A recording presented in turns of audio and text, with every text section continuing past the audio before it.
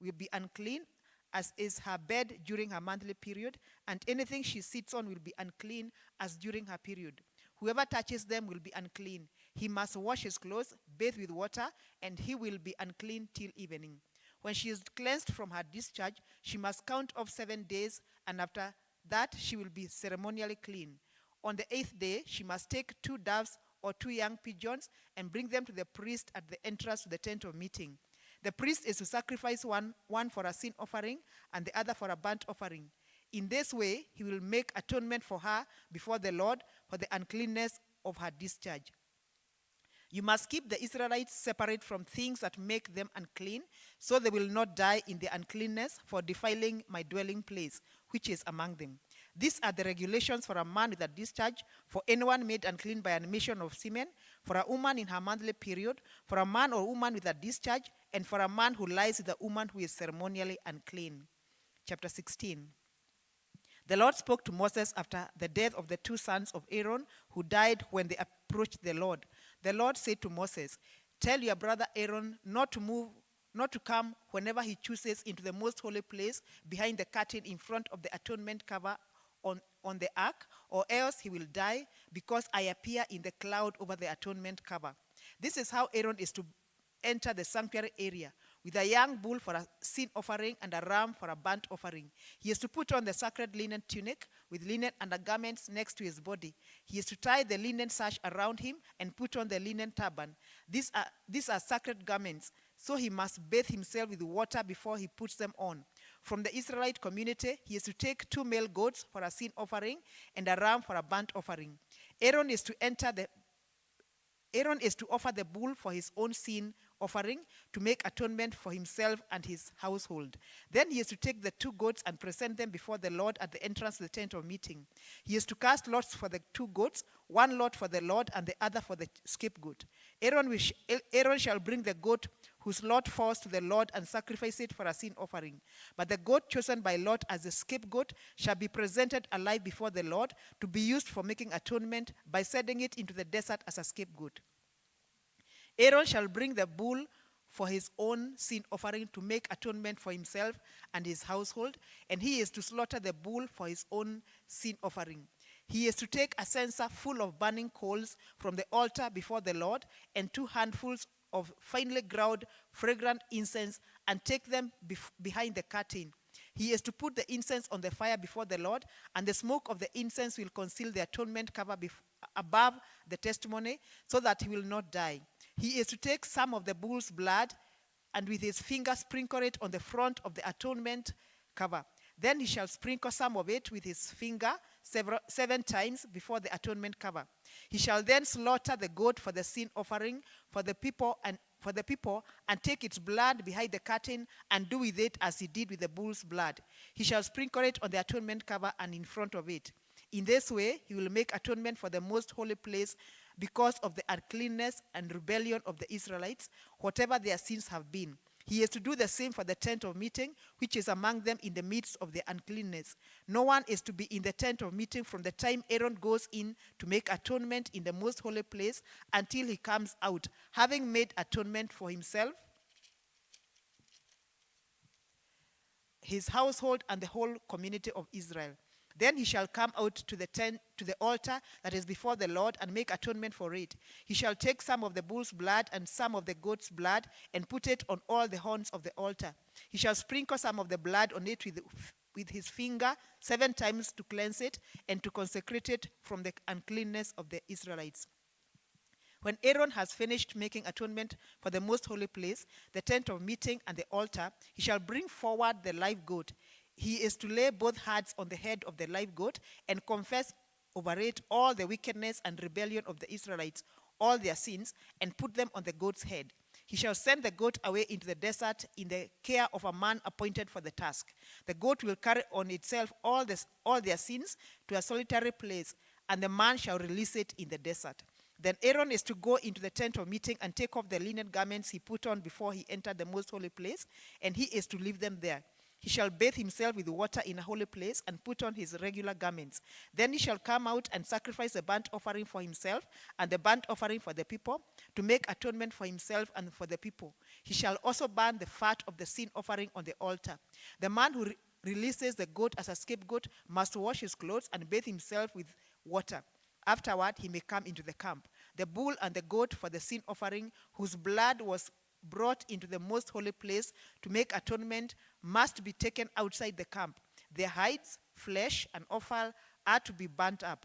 The man who burns them must wash his clothes and bathe himself with water. Afterward, he may come into the camp. This is to be a lasting ordinance for you. On the 10th day of the 7th month, you must deny yourselves and not do any work, whether native born or an alien living among you, because on this day atonement will be made for you to cleanse you.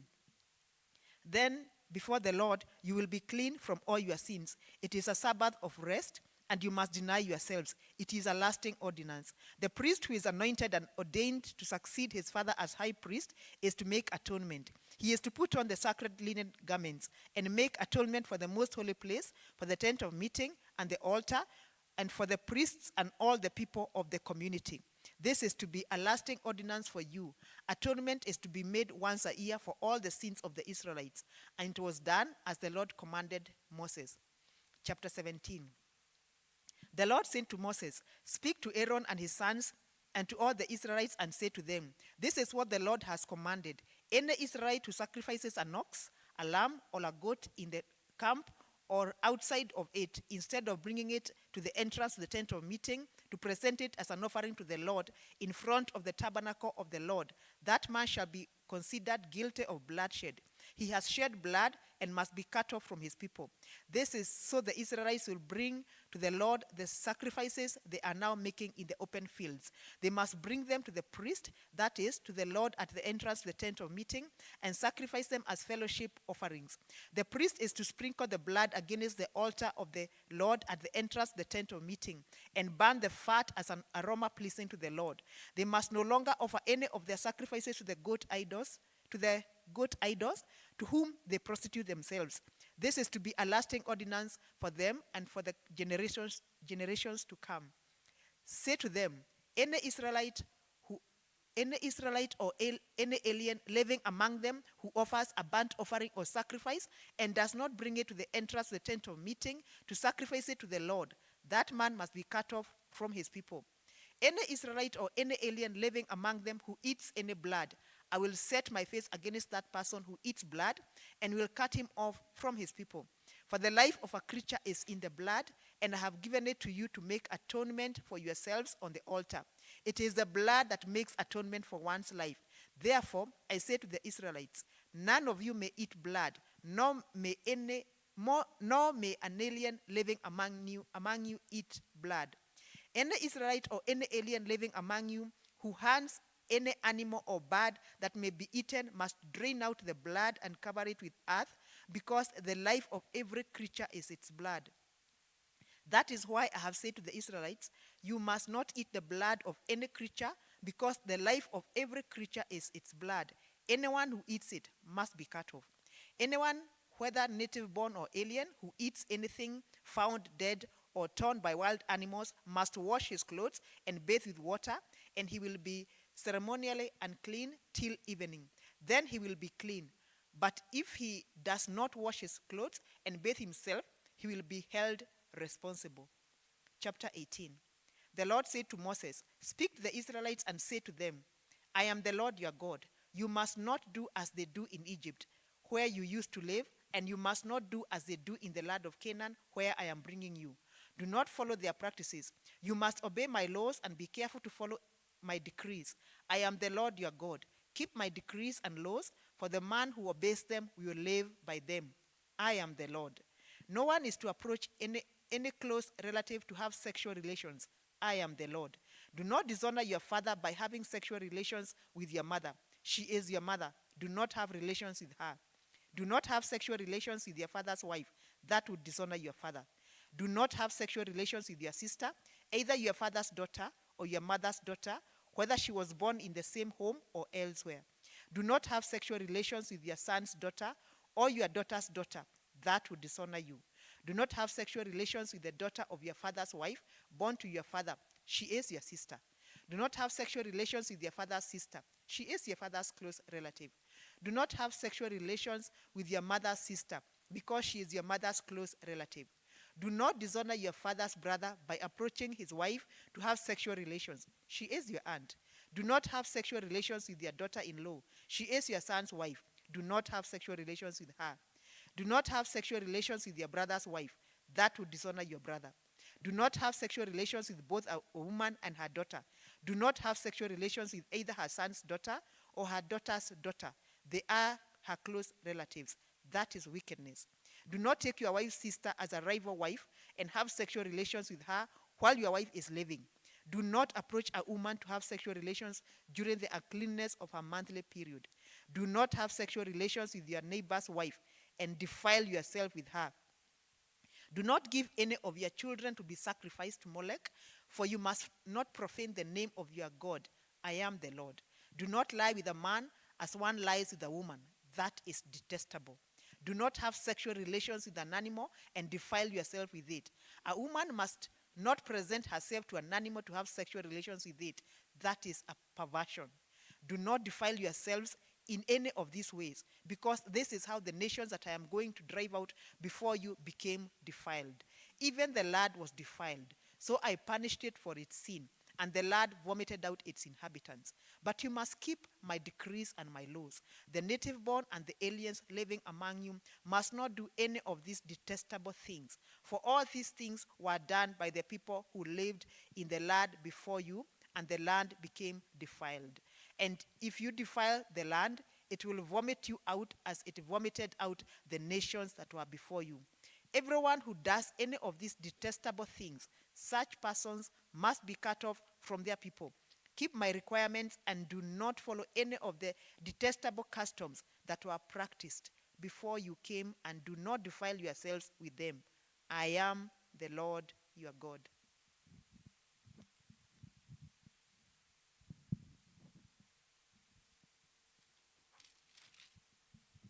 The Lord said to Moses, "Speak to the entire assembly of Israel and say to them, Be holy, because I, the Lord your God, am holy. Each of you must respect your mother and father, and you must observe my Sabbaths. I am the Lord your God. Do not turn to idols or make metal gods for yourself. I am the Lord your God. When you sacrifice a fellowship of offering to the Lord, sacrifice it in such a way that it will be accepted on your behalf. It shall be eaten on the day you sacrifice it, or on the next day. Anything left over until the third day must be burned. If any of it is eaten on the third day, it is impure and will not be accepted. Whoever eats it will be held responsible, because they have desecrated what is holy to the Lord. They must be cut off from their people. When you reap the harvest of your land, do not reap to the very edges of your field, or gather the gleaning of harvest. Do not go over your vineyard a second time, or pick up the grapes that have fallen. Leave them for the poor and the foreigner. I am the Lord your God. Do not steal, do not lie, do not deceive other people. Do not swear falsely by my name, and so profane the name of your God. I am the Lord. Do not defraud or rob your neighbor. Do not hold back the wages of a hired worker overnight. Do not curse the deaf or put a stumbling block in front of the blind, but fear your God. I am the Lord. Do not pervert justice. Do not show partiality to the poor or favorism to the great, but judge your neighbors fairly. Do not go about spreading slander among your people. Do not do anything that endangers your neighbor's life. I am the Lord. Do not hate a fellow Israelite in your heart. Rebuke your neighbor frankly, so that you will not share in their guilt. Do not seek revenge or bear a grudge against anyone among your people, but love your neighbor as yourself. I am the Lord. Keep my decrees. Do not mate different kinds of animals. Do not plant your field with two kinds of seeds. Do not wear clothing woven of two kinds of materials. If a man sleeping with a female slave who is promised to another man but who has not been ransomed or given her freedom, there must be a due punishment. Yet they are not to be put to death because she had not been freed. The man, however, must bring a ram to the entrance to the tent of meeting for a guilt offering of the Lord. With the ram of the guilt offering, the priest is to make atonement for him before the Lord for the sins he has committed, and his sins will be forgiven. When you enter the land and plant any kind of fruit tree, regard its fruit as forbidden. For 3 years you are to consider it forbidden. It must not be eaten. In the 4th year, all its fruits will be holy, and offering of praise to the Lord. But the 5th year, you may eat its fruit. In this way, your harvest will be increased. I am the Lord your God. Do not eat any meat with the blood still in it.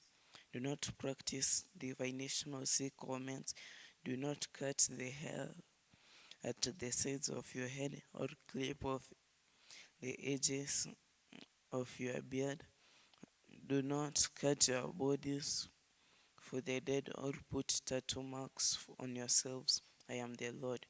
Do not degrade your daughter by making her a prostitute, or the land will turn to prostitution and be filled with wickedness.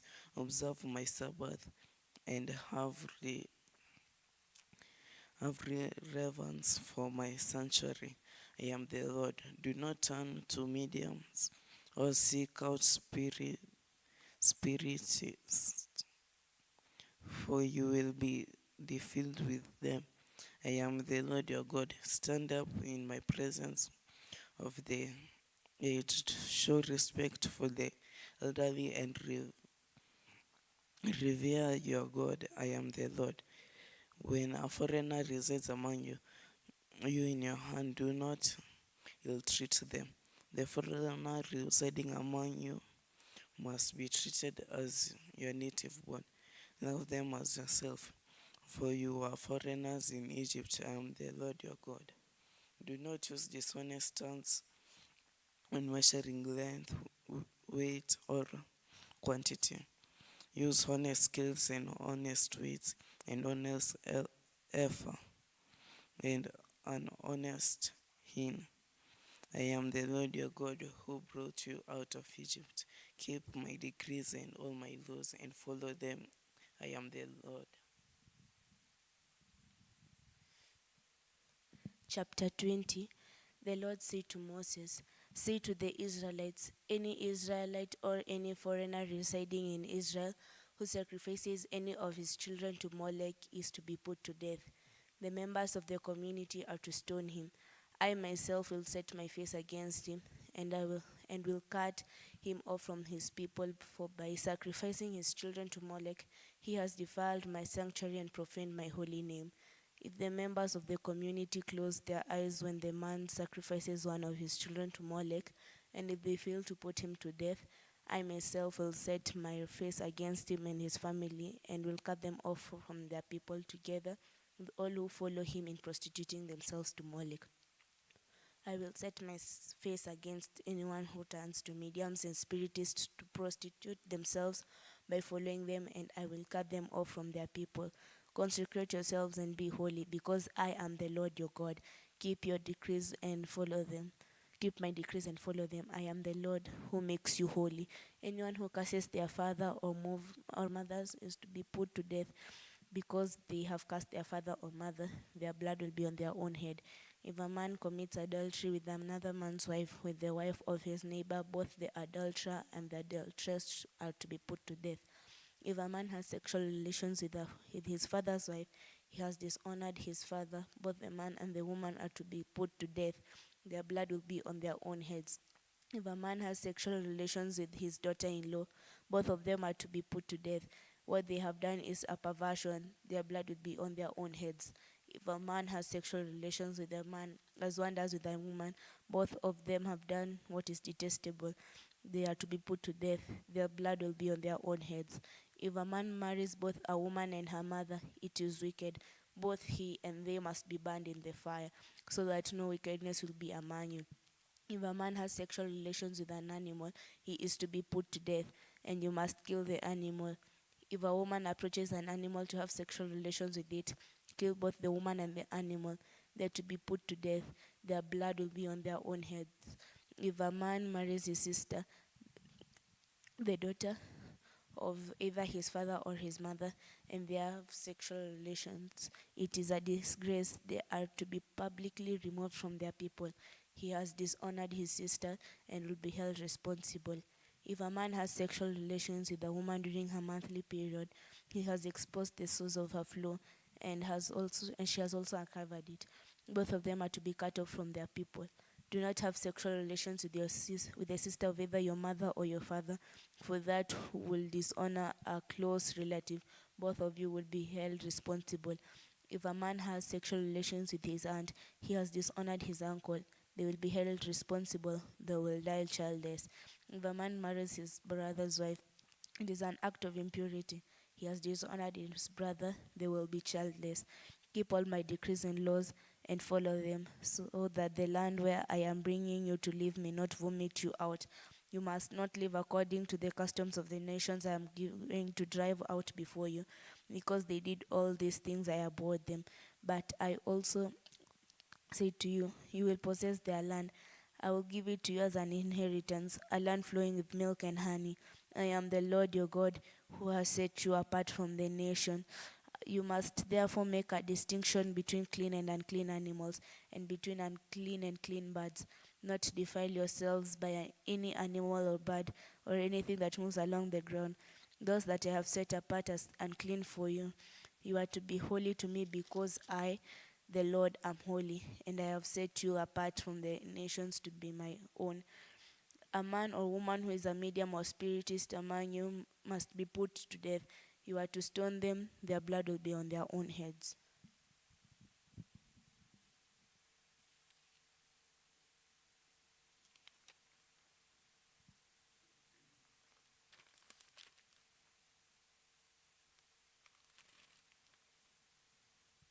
Verse 21. The Lord said to Moses, "Speak to the priests, the son of Aaron, and say to them, a priest must not take himself care ceremonial unclean for any of his people who died, except for a close relative such as his mother or father, his son or daughter, his brother, or an married sister who is depend on him since she has no husband. For her he may make himself uncle. He must not make himself unclean for people related to him by marriage, and so defile himself. Priests must not shave their heads or shave off the edges of their beards or cut their bodies. They must be holy to their God, and must not profane the name of their God, because they presents the God offering made to the Lord by fire. They are the food of their God. They are to be holy. They must not marry women defiled prostitution and discovered from their husbands. Because priests are holy to their God, regard them as holy, because they offer up the blood of your God. Consider them holy, because I I the Lord, I am holy. I am who make holy. I am who make you holy. If a priest's daughter defiles herself by becoming a prostitution, she disgraces her father.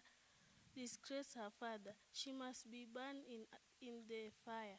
The high priest, the one among his brothers who has had the anointing oil poured on his head, and who has been ordained to wear the priest's garment, must not let his hair become unkempt or tear him his cloth.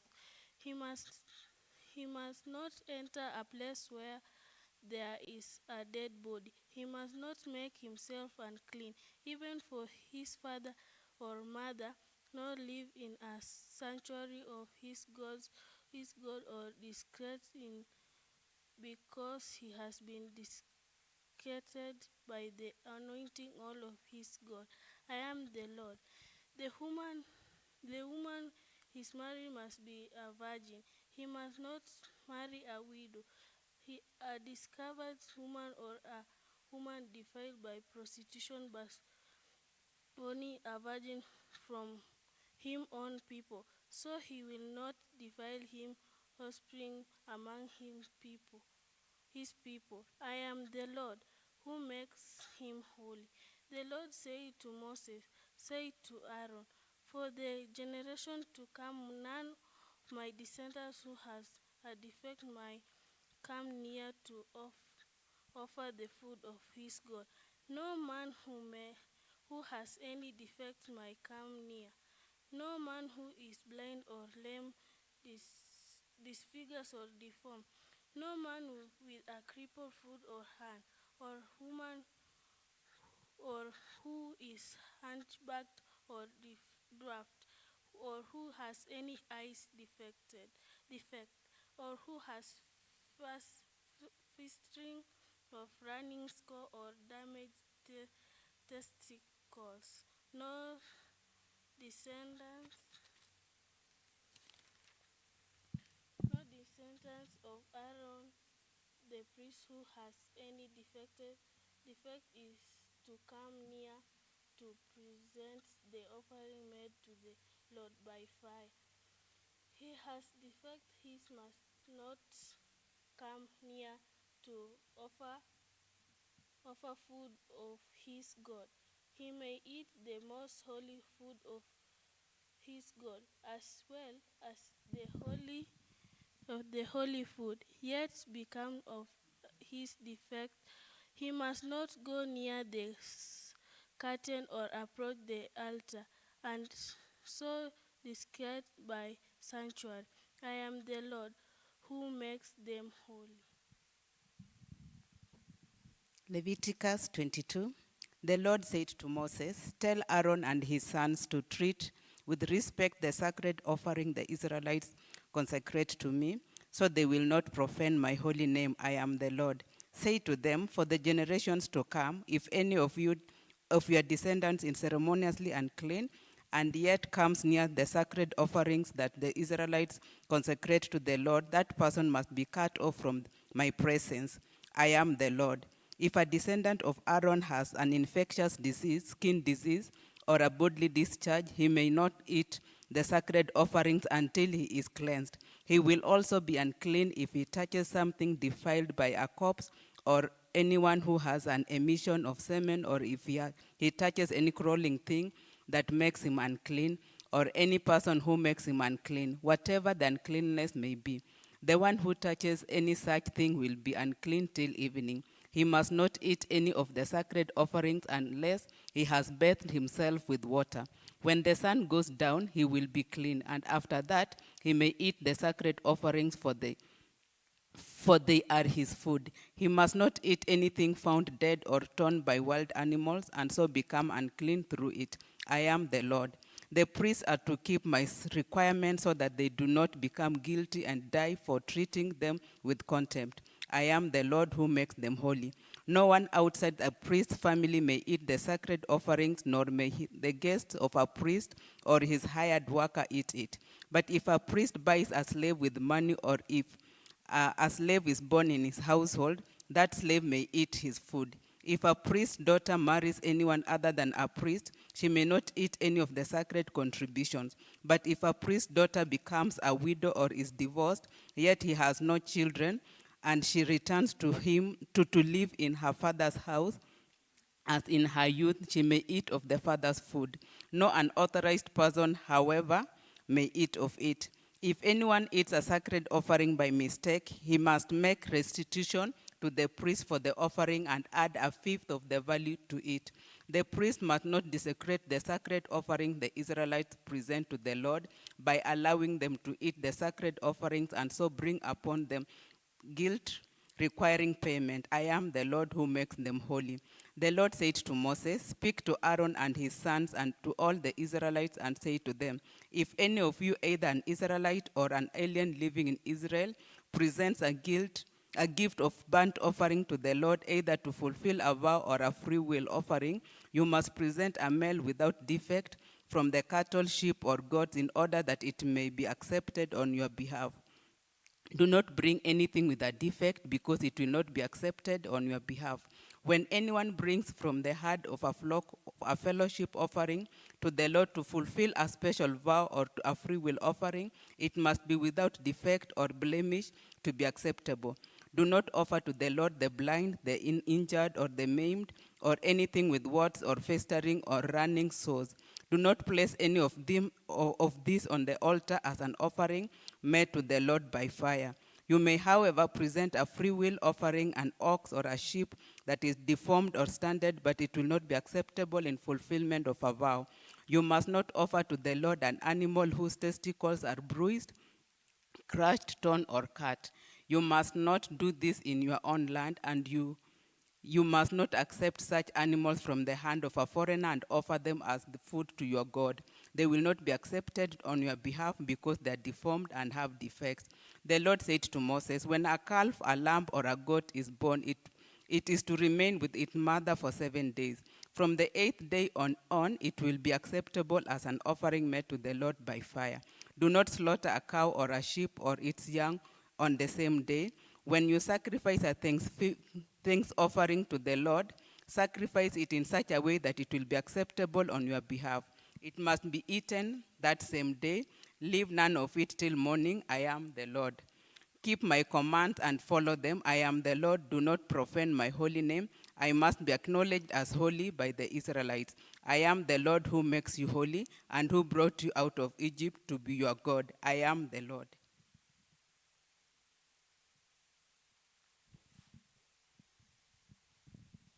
The Lord said to Moses, speak to the Israelites and say to them, these are my appointed feasts, and the appointed feast of the Lord, which you are to proclaim as sacred assembly. There are 6 days when you may work, but the 7th day is the Sabbath of rest, a day of sacred as assembly. You are not to do any work. Whenever you live, it is a Sabbath to God. These are the Lord's appointed feasts. The sacred assemblies you are to proclaim at their appointed times. The Lord's Passover begins at twinkle lights on the 14th day of the first month. On the 15th day of the month, the Lord's feast of unleavened bread begins. For 7 days you must eat bread made without yeast. On the first day, hold a sacred assembly and do no regular work. For 7 days, present an offering made to the Lord by fire. And on the 7th day, hold a sacred assembly and do no regular work. The Lord said to Moses, "Speak to the Israelites and say to them, when you enter the land I am going to give to you, and you reap its harvest, bring to the priest a sheaf of the first grain you harvest. He is the wave of the sheaf before the Lord, so it will be accepted on your behalf. The priest is the wave to it on the day after the Sabbath. On the day you have waved the sheaf, you must sacrifice the burnt offering to the Lord, a lamb a year old without default, together with his grain offering, to 2/10 of an ephah of fine flour mixed with oil, an offering made to the Lord by fire, a pleasing aroma, and his drink offering of a quarter of an hin of wine. You must not eat any bread or roast or new grain until the very day you bring this offering to your Lord, to God. This is to be a lasting ordinance for the generation to come, wherever you live. From the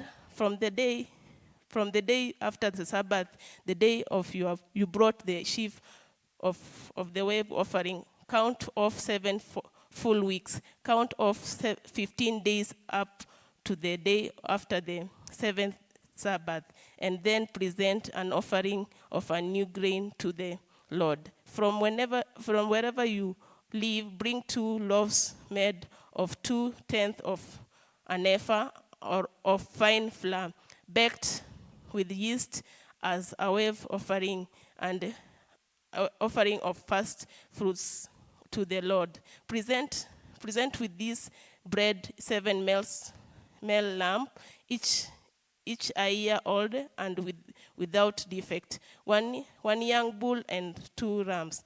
They will be a burnt offering to the Lord, together with their grains offering and drink offering, and an offering made by fire, an aroma pleasing to the Lord. The sacrifice 1 male goat for a sin offering, and 2 lambs each year old for a fellowship offering. The priest is to wave the 2 lambs before the Lord as a wave offering, together with the bread of the first fruits. They are sacred offering to the Lord for the priest. On the same day, you are to proclaim the sacred assembly and do no regular work. This is to be a lasting ordinance for the generation to come, whenever you live. When you reap the harvest of your land, do not reap to very edge of your field and gather the gleaning of your harvest. Leave them for the poor and the alien. I am the Lord your God. The Lord said to Moses, "Say to Israelites, on the first day of the 7th month of 7 months, you are to have a day of rest, a sacred assembly, commemorated with trumpet blast. Do no regular work, but present the offering made to the Lord by fire." The Lord said to Moses, "The 10th day of the 7th month is the day of atonement. Hold sacred assembly and deny yourselves and present the offering made to the Lord by fire. Do not work on the day, because it is the day of atonement. When atonement is made for you before the Lord your God, anyone who does not deny himself on the day must cut off from his people. I will destroy from among his people anyone who does any work on that day. You shall do no work at all. This is to be a lasting ordinance for the generation to come, wherever you live. It is a Sabbath It is a Sabbath of rest for you, and you must deny yourself. From the evening of the 9th day of the month until the following evening, you are to observe your Sabbath. The Lord said to Moses, say to the Israelites, on the 15th day of the 7th month, the Lord feast of tabernacle begins, and it lasts for 7 days. The first day is sacred assembly. Do regular work. For 7 days, present offering made to the Lord by fire, and on the 8th day hold a sacred assembly, and present an offering made to the Lord by fire. It is a closing assembly. Do no regular work.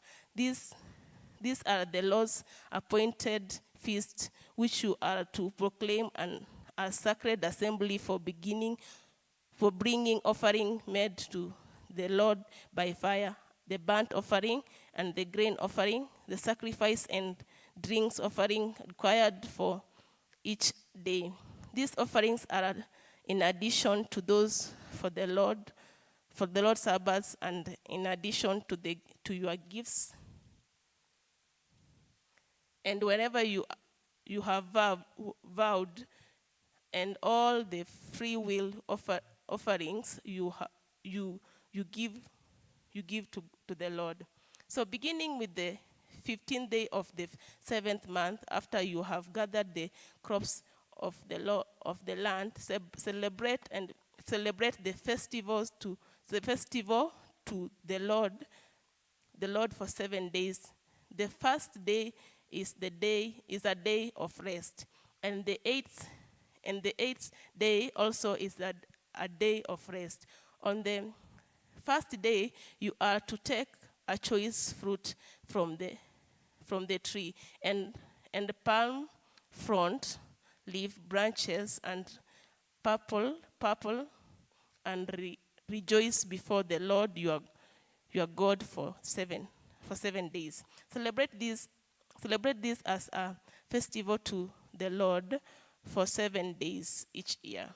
This is to be lasting ordinance for the generation to come. Celebrate it in the 7th month. Live in both for 7 days. All native-born Israelites are to leave the booth. So your descendants will know that I had the Israelites leave to the booth when I brought them out of Egypt. I am the Lord your God. So Moses announced to the Israelites the appointed feast of the Lord.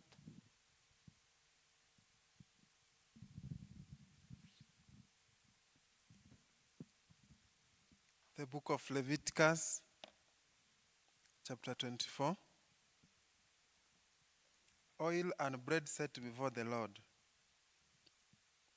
The Lord said to Moses, command the Israelites to bring you clear oil of pressed olives for the light, so that the lamps may be kept burning continually. Outside the curtain of the testimony, in the tent of meeting, Aaron is to tend the lamps before the Lord, from evening till morning, continually. This is to be a lasting ordinance for the generations to come. The lamps on the pure gold lampstand before the Lord must be tended continually. Take fine flour and bake 12 loaves of bread, using 2/10 of an ephah for each loaf. Set them in 2 rows, 6 in each row, on the table of pure gold before the Lord. Along each row, put some pure incense as a memorial portion to represent the bread and to be an offering made to the Lord by fire. This bread is to be set out before the Lord regularly, Sabbath after Sabbath, on behalf of the Israelites as a lasting covenant. It belongs to Aaron and his sons, who are to eat it in a holy place, because it is a most holy part of their regular share of the offerings made to the Lord by fire. Now the son of an Israelite mother and an Egyptian father went out among the Israelites, and a fight broke out in the camp between him and an Israelite. The son of the Israelite woman blasphemed the name with a curse. So they brought him to Moses. Open bracket. His mother's name was Shelomith, the daughter of Dibri the Danite. I close bracket. They put him in custody until the will of the Lord should be made clear to them. Then the Lord said to Moses, "Take the blasphemer outside the camp. All those who heard him are to lay their hands on his head, and the entire assembly is to stone him. Say to the Israelites, if anyone curses his God, he will be held responsible. Anyone who blasphemes the name of the Lord must be put to death. The entire assembly must stone him, whether an alien or native born. When he blasphemes the name, he must be put to death. If anyone takes the life of a human being, he must be put to death. Anyone who takes the life of someone's animal must make restitution, life for life. If anyone injures his neighbor, whatever he has done must be done to him. Fracture for fracture, eye for eye, tooth for tooth. As he has injured the other, so he is to be injured. Whoever kills an animal must make restitution, but whoever kills a man must be put to death. You are to have the same law for the alien and the native born. I am the Lord your God." Then Moses spoke to the Israelites, and they took the blasphemer outside the camp and stoned him. The Israelites did as the Lord commanded them. Be blessed. Chapter 25. May I read? Okay, chapter 25. The Sabbath year. The Lord said to Moses on Mount Sinai, "Speak to the Israelites and say to them, when you enter the land I am going to give you, the land itself must observe a Sabbath to the Lord. For 6 years sow your fields, and for 6 years prune your vineyards and gather their crops. But in the 7th year, the land is to have a Sabbath of rest, a Sabbath to the Lord. Do not sow your fields or prune your vineyards. Do not reap what grows of itself or harvest the grapes of your untended vines. The land is to have a year of rest. Whatever the land yields during the Sabbath year will be food for you, for yourself, your manservant and maidservant, and the hired worker and temporary resident who live among you, as well as for your livestock and the wild animals in your land. Whatever the land produces may be eaten. The year of Jubilee. Count off 7 Sabbaths. Count off 7 Sabbaths of years, 7 times 7 years, so that the 7 Sabbaths of years amount to a period of 49 years. Then have the trumpet sounded everywhere on the 10th day of the 7th month. On the day of atonement, sound the trumpet throughout your land. Consecrate the 15th year and proclaim liberty throughout the land to all its inhabitants. It shall be a jubilee for you. Each one of you is to return to his family property and each to his own clan. The 15th year shall shall be a jubilee for you. Do not sow and do not reap what grows of itself, or harvest untended vines. For it is a jubilee, and it is to be holy for you. Eat only what is taken directly from the fields. In this year of jubilee, everyone is to return to his own property. If you sell land to one of your countrymen or buy any from him, do not take advantage of each other. You are to buy from your countryman on the basis of the number of years since the jubilee, and he is to sell to you on the basis of the number of years left for harvesting crops. When the years are many, you are to increase the price, and when the years are few, you are to decrease the price, because what he is really selling you is the number of crops. Do not take advantage of each other, but fear your God. I am the Lord your God. Follow my decrees and be careful to obey my laws, and you will live safely in the land. Then the land will yield its fruit, and you will eat your fill, and live there in safety. You may ask, what will we eat in the 7th year if we do not plant or harvest our crops? I will send you such a blessing in the 6th year that the land will yield enough for 3 years. While you plant during the 8th year, you will eat from the land, from the old crop, and you will continue to eat from it until the harvest of the 9th year comes in. The land must not be sold permanently, because the land is mine, and you are but aliens and my tenants. Throughout the country that you hold as a possession, you must provide for the redemption of the land. If one of your countrymen becomes poor and sells some of his property, his nearest relative is to come and redeem what his countryman has sold. If, however, a man has no one to redeem it for him, but he himself prospers and acquires sufficient means to redeem it, he is to determine the value for the year since he sold it and refund the balance to the man to whom he sold it. He can then go back to his own property. But if he does not require the means to repay him, what he sold will remain in the possession of the buyer until the year of Jubilee. It will be returned in the Jubilee, and he can then go back to his property. If a man sells a house in a walled city, he retains the right of the redemption a full year after its sale. During that time, he may redeem it.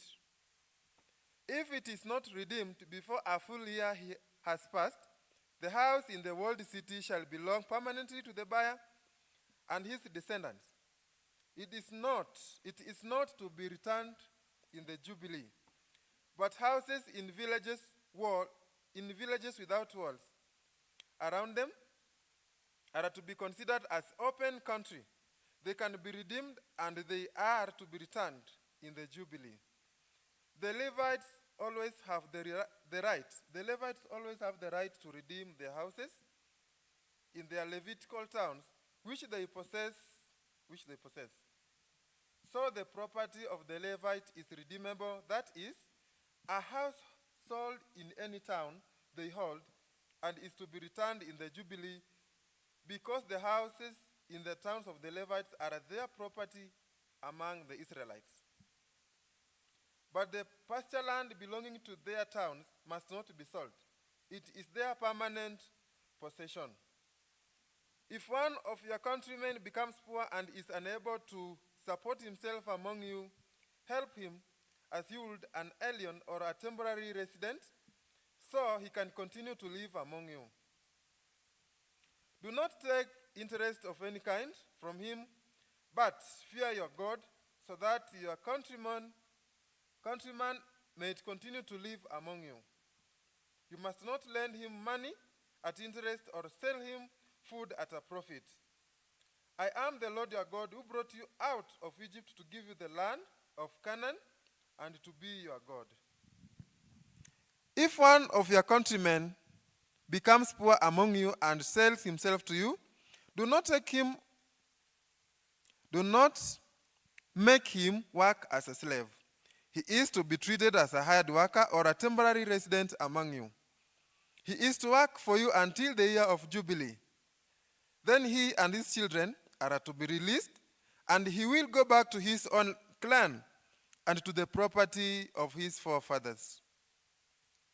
Because the Israelites are my servants, whom I brought out of Egypt, they must not be sold as slaves. Do not rule over them ruthlessly, but fear your God. Your male and female slaves are to come from the nations around you. From them you may buy slaves. You may also buy some of the temporary residents living among you, the members of their clans born in your country, and they will become your property. You can will them to your children as inherited property and can make them slaves for life. But you must not rule over your fellow Israelites ruthlessly. If an alien or a temporary resident among you becomes rich, and one of your countrymen becomes poor, and sells himself to the alien living among you or to a member of the alien's clan, he retains the right of redemption after he has sold himself.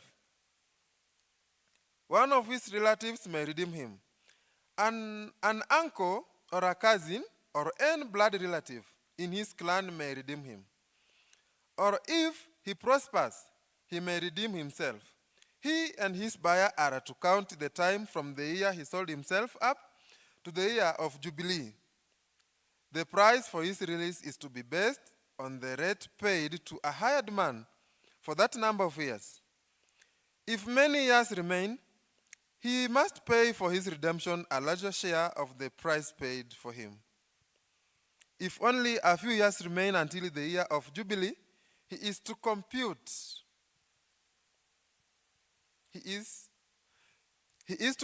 that and pay for his redemption accordingly.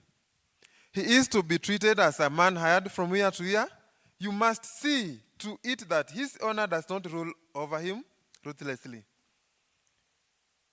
Even if he is not redeemed in any of these ways, he and his children are to be released in the year of Jubilee. For the Israelites belong to me as servants. They are my servants, whom I brought out of Egypt. I am your God. God bless you.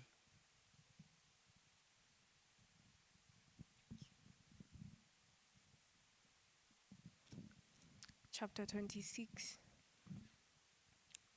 Do not make idols or set up an image or a sacred stone for yourselves, and do not place a carved stone in your land to bow down before it. I am the Lord your God. Observe the Sabbath and have reverence for my sanctuary. I am the Lord. If you follow my decrees and carefully to obey commands, I will send you rain in its season, and the grounds will yield its crop, and the trees the field fruits. Verse 5. Your threshing will continue until grapes harvest, and the grapes harvest will continue until planting, and you will eat all the food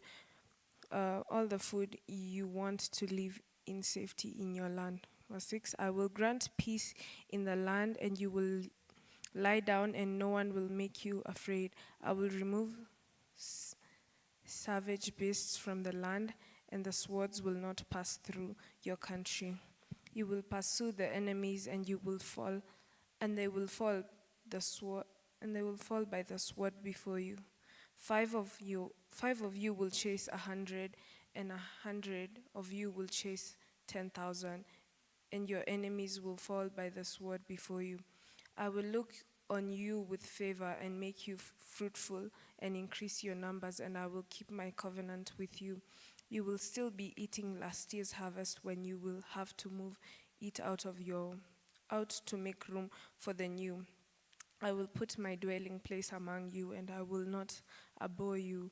I will walk among you and be your God, and you will be my people. I am the Lord your God, who brought you out of Egypt so that you would no longer be slaves to Egyptians. I broke the bars of your yoke and enabled you to walk with the head held high. Verse 14, but if you will not listen to me and carry out all these commandments, and if you reject my decrees and abhor my laws and fail to carry out all my commandments, so violate my commands and so violate my covenant, then I will do this to you. I will bring upon you sudden terror, wasting diseases and fever that will destroy your sight and drain away your life. You will plant seeds in vain because your enemies will eat it. I will set my face against you so that you will be defeated by your enemies. Those who hate you will rule over you, and you will flee even when no one is pursuing you. If all of this you will not listen to me, I will punish you for your sins even 7 times over. I will break down your stubborn pride and make the sky above you like iron and the ground beneath you like bronze. Your strength will be spent in vain because your soil will yield its crop not, nor will the trees of the land yield their fruit. If you remain hostile towards me and refuse to listen to me, I will multiply your afflictions 7 times over as your sins deserve.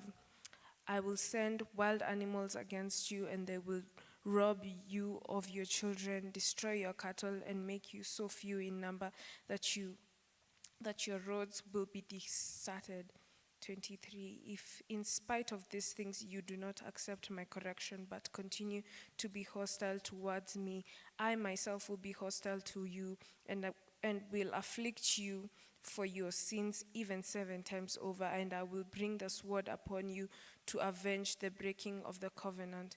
When you withdraw into your cities, I will send a plague among you, and you will be given into enemy hands. 26. I cut off my supply of bread. 10 women will be able to bake your bread in one oven, and they will dole out the bread by weight. You will eat, but you will not be satisfied. If in spite of this you do not listen to me, but continue to be hostile towards me, then my anger, I will be hostile towards you, and I myself will punish you for your sins 7 times over. You will eat the flesh of your son and the flesh of your daughters. I will destroy your high places, cut down your incense altars, and pile your dead bodies on the lifeless forms of your idols, and I will abhor you.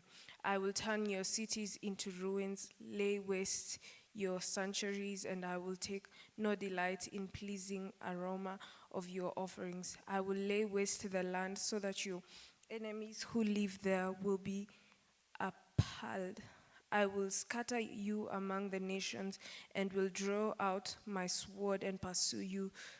Your land will be laid waste and your cities will be in ruins. 34. The land will enjoy its Sabbath years all the time that it lies desolate, and you are in the country of your enemies. Then the land will rest and enjoy its Sabbaths. All the time that it lies desolate, the land will have the rest it did not have during the Sabbath you lived in it. As for those of you who left, I will make their hearts so fearful in the lands of their enemies that the sound of the wind blow leaf will put them to flight. They will run as though fleeing from the sword, and they will fall even though no one is pursuing them. They will stumble over one another and though fleeing from the sword even though no one is pursuing them. So will not be able to stand before your enemies. 38. You will perish among the nations. The land of your enemies will devour you. Those of you who are left with waste away in the lands of your enemies because of their sins, also because of their fathers' sins, they will waste away. Verse 40. But if you will confess their sins, but if they will confess their sins and the sins of their fathers, their treachery against me and their hostility towards me, which made me hostile towards them, so that I sent them into the land of their enemies, then when their uncircumcised hearts are humbled and they pay for their sins, I will remember my covenant with Jacob and my covenant with Isaac and my covenant with Abraham, and I will remember the land. For the land will be destroyed by them and will enjoy its Sabbath while it lies desolate without them. They will pay for their sins because they rejected my laws and abhorred my decrees. Yet in spite of this, when they are in the land of their enemies, I will not reject them or abhor them, so to destroy them completely, breaking my covenant with them. I am the Lord their God. But their sake I will remember the covenant with their ancestors, who I brought out of Egypt in the sight of nations to their God. I am the Lord. Verse 40. These are the decrees the Lord and the regulations that the Lord established on Mount Sinai between himself and the Israelites through Moses. 27.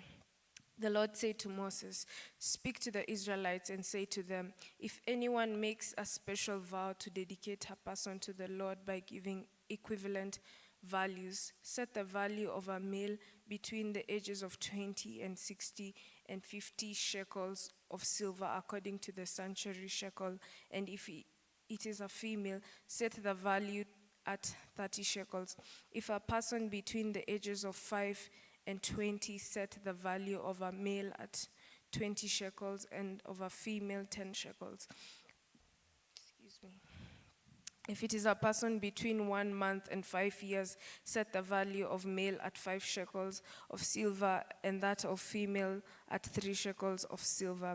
If it is a person 60 years old or more, set the value of male at 15 shekels and of a female at 10 shekels. If anyone making the vows too poor to pay the specified amount, he is to present the person to the priest, who will set the value for him according to what the man making the vow can afford.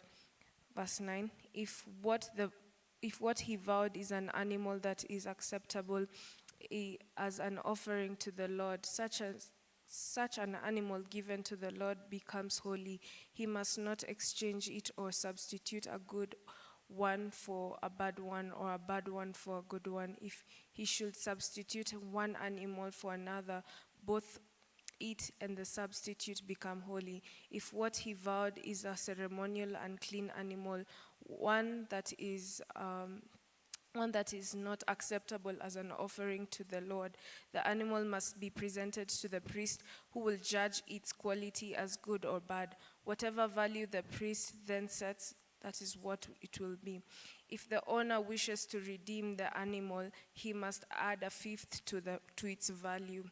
If a man dedicates his house as something holy, holy to the Lord, the priest will judge its quality as good or bad. Whatever value the priest sets, so it will remain. If the man who dedicates his house redeems it, he must add a fifth to its value, and the house will again become his. If a man dedicates the Lord part of his family land, its value is to be set according to the amount of seed required for it. 50 shekels of silver to a home or barley seed. 17, if he dedicates his field during the year of Jubilee, the value that has been set remains. But if he dedicates the field after the Jubilee, the priest will determine the value according to the number of years that remain until the next year of Jubilee, and its set value will be reduced. If the man who dedicates the field wishes to redeem it, he must add a fifth to the value, and the field will again become his. If, however, he does not redeem the field, or if he has sold it to someone else, it can never be redeemed. When the field is released in the Jubilee, it will become holy, like a field devoted to the Lord. It will become the property of the priest. If a man dedicates to the Lord a field he has bought which is not part of his family land, the priest will determine its value up to the year of Jubilee, and the man must pay its value on that day as something holy to the Lord. 24. In the year of Jubilee, the field will revert to the person for whom he bought it, the one whose land it was. 25. Every value is to be set according to the sanctuary shekel, 20 rekas to the shekel. No one, however, may dedicate the firstborn of an animal, since the firstborn already belonged to the Lord. Whenever a cow or a sheep is the Lord's, if it is one of the unclean animals, he may buy it back and its set value, adding a fifth of the value of it. If he does not redeem it, it is sold at its set value. 28. But nothing that a man owns and devotes to the Lord, whether man or animal or family land, be sold or redeemed. Everything so devoted is most holy to the Lord. No person devoted to destruction may be ransomed. He must be put to death. A tithe of everything from the land, whether grain from the soil or fruit from the trees, belongs to the Lord. It is holy to the Lord. If a man redeems any of his tithe, he must add a fifth of the value to it. The entire tithe of the herd and flock, every 10th animal that passes under the shepherd rod, will be holy to the Lord. He must not pick out the good from the bad or make any substitution. If he does make a substitution, both the animal and its substitute become holy and cannot be redeemed. These are the commandments the Lord gave Moses on Mount Sinai for the Israelites.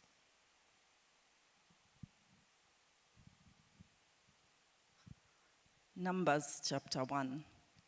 The Lord spoke to Moses in the tent of meeting in the desert of Sinai on the first day of the second month of the second year after the Israelites came out of Egypt. He said, "Take a census of the whole Israelite community by their clans and families, listing every man by name, one by one. You and Aaron are to number by their divisions all the men in Israel, 20 years old or more, who are able to serve in the army. One man from each tribe, each the head of his family, is to help you. These are the names of the men who are to assist you. From Reuben, Elizur, son of Shedeu. From Simeon, Shelumiel, son of Zurishadai.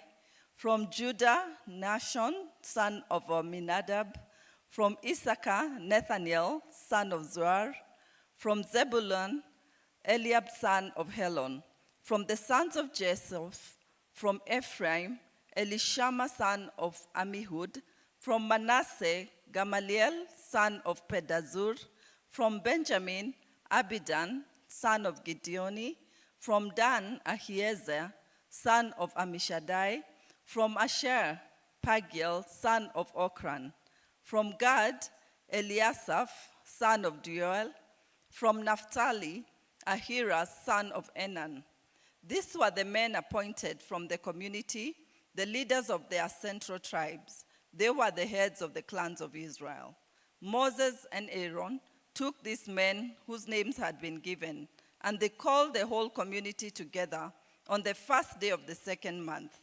The people indicated their ascentry by their clans and families, and the men 20 years old or more were listed by name, one by one, as the Lord commanded Moses. And so he counted them in the desert of Sinai. From the descendants of Reuben, the firstborn son of Israel, all the men 20 years old or more who were able to serve in the army were listed by name, one by one, according to the records of their clans and families.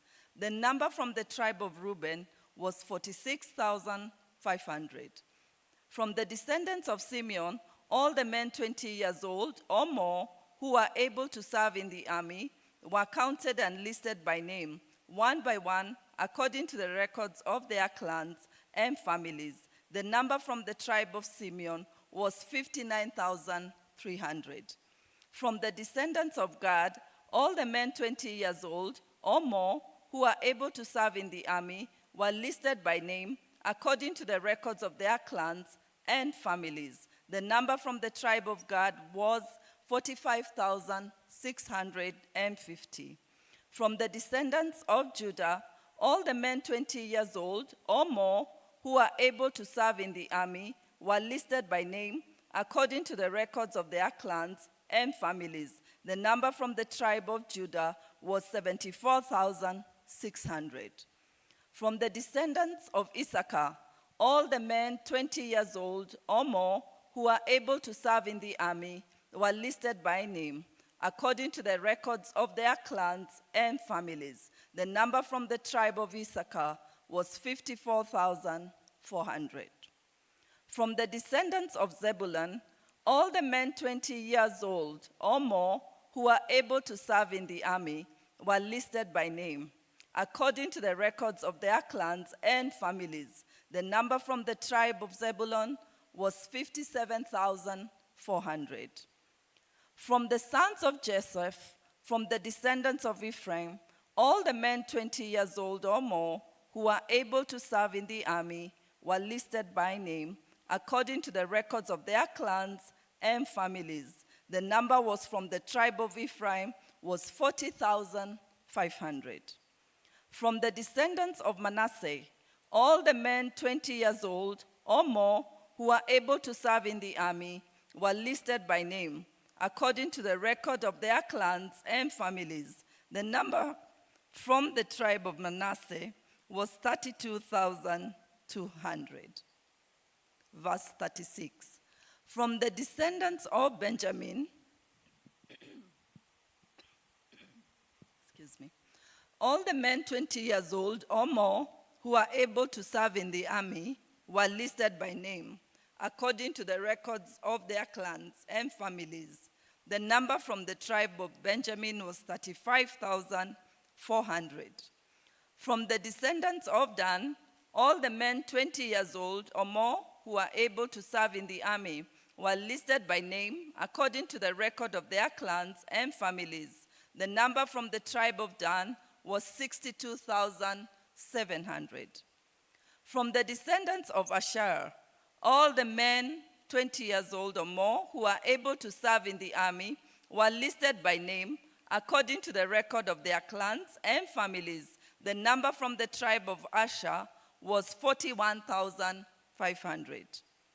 From the descendants of Naphtali, all the men 20 years old or more who are able to serve in the army were listed by name according to the record of their clans and families. The number from the tribe of Naphtali was 53,400.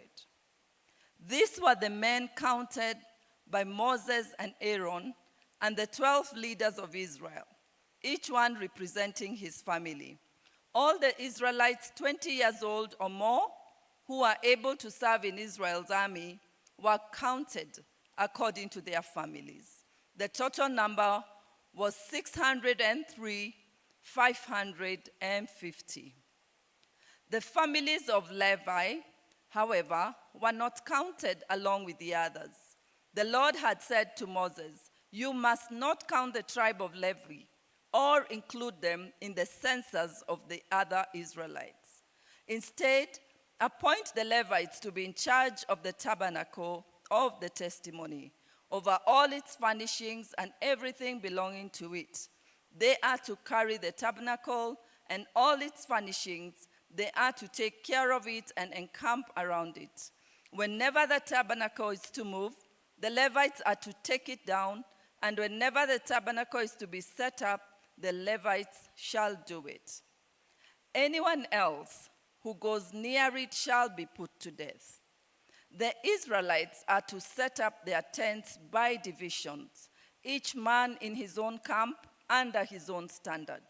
The Levites, however, are to set up their tents around the tabernacle of the testimony, so that wrath will not fall on the Israelite community.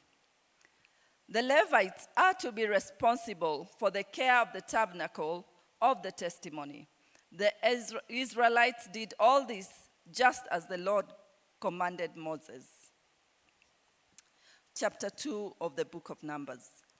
The Lord said to Moses and Aaron, the Israelites are to camp around the tent of meeting, some distance from it, each man under his standard with the banners of his family.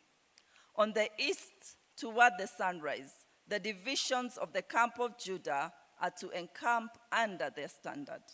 The leader of the people of Judah is Nahashon, son of Amminadab.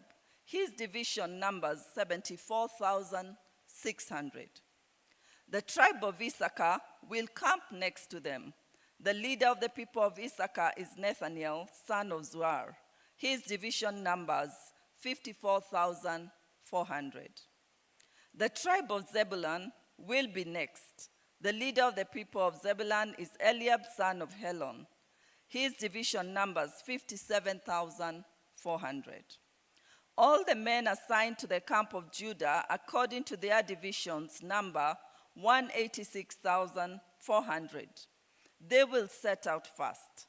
On the south will be the divisions of the camp of Reuben under their standard. The leader of the people of Reuben is Elizur, son of Shedeur. His division numbers 46,500. The tribe of Simeon will camp next to them. The leader of the people of Simeon is Shelumiel, son of Zurishaddai. His division numbers 59,300. The tribe of Gad will be next. The leader of the people of Gad is Eliasaph, son of Deuel. His division numbers 45,650. All the men assigned to the camp of Reuben, according to their divisions, number 151,450. They will set out second. Then the tent of meeting and the camp of the Levites will set out in the middle of the camps. They will set out in the same order as they encamp, each in his own place under his standard. On the west will be the divisions of the camp of Ephraim under their standard. The leader of the people of Ephraim is Elishama, son of Ammihud. His division numbers 40,500. The tribe of Manasseh will be next to them. The leader of the people of Manasseh is Gamaliel, son of Pedazur. His division numbers 32,200. The tribe of Benjamin will be next. The leader of the people of Benjamin is Abidan, son of Gideoni. His division numbers 35,400. All the men assigned to the camp of Ephraim, according to their divisions, number 108,100. They will set out third. On the north will be the divisions of the camp of Dan under their standard. The leader of the people of Dan is Ahiezer, son of Ammishaddai. His division numbers 62,700. The tribe of Asher will camp next to them.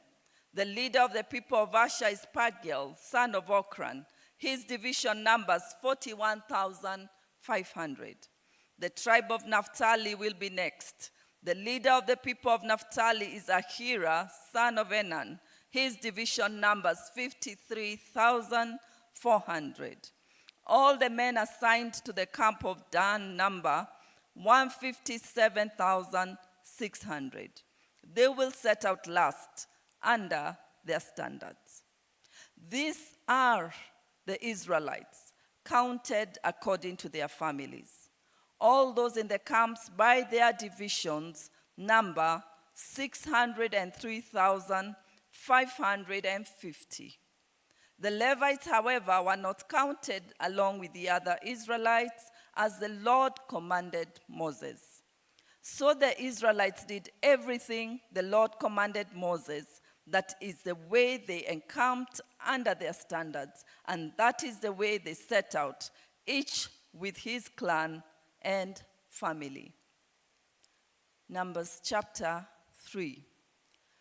This is the account of the family of Aaron and Moses at the time the Lord talked with Moses on Mount Sinai. The names of the sons of Aaron were Nadab, the firstborn, and Abihu, Eleazar, and Ithamar. Those were the names of Aaron's sons, the anointed priests, who were ordained to serve as priests.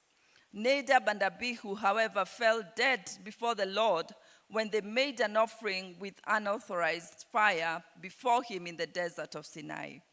They had no sons, so only Eleazar and Ithamar served as priests during the lifetime of their father Aaron.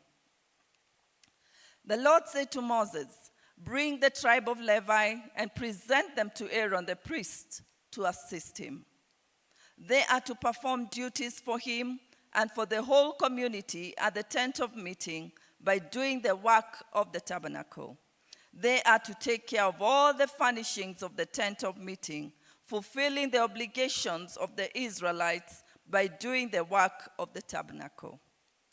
Give the Levites to Aaron and his sons. They are the Israelites who are to be given wholly to him. Appoint Aaron and his sons to serve as priests. Anyone else who approaches the sanctuary must be put to death."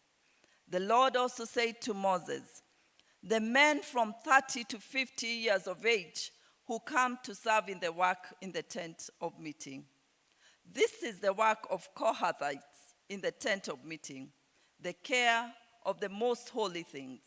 When the camp is to move, Aaron and his sons are to go in and take down the shielding curtain and cover the ark of the testimony with it. Then they are to cover this with hides of sea cows, spread a cloth of solid blue over that, and put the poles in place.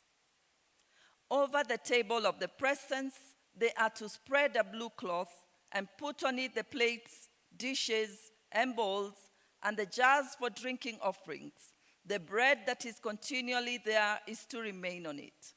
Over this, they are to spread a scarlet cloth, cover that with hides of sea cows, and put its poles in place.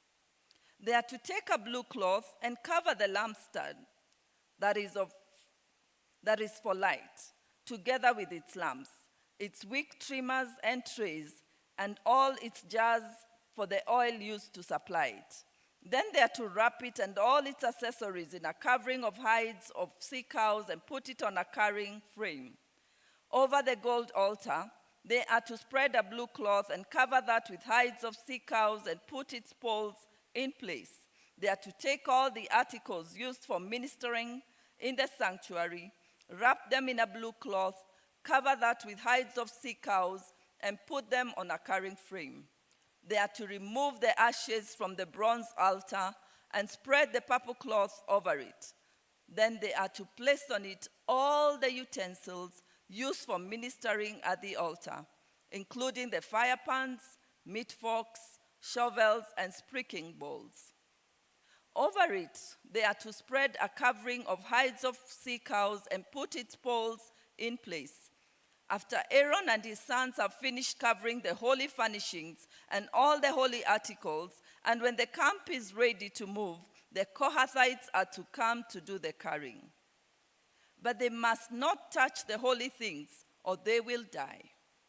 The Kohathites are to carry those things that are in the tent of meeting. Eleazar, son of Aaron, the priest, is to have charge of the oil for the light, the fragrant incense, the regular grain offering, and the anointing oil. He is to be in charge of the entire tabernacle and everything in it, including its holy furnishings and articles. The Lord said to Moses and Aaron, "See that the Kohathite tribal clans are not cut off from the Levites, so that they may live and not die when they come near the most holy things. Do this for them." Aaron and his sons are to go into the sanctuary and assign to each man his work and what he is to carry. But the Kohathites must not go in to look at the holy things, even for a moment, or they will die. The Lord said to Moses, "Take a census also of the Gershonites by their families and clans. Count all the men from 30 to 50 years of age who come to serve in the work at the tent of meeting. This is the service of the Gershonites clans as they work and carry burdens. They are to carry the curtains of the tabernacle, the tent of meeting, its covering, and the outer offerings of hides of sea cows, the curtains for the entrance to the tent of meeting. The curtains of the courtyard surrounding the tabernacle and altar, the curtain for the entrance, the ropes, all the equipment used in its service. The Gershonites are to do all that needs to be done with these things. All their service, whether carrying or doing other work, is to be done under the direction of Aaron and his sons. You shall assign to them as their responsibility all they are to carry. This is the service of the Gershonites clans at the tent of meeting. Their duties are to be under the direction of Ithamar, son of Aaron, the priest. Count the Merarites by their clans and families. Count all the men from 30 to 50 years of age who come to serve in the work at the tent of meeting. This is their duty as they perform service at the tent of meeting, to carry the frames of the tabernacle, its crossbars, posts, and bases, as well as the posts of the surrounding courtyard with their bases, tent pegs, ropes, and all their equipment and everything related to their use. Assign to each man the specific things he is to carry. This is the service of the Merarite clans as they work at the tent of meeting under the direction of Ithamar, son of Aaron, the priest. Moses, Aaron, and the leaders of the community counted the Kohathites by their clans and families. All the men from 30 to 50 years of age who came to serve in the work in the tent of meeting, counted by clans, were 2,750. This was the total of all those in the Kohathite clans who served in the tent of meeting. Moses and Aaron counted them according to the Lord's command through Moses. The Gershonites were counted by their clans and families. All the men from 30 to 50 years of age who came to serve in the work at the tent of meeting, counted by their clans and families, were 2,630. This was the total of those in the Gershonites clans who served at the tent of meeting. Moses and Aaron counted them according to their Lord's command. The Merarites were counted by their clans and families. All the men from 30 to 50 years of age who came to serve in the work at the tent of meeting, counted by their clans, were 3,200. This was the total of those in the Merarite clans. Moses and Aaron counted them according to the Lord's command through Moses. So Moses, Aaron, and the leaders of Israel counted all the Levites by their clans and families. All the men from 30 to 50 years of age who came to do the work of serving and carrying the tent of meeting numbered 8,580. Verse 49. At the Lord's command through Moses, each was assigned his work and told what to carry.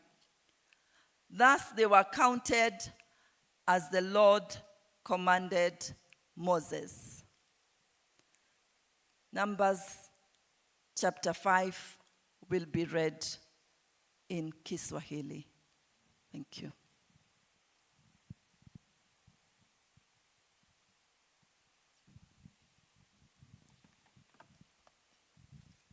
Hesabu sura ya 5. Bwana akamwambia Mose, waamuru wa Israeli kumtoa nje ya kambi mtu yoyote ambaye ana ugonjwa wa ngozi uambukizao au anayetokwa na majimaji ya aina yoyote au ambaye ni najisi kwa utaratibu wa ibada kwa sababu ya maiti. Hii itakuwa ni kwa wote, yani wanaume na wanawake. Watoeni nje ya kambi ili wasije wakanajisi kambi yao, ambamo ninaishi miongoni mwao. Waisraeli wakafanya hivyo. wakawatoa nje ya kambi, wakafanya kama vile Bwana alivyokuwa amemwelekeza Mose. Bwana akamwambia Mose, waambie Waisraeli, wakati mwanaume au mwanamke akimkosea mwenzake kwa njia yoyote, na kwa hivyo akawa si mwaminifu kwa Bwana, mtu huyo ana hatia na ni lazima atubu dhambi aliyofanya. Ni lazima atoe malipo kamili kwa ajili ya kosa lake. Aongeze sehemu ya 5 juu ya malipo hayo na kutoa yote kwa mtu aliyemkosea. Lakini ikiwa mtu huyo hana jamaa ya karibu ambaye malipo yanaweza kufanywa kwa ajili ya kosa, malipo yatakuwa mali ya Bwana. Nayo ni lazima apewe kuhani pamoja na kondoo dume ambaye anatumika kufanyia upatanisho kwa ajili yake. Matoleo yote matakatifu ya Waisraeli wanayoleta kwa kuhani yatakuwa yake. Kila kitu cha mtu kilichowekwa wakfu ni chake mwenyewe, lakini kile atoacho kwa kuhani kitakuwa cha kuhani. Kisha Bwana akamwambia Mose, nena na Waisraeli uwaambie, ikiwa mke wa mtu amepotoka na si mwaminifu kwa mumewe kwa kukutana kimwili na mwanaume mwingine, tendo hili likafichika kwa mumewe na unajisi wake usigundulike, kwa kuwa hakuna ushahidi dhidi yake, naye hakukamatwa katika tendo hilo, nazo hisia za wivu zikamjia mumewe na kumshuku mkewe, naye mke yule ni najisi, au mumewe ana wivu na akamshuku ingawa si najisi, basi atampeleka mkewe kwa kuhani. Huyo mume itampasa apeleke pia sadaka ya unga wa shairi kiasi cha sehemu ya 10 ya efa kwa niaba ya mkewe. Huyo mwanaume kamwe asimimine mafuta juu ya huo unga, wala asiweke uvumba juu yake, kwa sababu ni sadaka ya nafaka kwa ajili ya wivu, sadaka ya ukumbusho ili kukumbushia uovu. Kuhani atamleta huyo mwanamke na kumsimamisha mbele za Bwana. Kisha kuhani atachukua sehemu ya maji matakatifu ndani ya gudulia la udongo na kuchanganya na baadhi ya vumbi kutoka sakafu ya maskani. Baada ya kuhani kumsimamisha huyo mwanamke mbele za Bwana, atazifungua nywele za huyo mwanamke na kuweka sadaka ya ukumbusho mikononi mwake, ile sadaka ya nafaka kwa ajili ya wivu, huku kuhani mwenyewe akishikilia yale maji machungu yaletayo laana. Kisha kuhani atamwapiza huyo mwanamke akimwambia, ikiwa hakuna mwanaume mwingine aliyekutana kimwili nawe, wala hujapotoka na kuwa najisi wakati ukiwa umeolewa na mumeo, maji haya machungu yaletayo laana na yasikudhuru. Lakini ikiwa umepotoka wakati ukiwa umeolewa na mume wako na umejinajisi mwenyewe kwa kukutana kimwili na mwanaume mwingine asiyekuwa mumeo, hapa kuhani atamweka huyo mwanamke chini ya laana ya kiapo akisema, Bwana na awafanye watu wako wakulaani na kukukataa, wakati Bwana atakapolifanya paja lako kupooza na tumbo lako kuvimba.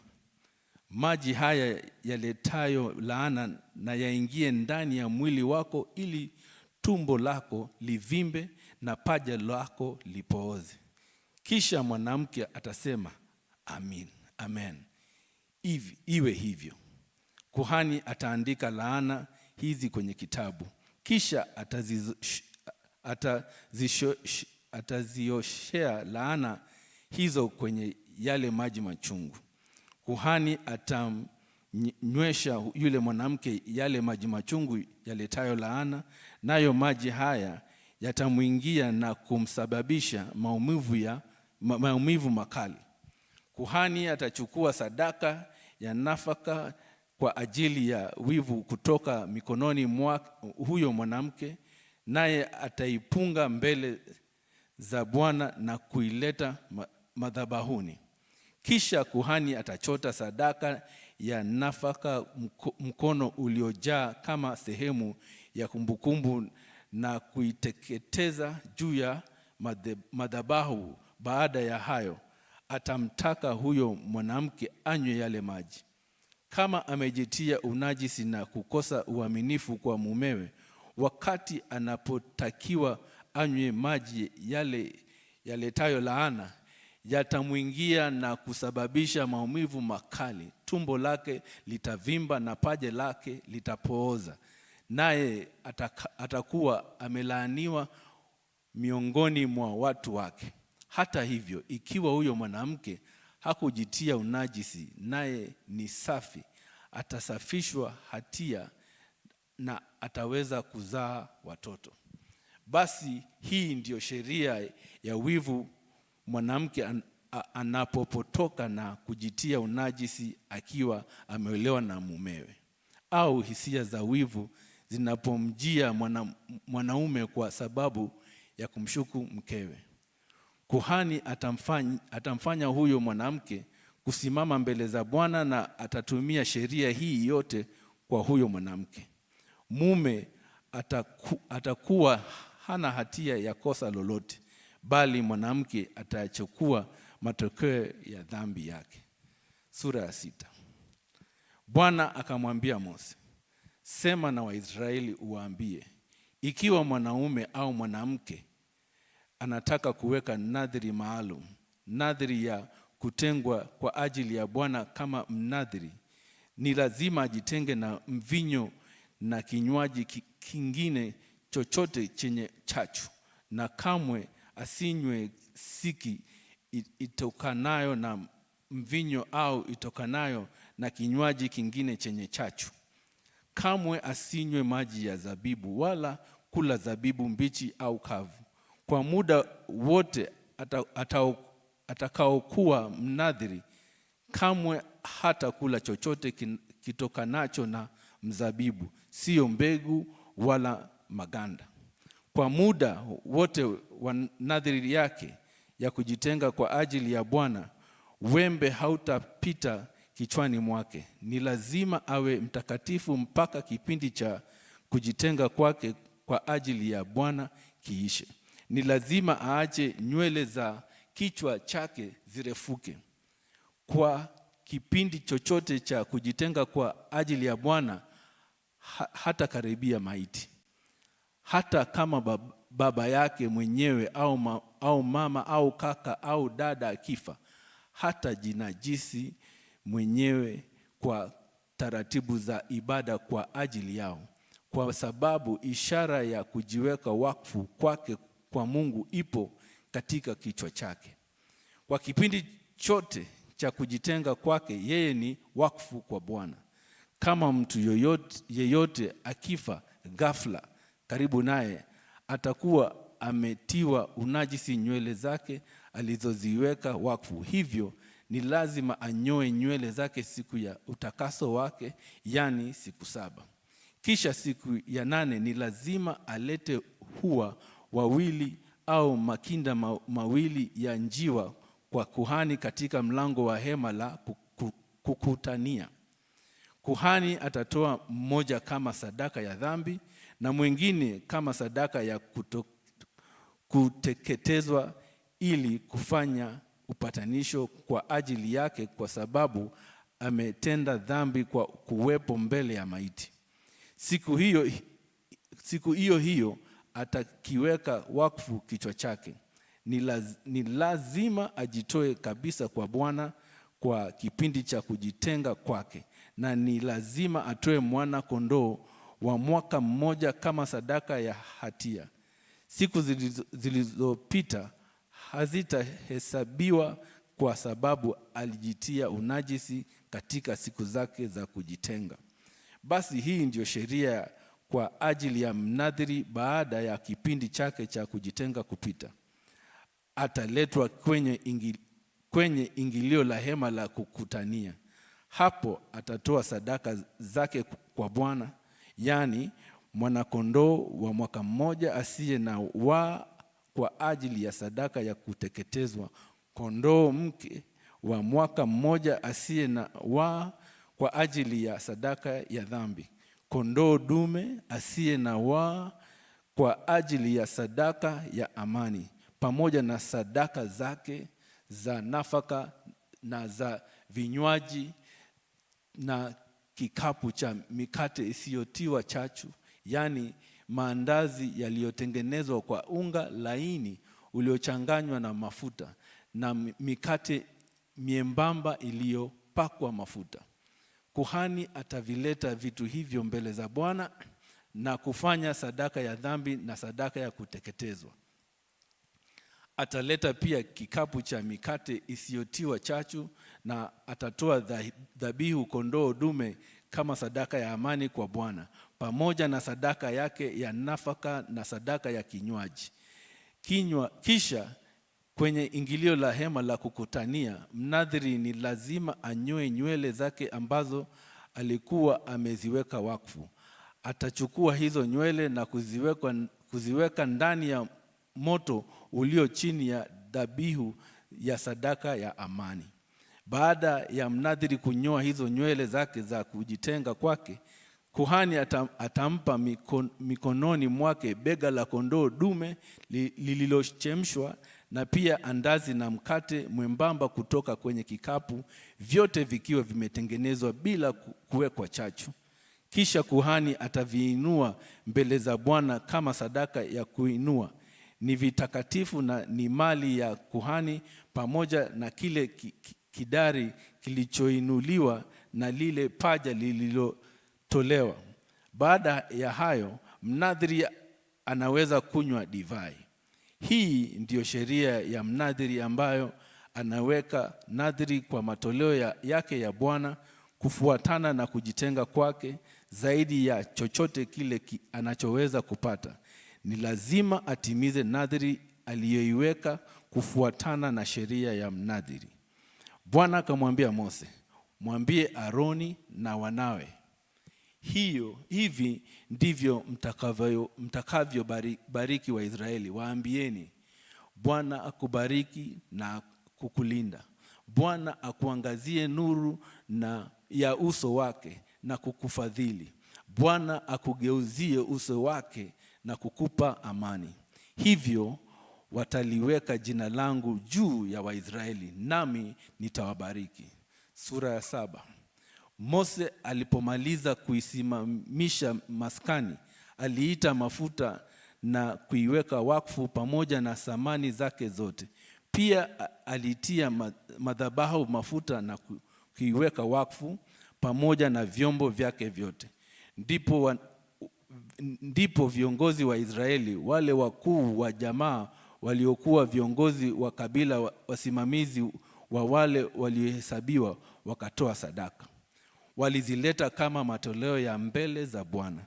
Magari 6 ya kukokotwa yaliyofunikwa pamoja na maksai 12, yani maksai mmoja kutoka kwa kila kiongozi, na gari moja kukokotwa kutoka kwa kila viongozi 2. Haya waliyaleta mbele ya maskani. Bwana akamwambia Mose, vikubali vitu hivi kutoka kwao, ili viweze kutumika katika kazi kwenye hema la kukutania. Wapatie Walawi kama kazi ya kila mtu itakavyohitaji. Hivyo Mose akachukua yale magari ya kukokotwa pamoja na maksai na kuwapa Walawi. Aliwapa Wagershoni magari 2 ya kukokotwa na maksai 4 kama walivyohitaji kwa kazi yao. Na pia aliwapa Wamerari magari 4 kukokotwa na maksai wanane kama kazi yao ilivyohitaji. Wote walikuwa chini ya maelekezo ya Ithamari mwana wa kuhani Aroni. Lakini Mose hakuwapa Wakohathi chochote kati ya hivyo, kwa sababu walitakiwa kubeba vitu vitakatifu mabegani mwao vile walikuwa wanawajibika. Wakati madhabahu yalitiwa mafuta, viongozi walileta sadaka zao kwa ajili ya kule kuwekwa wakfu kwake na kuziweka mbele ya madhabahu. Kwa maana Bwana alikuwa amemwambia Mose, kila siku kiongozi mmoja ataleta sadaka yake ili kuweka wakfu madhabahu.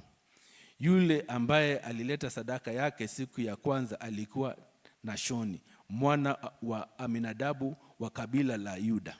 Sadaka yake ilikuwa sahani moja ya fedha yenye uzito wa shekeli 130 na bakuli moja ya fedha la kunyunyizia lenye uzito wa shekeli 70, vyote kulingana na shekeli ya mahali patakatifu, vikiwa vimejazwa unga laini iliyochanganywa na mafuta kama sadaka ya nafaka. Sinia moja la dhahabu lenye uzito wa shekeli 10 likiwa limejazwa uvumba, fahali moja mchanga, kondoo dume mmoja na mwanakondoo dume mmoja wa mwaka mmoja kwa ajili ya sadaka ya kuteketezwa, mbuzi dume mmoja kwa ajili ya sadaka ya dhambi, maksai 2, kondoo dume 5, mbuzi dume 5 na wanakondoo dume 5 wa mwaka mmoja, ili vitolewe dhabihu kama sadaka ya amani. Hii ndiyo ilikuwa sadaka ya Nashoni mwana wa Aminadabu. Siku ya pili, Nethaneli mwana wa Suari, kiongozi wa kabila la Isakari, alileta sadaka yake. Sadaka aliyoleta ilikuwa sahani moja ya fedha yenye uzito wa shekeli 130 na bakuli moja la fedha la kunyunyizia lenye uzito wa shekeli 70, vyote kulingana na shekeli ya mahali patakatifu, vikiwa vimejazwa unga laini iliyochanganywa na mafuta kama sadaka ya nafaka. Sinia moja la dhahabu lenye uzito wa shekeli 10 likiwa limejazwa uvumba, fahali moja mchanga, kondoo dume mmoja na mwanakondoo dume mmoja wa mwaka mmoja kwa ajili ya sadaka ya kuteketezwa, mbuzi dume mmoja kwa ajili ya sadaka ya dhambi, maksai 2, kondoo dume 5, mbuzi dume 5 na wana kondoo dume 5 wa mwaka mmoja, ili vitolewe dhabihu kama sadaka ya amani. Hii ndiyo ilikuwa sadaka ya Nethaneli mwana wa Suari. Siku ya tatu, Eliabu mwana wa Heloni, kiongozi wa kabila la Zabuloni, alileta sadaka yake. Sadaka aliyoleta ilikuwa sahani moja ya fedha yenye uzito wa shekeli 130 na bakuli moja la fedha la kunyunyizia lenye uzito wa shekeli 70, vyote kulingana na shekeli ya mahali patakatifu, vikiwa vimejazwa unga laini uliochanganywa na mafuta kama sadaka ya nafaka. Sinia moja la dhahabu lenye uzito wa shekeli 10 likiwa limejazwa uvumba, fahali moja mchanga, kondoo dume mmoja na mwanakondoo dume mmoja wa mwaka mmoja kwa ajili ya sadaka ya kuteketezwa, mbuzi dume mmoja kwa ajili ya sadaka ya dhambi, maksai 2, kondoo dume 5, mbuzi dume 5 na wanakondoo dume 5 wa mwaka mmoja, ili vitolewe dhabihu kama sadaka ya amani. Hii ndiyo ilikuwa sadaka ya Eliabu mwana wa Heloni. Siku ya 4, Elisuri mwana wa Shedeuri, kiongozi wa kabila la Reubeni, alileta sadaka yake. Sadaka aliyoleta ilikuwa sahani moja ya fedha yenye uzito wa shekeli 130 na bakuli moja la fedha la kunyinyizia kunyunyizia lenye uzito wa shekeli 70, vyote kulingana na shekeli ya mahali patakatifu, vikiwa vimejazwa unga laini uliochanganywa na mafuta kama sadaka ya nafaka. Sinia moja la dhahabu lenye uzito wa shekeli 10 lilikuwa limejazwa uvumba. Fahali moja mchanga, kondoo dume mmoja na mwanakondoo dume mmoja wa mwaka mmoja kwa ajili ya sadaka ya kuteketezwa. Mbuzi dume mmoja kwa ajili ya sadaka ya dhambi. Maksai 2, kondoo dume 5, mbuzi dume 5 na wanakondoo dume 5 wa mwaka mmoja, ili vitolewe dhabihu kama sadaka ya amani. Hii ndiyo ilikuwa sadaka ya Elisuri mwana wa Shedeuri. Siku ya 5, Shelumieli mwana wa Surishadai, kiongozi wa watu wa Simeoni, alileta sadaka yake. Sadaka aliyoleta ilikuwa sahani moja ya fedha yenye uzito wa shekeli 130 na bakuli moja la fedha la kunyunyizia lenye uzito wa shekeli 70, vyote kulingana na shekeli ya mahali patakatifu, vikiwa vimejazwa unga laini uliochanganywa na mafuta kama sadaka ya nafaka. Sinia moja la dhahabu lenye uzito wa shekeli 10 likiwa limejazwa uvumba. Fahali moja mchanga, kondoo dume mmoja na mwanakondoo dume mmoja wa mwaka mmoja kwa ajili ya sadaka ya kuteketezwa. Mbuzi dume mmoja kwa ajili ya sadaka ya dhambi.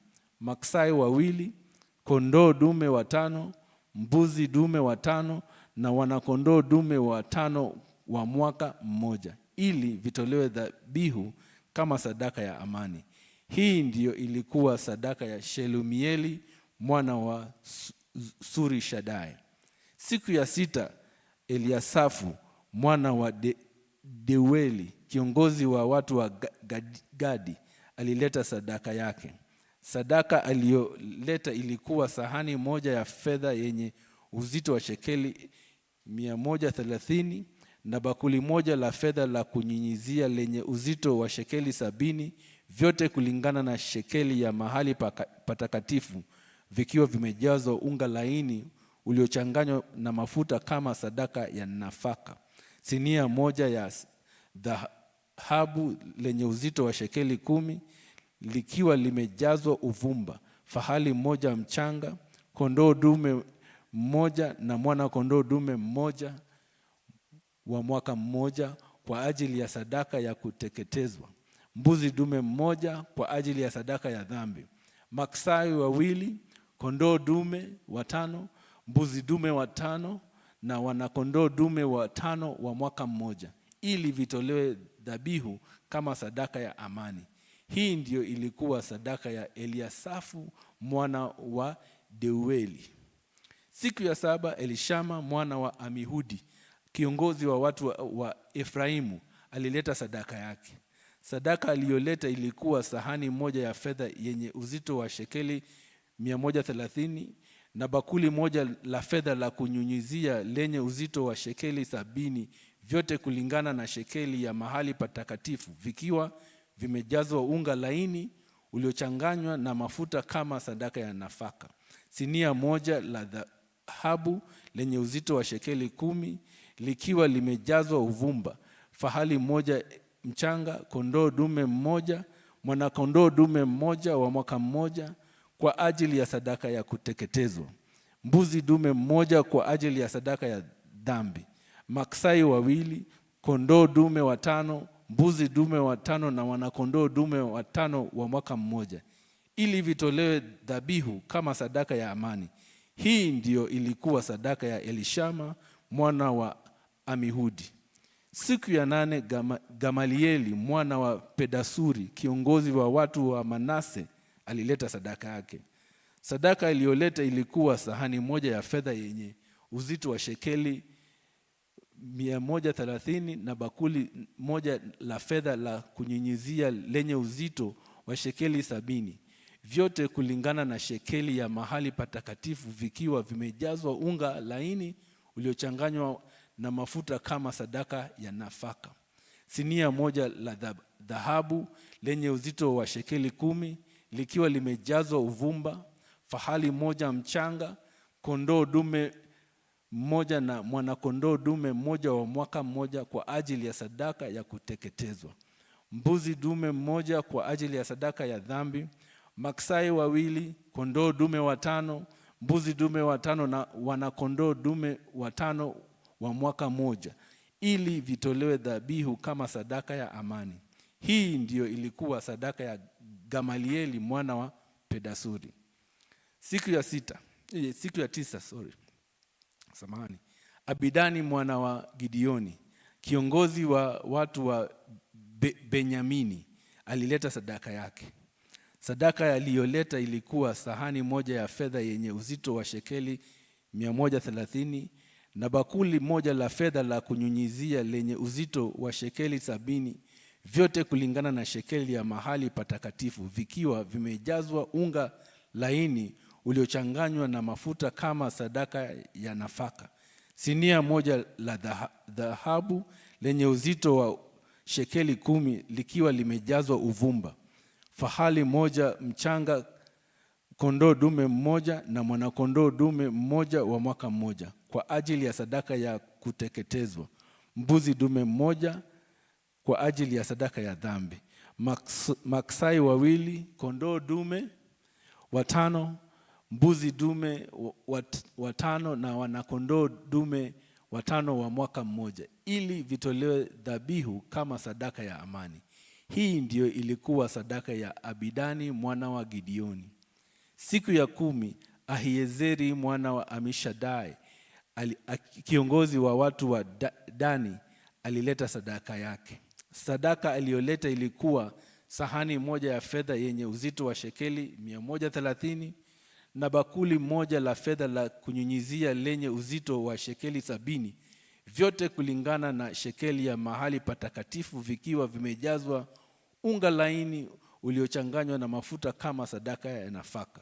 Sinia moja la dhahabu lenye uzito wa shekeli 10 likiwa limejazwa uvumba, fahali moja mchanga, kondoo dume mmoja na mwanakondoo dume mmoja wa mwaka mmoja kwa ajili ya sadaka ya kuteketezwa, mbuzi dume mmoja kwa ajili ya sadaka ya dhambi, maksai 2, kondoo dume 5, mbuzi dume 5 na wanakondoo dume 5 wa mwaka mmoja, ili vitolewe dhabihu kama sadaka ya amani. Hii ndiyo ilikuwa sadaka ya Ahiezeri mwana wa Amishadai. Siku ya 11, Pagieli mwana wa Okrani, kiongozi wa watu wa Asheri, alileta sadaka yake. Sadaka aliyoleta ilikuwa sahani moja ya fedha yenye uzito wa shekeli 130 na bakuli moja la fedha la kunyunyizia lenye uzito wa shekeli 70, vyote kulingana na shekeli ya mahali patakatifu, vikiwa vimejazwa unga laini uliochanganywa na mafuta kama sadaka ya nafaka. Sinia moja la dhahabu lenye uzito wa shekeli 10 likiwa limejazwa uvumba, fahali moja mchanga, kondoo dume mmoja na mwanakondoo dume mmoja wa mwaka mmoja kwa ajili ya sadaka ya kuteketezwa, mbuzi dume mmoja kwa ajili ya sadaka ya dhambi, maksai 2, kondoo dume 5, mbuzi dume 5 na wanakondoo dume 5 wa mwaka mmoja, ili vitolewe dhabihu kama sadaka ya amani. Hii ndio ilikuwa sadaka ya Pagieli mwana wa Okrani. Siku ya 12, Ahira mwana wa Enani, kiongozi wa watu wa Naftali, alileta sadaka yake. Sadaka aliyoleta ilikuwa sahani moja ya fedha yenye uzito wa shekeli 130 na bakuli moja la fedha la kunyunyizia lenye uzito wa shekeli 70, vyote kulingana na shekeli ya mahali patakatifu, vikiwa vimejazwa unga laini uliochanganywa na mafuta kama sadaka ya nafaka. Sinia moja la dhahabu lenye uzito wa shekeli 10 likiwa limejazwa uvumba, fahali moja mchanga, kondoo dume mmoja na mwanakondoo dume mmoja wa mwaka mmoja kwa ajili ya sadaka ya kuteketezwa, mbuzi dume mmoja kwa ajili ya sadaka ya dhambi, maksai 2, kondoo dume 5, mbuzi dume watano na wanakondoo dume watano wa mwaka mmoja, ili vitolewe dhabihu kama sadaka ya amani. Hii ndiyo ilikuwa sadaka ya Ahira mwana wa Enani. Hizi ndizo zilikuwa sadaka za viongozi wa Israeli madhabahu yalipowekwa wakfu, wakati yalitiwa mafuta: sahani 12 za fedha, bakuli 12 za fedha za kunyunyizia, na masinia 12 ya dhahabu. Kila sahani ya fedha ilikuwa na uzito wa shekeli 130. Kila bakuli la fedha la kunyunyizia lilikuwa na uzito wa shekeli 70.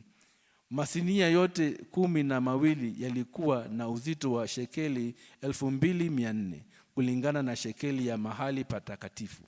Sahani 12 za dhahabu zilizojazwa uvumba zilikuwa na uzito wa shekeli 10 kila moja kulingana na shekeli ya mahali patakatifu. Kwa jumla, sahani za dhahabu zilikuwa na uzito wa shekeli 120. Jumla ya wanyama waliotolewa kwa ajili ya sadaka ya kuteketezwa walikuwa fahali 12 wachanga, kondoo dume 12 na wanakondoo dume 12 wa mwaka mmoja, pamoja na sadaka zao za nafaka. Mbuzi waume 12 walitolewa kwa ajili ya sadaka za dhambi. Jumla ya wanyama kwa ajili ya dhabihu ya sadaka na ya amani walikuwa maksai 24, kondoo dume 60, mbuzi dume wa mwaka mmoja 60 na wanakondoo dume wa mwaka mmoja 60. Hizi ndizo zilikuwa sadaka zilizoletwa kwa ajili ya kuwekwa wakfu kwa madhabahu baada ya kutiwa mafuta. Mose alipoingia kwenye hema la kukutania kuzungumza na Bwana, alisikia sauti ikisema naye kutoka kati ya wale makerubi wawili waliokuwa juu ya kile kiti cha rehema, juu ya sanduku la ushuhuda. Mose akazungumza naye. Maliza. Amen. We continue in English. Numbers chapter 8.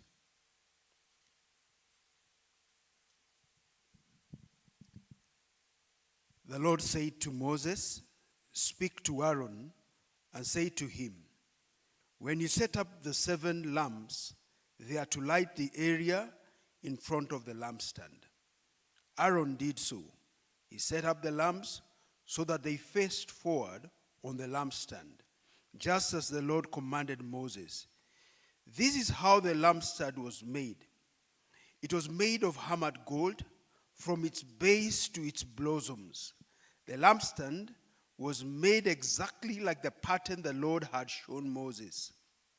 The Lord said to Moses, "Take the Levites from among the other Israelites and make them ceremonially clean. To purify them, do this: sprinkle the water of cleansing on them. Then have them shave their whole bodies and wash their clothes, and so purify themselves. Have them take a young bull with its grain offering of fine flour mixed with oil. Then you are to take a second young bull for a sin offering. Bring the Levites to the front of the tent of meeting and assemble the whole Israelite community. You are to bring the Levites before the Lord, and the Israelites are to lay their hands on them. Aaron is to present the Levites before the Lord as a wave offering from the Israelites, so that they may be ready to do the work of the Lord. After the Israelites lay their hands on the heads of the bulls, use the one for a sin offering to the Lord and the other for a burnt offering to make atonement for the Levites. Have the Levites stand in front of Aaron and his sons, and then present them as a wave offering to the Lord. In this way, you are to set the Levites apart from the other Israelites, and the Levites shall be mine. After you have purified the Levites and presented them as a wave offering, they are to come to do their work at the tent of meeting. They are the Israelites who are to be given wholly to me. I have taken them as my own in place of the firstborn, the first male offspring from every Israelite woman. Every firstborn male in Israel, whether man or animal, is mine. When I struck down all the firstborn in Egypt, I set them apart for myself. I have taken the Levites in place of all the firstborn sons in Israel. Of all the Israelites, I have given the Levites as gifts to Aaron and his sons to do the work at the tent of the meeting on behalf of the Israelites, and to make atonement for them, so that no plague will strike the Israelites when they go near the sanctuary. Moses, Aaron, and the whole Israelite community did with the Levites just as the Lord commanded Moses. The Levites purified themselves and washed their clothes. Then Aaron presented them as a wave offering before the Lord and made atonement for them to purify them. After that, the Levites came to do their work at the tent of meeting under the supervision of Aaron and his sons. They did with the Levites just as the Lord commanded Moses. The Lord said to Moses, "This applies to the Levites. Men 25 years old or more shall come to take part in the work at the tent of the meeting. But at the age of 50, they must retire from their regular service and work no longer. They may assist their brothers in performing their duties at the tent of the meeting, but they themselves must not do the work. This then is how you are to assign the responsibilities of the Levites." Chapter 9. The Lord spoke to Moses in the desert of Sinai in the first month of the second year after they had come out of Egypt. He said, "Have Israelites celebrate the Passover at the appointed time. Celebrate it at the appointed time, at the twilight of the 14th day of this month, in accordance with all its rules and regulations." So Moses told the Israelites to celebrate the Passover, and they did so in the desert of Sinai at the twilight on the 14th day of the first month. The Israelites did everything just as the Lord commanded Moses. But some of them could not celebrate the Passover on that day because they were ceremonially unclean on account of a dead body. So they came to Moses and Aaron that same day and said to Moses, "We have become unclean because of a dead body. But why should we be kept from presenting the Lord's offering with the other Israelites at the appointed time?" Moses answered them, "Wait until I find out what the Lord commands concerning you." Then the Lord said to Moses, "Tell the Israelites, when any of you or your descendants are unclean because of a dead body or are away on a journey, they may still celebrate the Lord's Passover. They are to celebrate it on the 14th day of the second month at twilight. They are to eat the lamb together with the unleavened bread and bitter herbs. They must not leave any of it till morning or break any of its bones.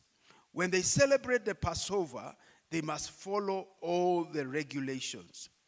But if a man who is ceremonially clean and not on a journey fails to celebrate the Passover, that person must be cut off from his people because he did not present the Lord's offering at the appointed time. That man will bear the consequences of his sin. An alien living among you who wants to celebrate the Lord's Passover must do so in accordance with its rules and regulations. You must have the same regulations for the alien and the native born.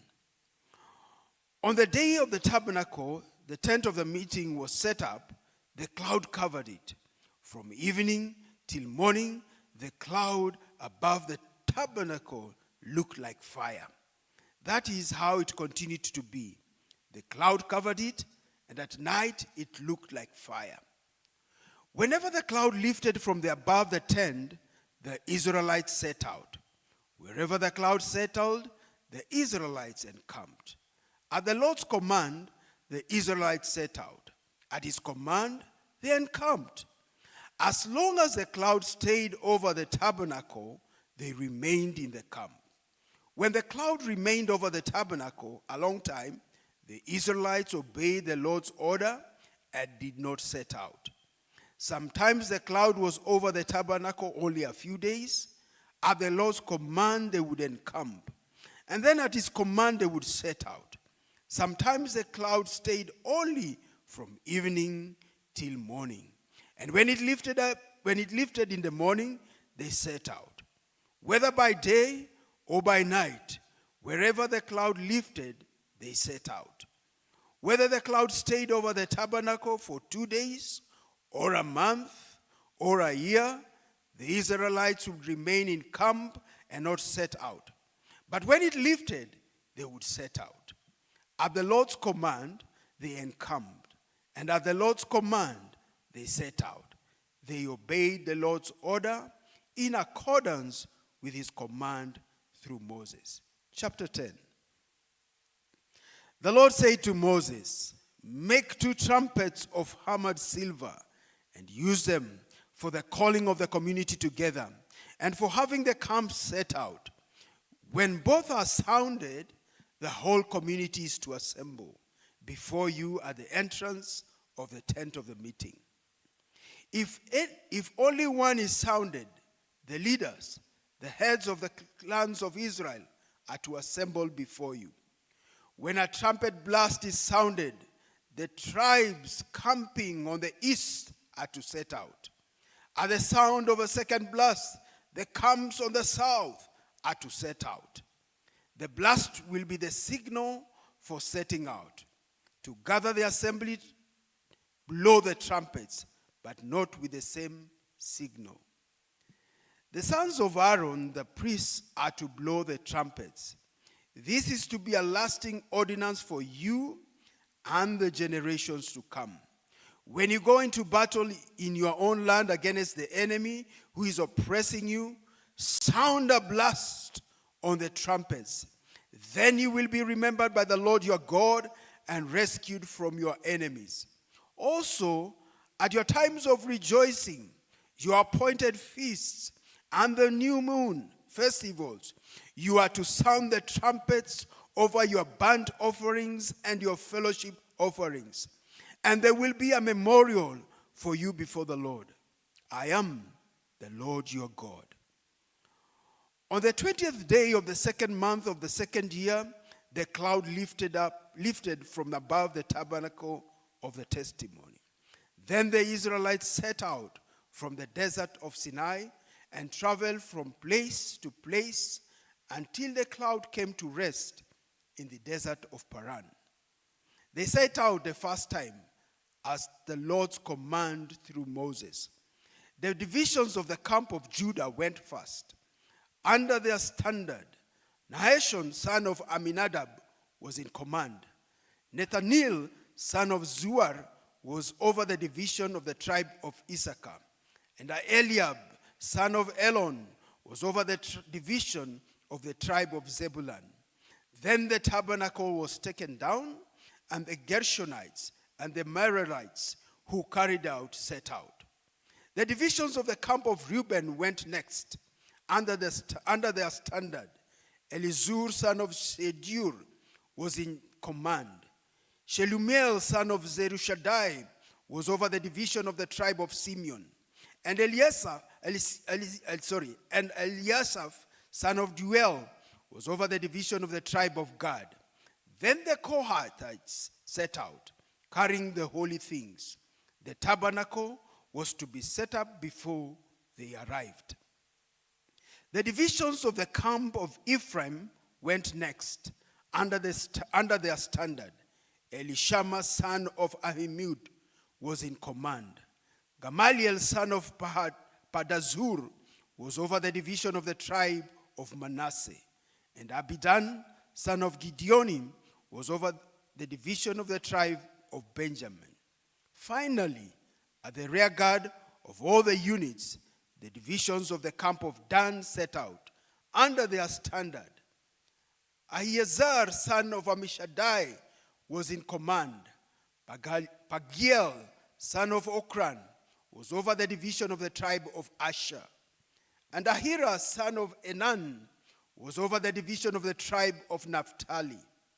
This was the order of march for the Israelite divisions as they set out.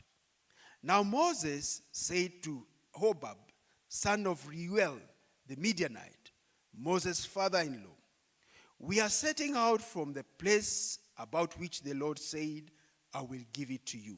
Come with us, and we will treat you well, for the Lord has promised good things to Israel. He answered, no, I will not go. I'm not going back to my own land and my own people. But Moses said, please do not leave us. You know where we should camp in the desert, and you can be our eyes. If you come with us, we will share with you whatever good things the Lord gives us. So they set out from the mountain of the Lord and traveled for 3 days. The ark of the covenant of the Lord went before them during those 3 days to find them a place to rest. The cloud of the Lord was over them by day when they set out from the camp. Whenever the ark set out, Moses said, rise up, O Lord, may your enemies be scattered. May your foes flee before you. Whenever it came to rest, he said, return, O Lord, to the countless thousands of Israel.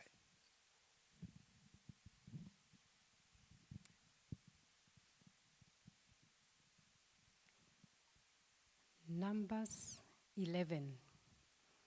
Now the people complained about their hardship in the hearing of the Lord. And when he heard them, his anger was aroused. Then fire from the Lord burnt among them and consumed some of the outskirts of the camp. When the people cried out to Moses, he prayed to the Lord, and the fire died down. So that place was called Taberah, because the fire from the Lord had burnt among them.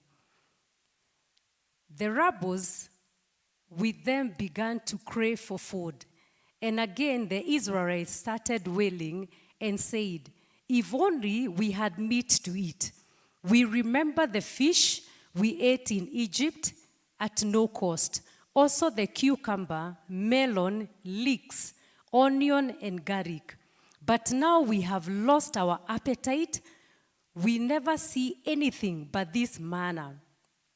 The manna was like coriander seed and looked like raisin.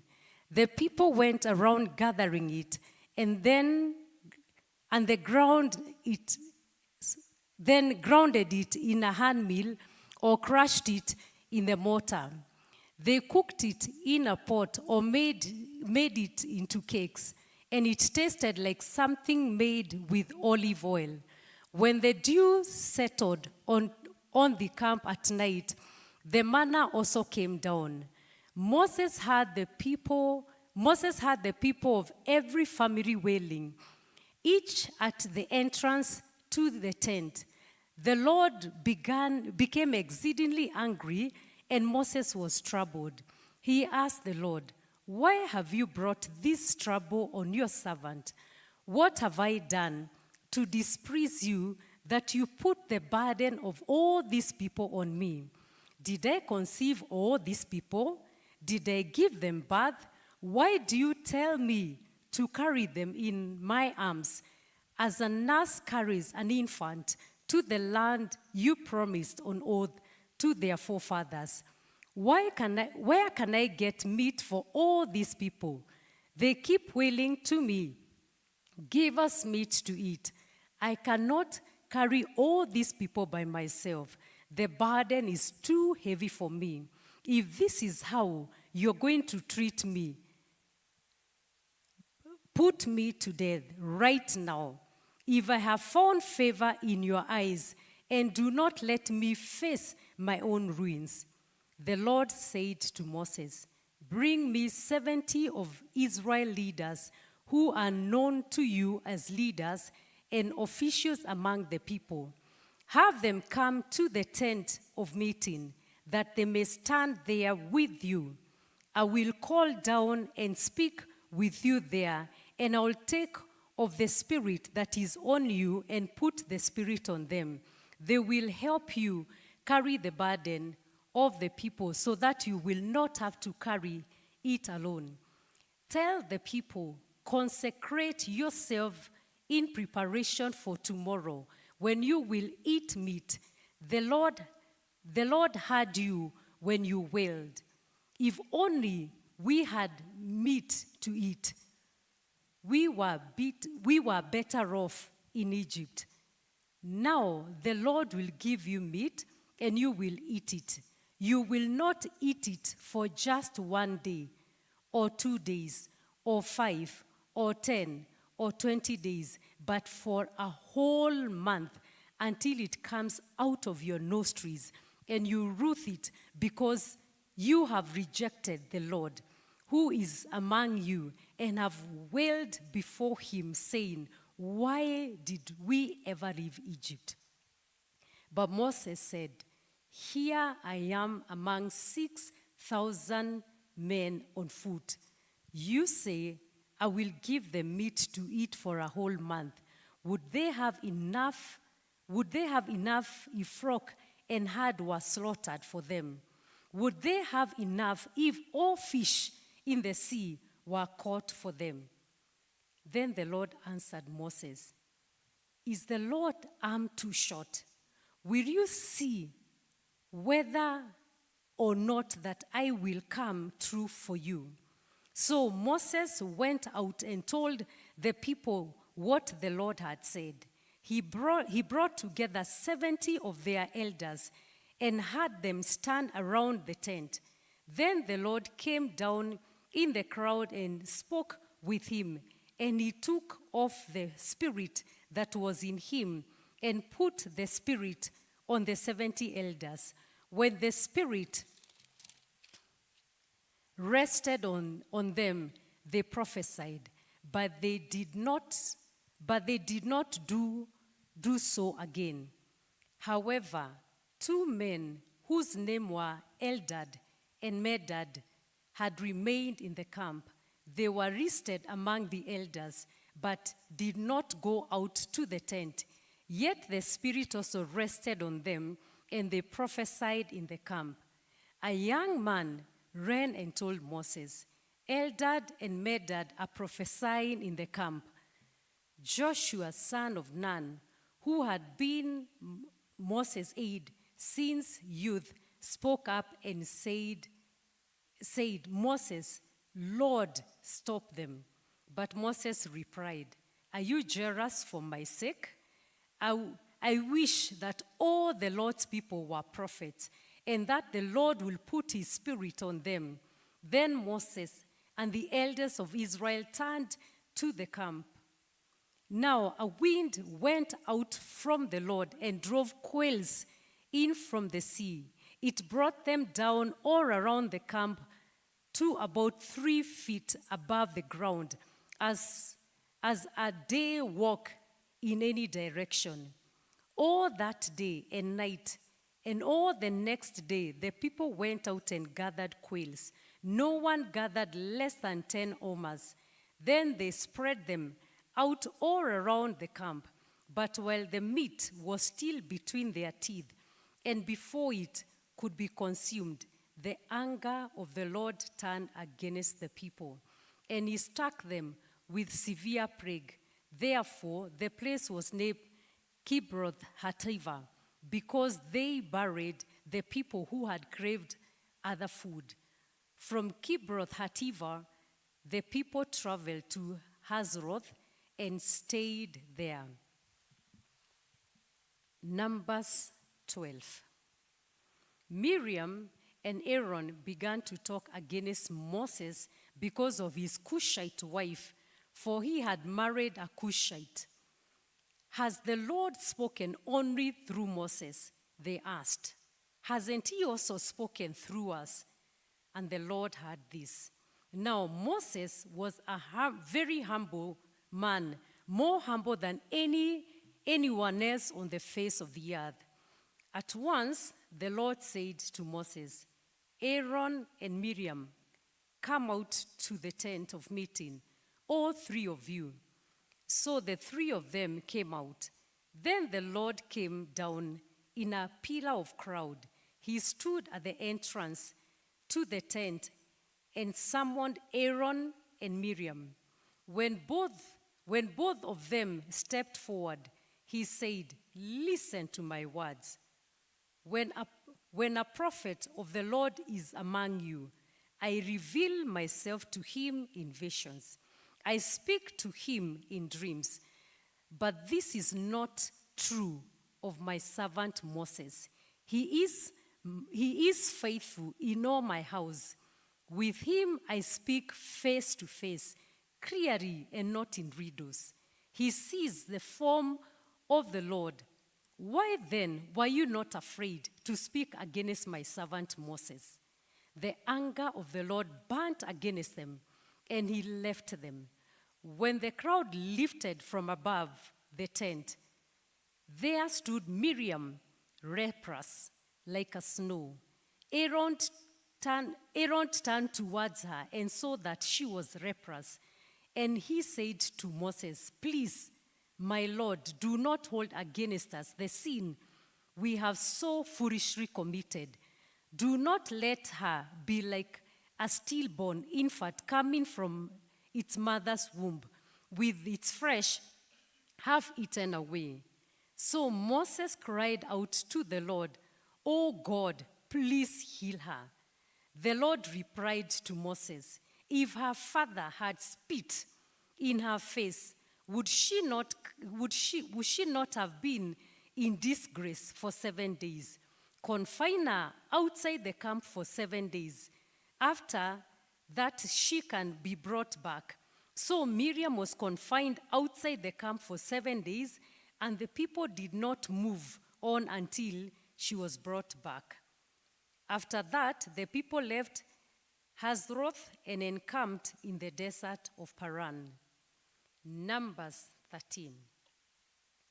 The Lord said to Moses, "Send some men to explore the land of Canaan, which I'm giving to the people. From each ancestral tribe, send one of its leaders."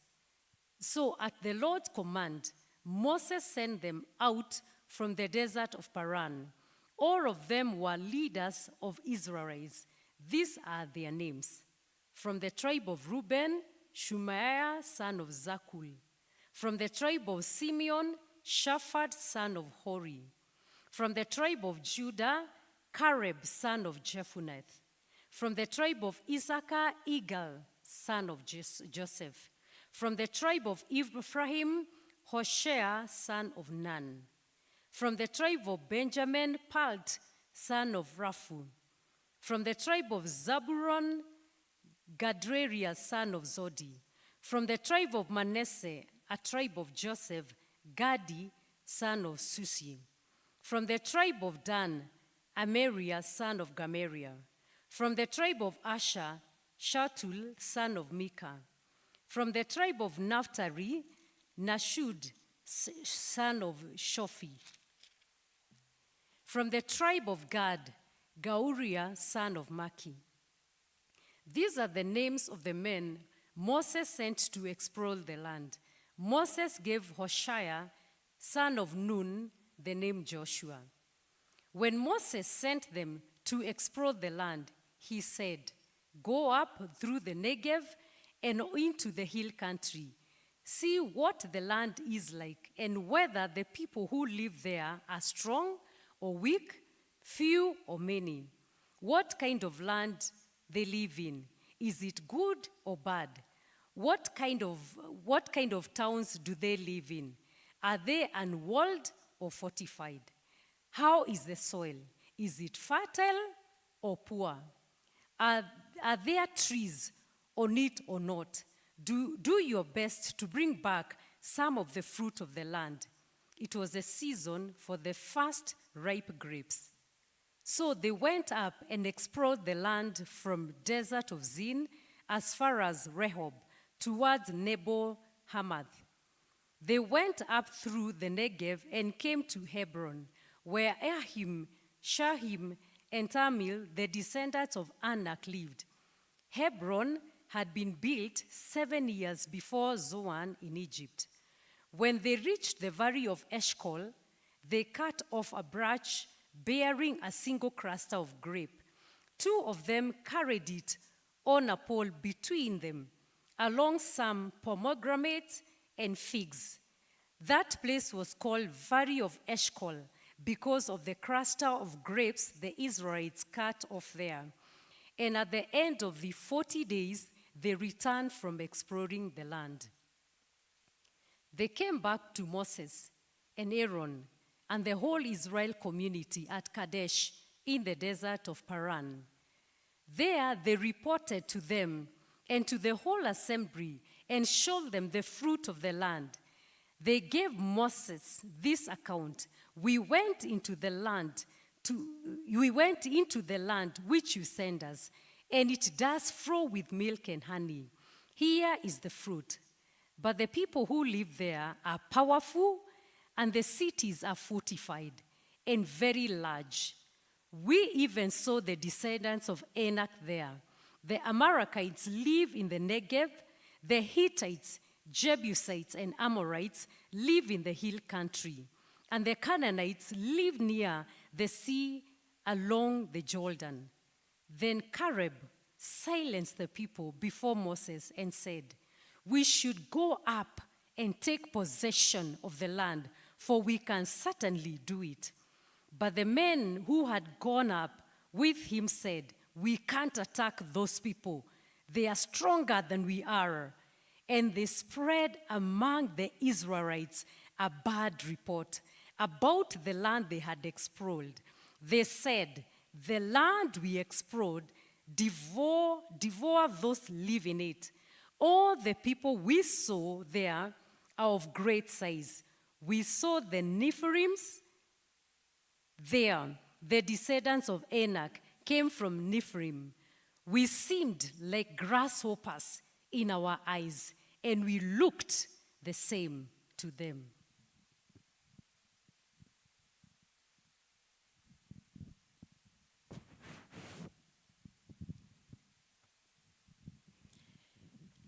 Numbers 14.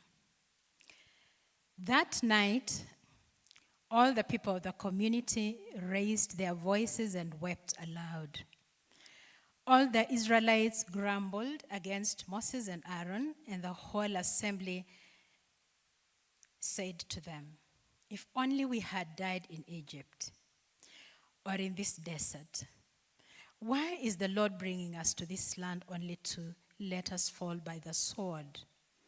Our wives and our children will be taken as plunder. Wouldn't it be better for us to go back to Egypt? And they said to each other, we should choose a leader to go back to Egypt. Then Moses and Aaron fell face down in front of the whole Israelite assembly gathered there. Joshua, son of Nun, and Caleb, son of Jephunneh, who were among those who had explored the land, tore their clothes and said to the entire Israelite assembly, the land we passed through and explored is exceedingly good. If the Lord is pleased with us, he will lead us into the land, a land flowing with milk and honey. And will give it to us. Only do not rebel against the Lord, and do not be afraid of the people of the land, because we will swallow them up. Their protection is gone, but the Lord is with us. Do not be afraid. But the whole assembly talked about stoning them. Then the glory of the Lord appeared at the tent of meeting to the Israelites. The Lord said to Moses, how long will these people treat me with contempt? How long will they refuse to believe in me? In spite of the miraculous signs I have performed among them, I will strike them down with plague and destroy them. But I will make you into a nation greater and stronger than they. Moses said to the Lord, then the Egyptians will hear about it. By your power you brought these people up from among them. And they will tell the inhabitants of this land about it. They will have already heard that you, O Lord, are with the people, and that you, O Lord, have been face to face, that your cloud stays over them, and that you go before them in a pillar of cloud by day and a pillar of fire by night. If you put these people to death all at one time, the nations who have heard this report about you will say, the Lord was not able to bring these people into the land he promised them on oath. So he slaughtered them in the desert. Now may the Lord's strength be displayed. Just as you have declared, the Lord is slow to anger, abounding in love and forgiving sin and rebellion. Yet he does not leave the guilty unpunished. He punishes the children for the sins of the fathers to the third and fourth generation. In accordance with your great love, forgive the sin of these people, just as you have pardoned them from the time they left Egypt until now. The Lord replied, I have forgiven them, as you have asked. Nevertheless, as surely as I live, as surely as the glory of the Lord fills the earth, not one of the men who saw my glory and the miraculous signs I performed in Egypt and in the desert, but who disobeyed me and tested me 10 times, not one of them will ever see the land I promised on oath to their forefathers. No one has treated me with contempt will ever see it.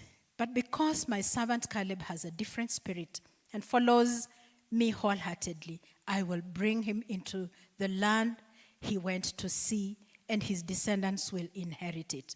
Since the Amalekites and the Canaanites are living in the valleys, turn back tomorrow and set out toward the desert along the route to the sea. The Lord said to Moses and Aaron, how long will this wicked community grumble against me? I have heard the complaints of these grumbling Israelites. So tell them, as surely as I live, declares the Lord, I will do to you the very things I heard you say. In this desert, your bodies will fall. Every one of you, 20 years old and more, who was counted in the census and who has grumbled against me. Not one of you will enter the land I swore with uplifted hand to make your home, except Caleb, son of Jephunneh, and Joshua, son of Nun. As for your children that you said will be taken as plunder, I will bring them into enjoy the land you have rejected.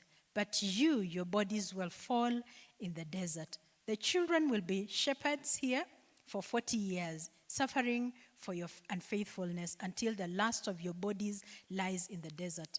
For 40 years, 1 year for each of the 40 days you explored the land. You will suffer for your sins and know what it is like to have me against you. I, the Lord, have spoken, and I surely do these things to this whole wicked community which has banded together against me. They will meet their end in the desert. Here they will die. So the men Moses had sent to explore the land who turned and made the community grumble against him by spreading bad reports about it These men, responsible for spreading the bad reports about the land, were struck down and died of a plague before the Lord. Of the men who went to explore the land, only Joshua son of Nun and Caleb son of Jephunneh survived. When Moses reported this to all the Israelites, they mourned bitterly. Early the next morning, they went up towards high hill country. They have sinned, they said. We will go up to the place the Lord promised us. So Moses said, why are you disobeying the Lord's command? This will not succeed. Do not go up, because the Lord is not with you. You will be defeated by your enemies, for the Amalekites and the Canaanites will face you there, because you have turned away from the Lord.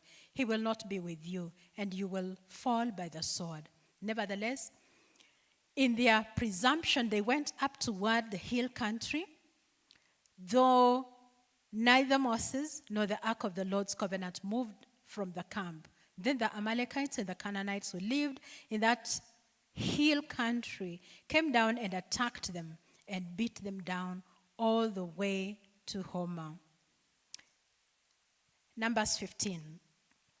The Lord said to Moses, speak to the Israelites and say to them, after you enter the land I am giving you as a home, and you present to the Lord offerings made by fire from the herd or flock, an aroma pleasing to the Lord, whether burnt offering or sacrifices, for special vows on free will offering or festival offerings, then the one who brings this offering shall present to the Lord a grain offering of 1/10 of an ephah of fine flour mixed with 1/4 of the hin of oil. With each lamb for the burnt offering or the sacrifice, prepare 1/4 of a hin of wine as a drink offering.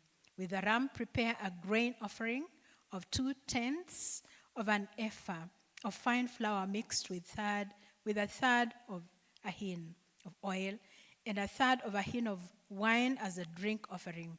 Offer it as an aroma pleasing to the Lord. When you prepare a young bull as a burnt offering or sacrifice for a special vow or fellowship offering to the Lord, bring with a bull grain offering of 3/10 of an ephah of fine flour mixed with 1/2 a hin of oil. Also bring 1/2 a hin of wine as a drink offering. It will be an offering made of fire, an aroma pleasing to the Lord. Each bull or ram, each lamb or young goat is to be prepared in this manner. Do this for each one, for as many as you prepare. Everyone who is a native born must do these things in this way when he brings an offering made of fire as an aroma pleasing to the Lord. For the generations to come, whenever an alien or anyone else living among you presents an offering made of fire as an aroma pleasing to the Lord, he must do exactly as you do. The community is to have the same rules for you and for the alien living among you. This is the lasting ordinance for the generations to come. You and the aliens shall be the same before the Lord. The same laws and regulations will apply both to you and the aliens living among you. The Lord said to Moses, speak to the Israelites and say to them, when you enter the land which when you enter the land to which I am taking you, and you eat the food of the land, present a portion as an offering to the Lord. Present a cake from the first of the young of your ground meal, and present it as an offering from the threshing floor. Throughout the generations to come, you are to give this offering to the Lord from the first of your ground meals. Verse 22. Now, if you unintentionally fail to keep any of these commandments the Lord gave Moses, any of the Lord's commands to you through him, from the day the Lord gave them and continuing through the generations to come, and if this is done unintentionally without the community being aware of it, then the whole community is to offer a young bull for a burnt offering as an aroma pleasing to the Lord, along with its prescribed grain offering and drink offering, and a male goat for a sin offering. The priest is to make an atonement for the whole Israelite community, and they will be forgiven. For it is not intentional, and they have brought to the Lord for their wrong offering made by fire and a sin offering. The whole Israelite community and the aliens living among them will be forgiven, because all the people were involved in the unintentional sin, wrong. But if just one person sins unintentionally, he must bring a year-old female goat for a sin offering. The priest is to make atonement before the Lord for the one who erred by sinning unintentionally. And when atonement has been made for him, he will be forgiven. One and the same law applies to everyone who sins unintentionally, whenever he is whether he is a native Israelite, a native-born Israelite, or an alien.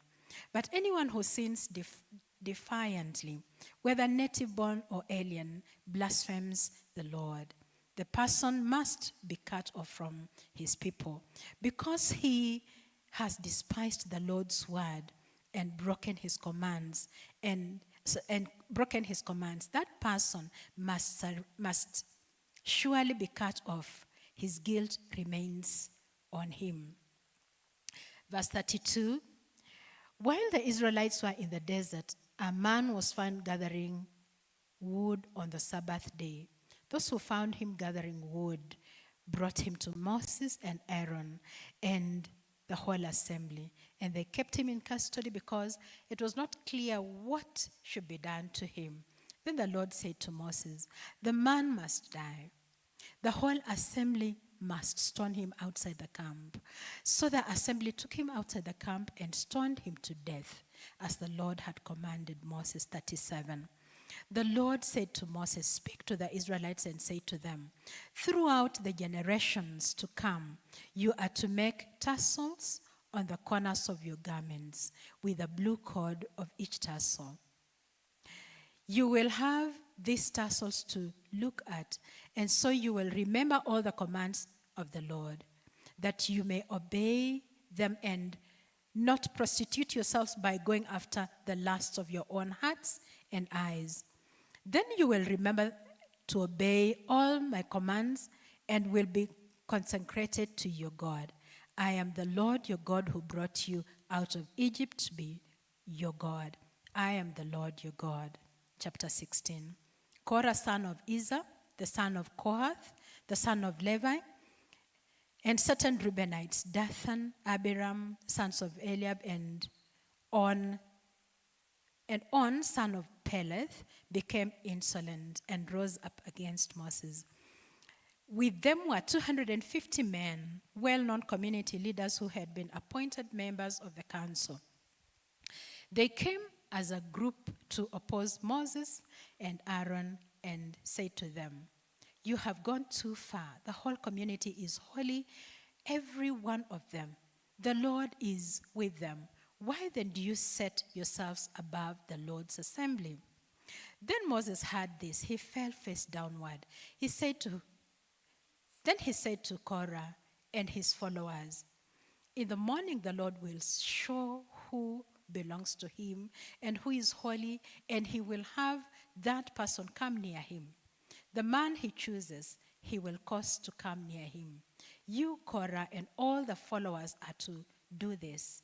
Take censers, and tomorrow put fire and incense in them before the Lord.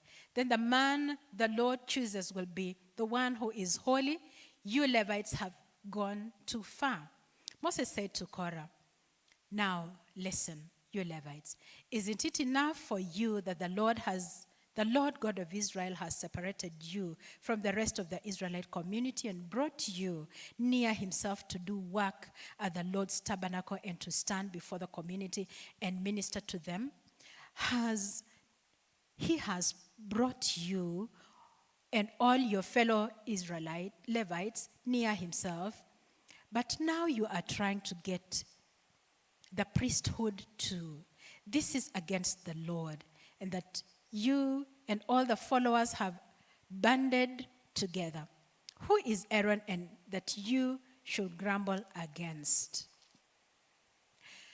Then Moses summoned Dathan and Abiram, the son of Eliab. But he said, we will not come. Isn't it enough that you have brought us up out of the land flowing with milk and honey to kill us in the desert? And now you also want to lord it over us. Moreover, you haven't brought us into the land flowing with milk and honey, or given us the inheritance of fields and vineyards. Will you gouge out the eyes of this man? No, we will not come. Then Moses became angry, very angry, and said to the Lord, do not accept their offering. I have not taken so much as a donkey from them, nor have I wronged any of them. Moses says to Korah, you and all your followers are to appear before the Lord tomorrow. You and they and Aaron. Each man is to take his censer and put incense in it, 250 censers in all, and present it before the Lord. You and Aaron are to present your censers also.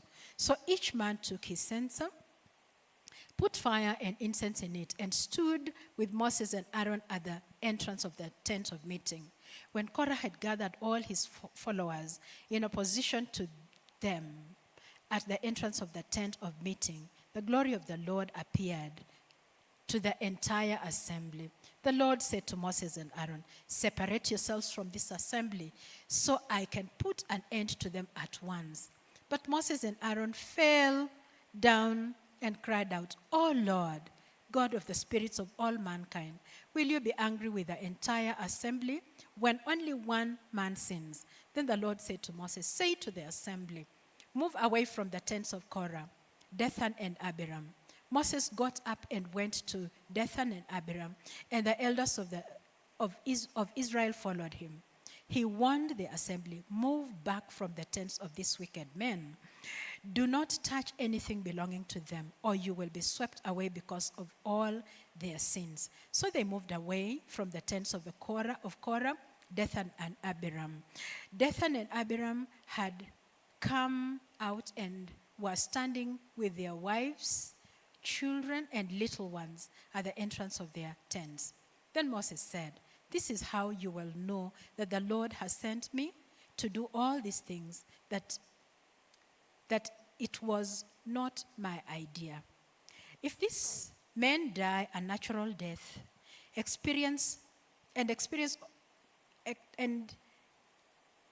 these men die a natural death and experience only what usually happens to men, then the Lord has not sent me.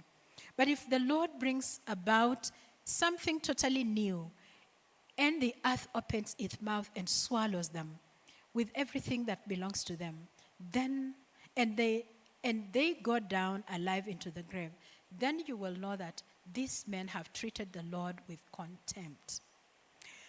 As soon as he finished saying all this, the ground under them split apart, and the earth opened its mouth and swallowed them, with their household and all Korah's men and all their possessions. Verse 33. They went down alive into the grave with everything they owned. The earth closed over them, and they perished and were gone from the community. At their cries, all Israelites around them fled, shouting, the earth is going to swallow us too. And the fire came out from the Lord and consumed the 250 men who were offering the incense. The Lord said to Moses, tell Eleazar, son of Aaron, the priest, to take the censer out of the smoldering remains and scatter the coals some distance away from the censers, for the censers are holy. The censers of the men who sinned at the cost of their lives. Hammer the censers into sheets to overlay the altar, for they were presented before the Lord and have become holy. Let them be a sign to the Israelites. 39.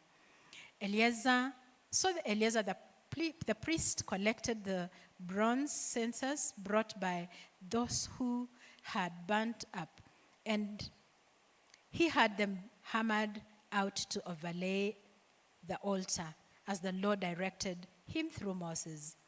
This was to remind the Israelites that no one except the descendant of Aaron should come to burn incense before the Lord, or he would become like Korah and his followers. 41.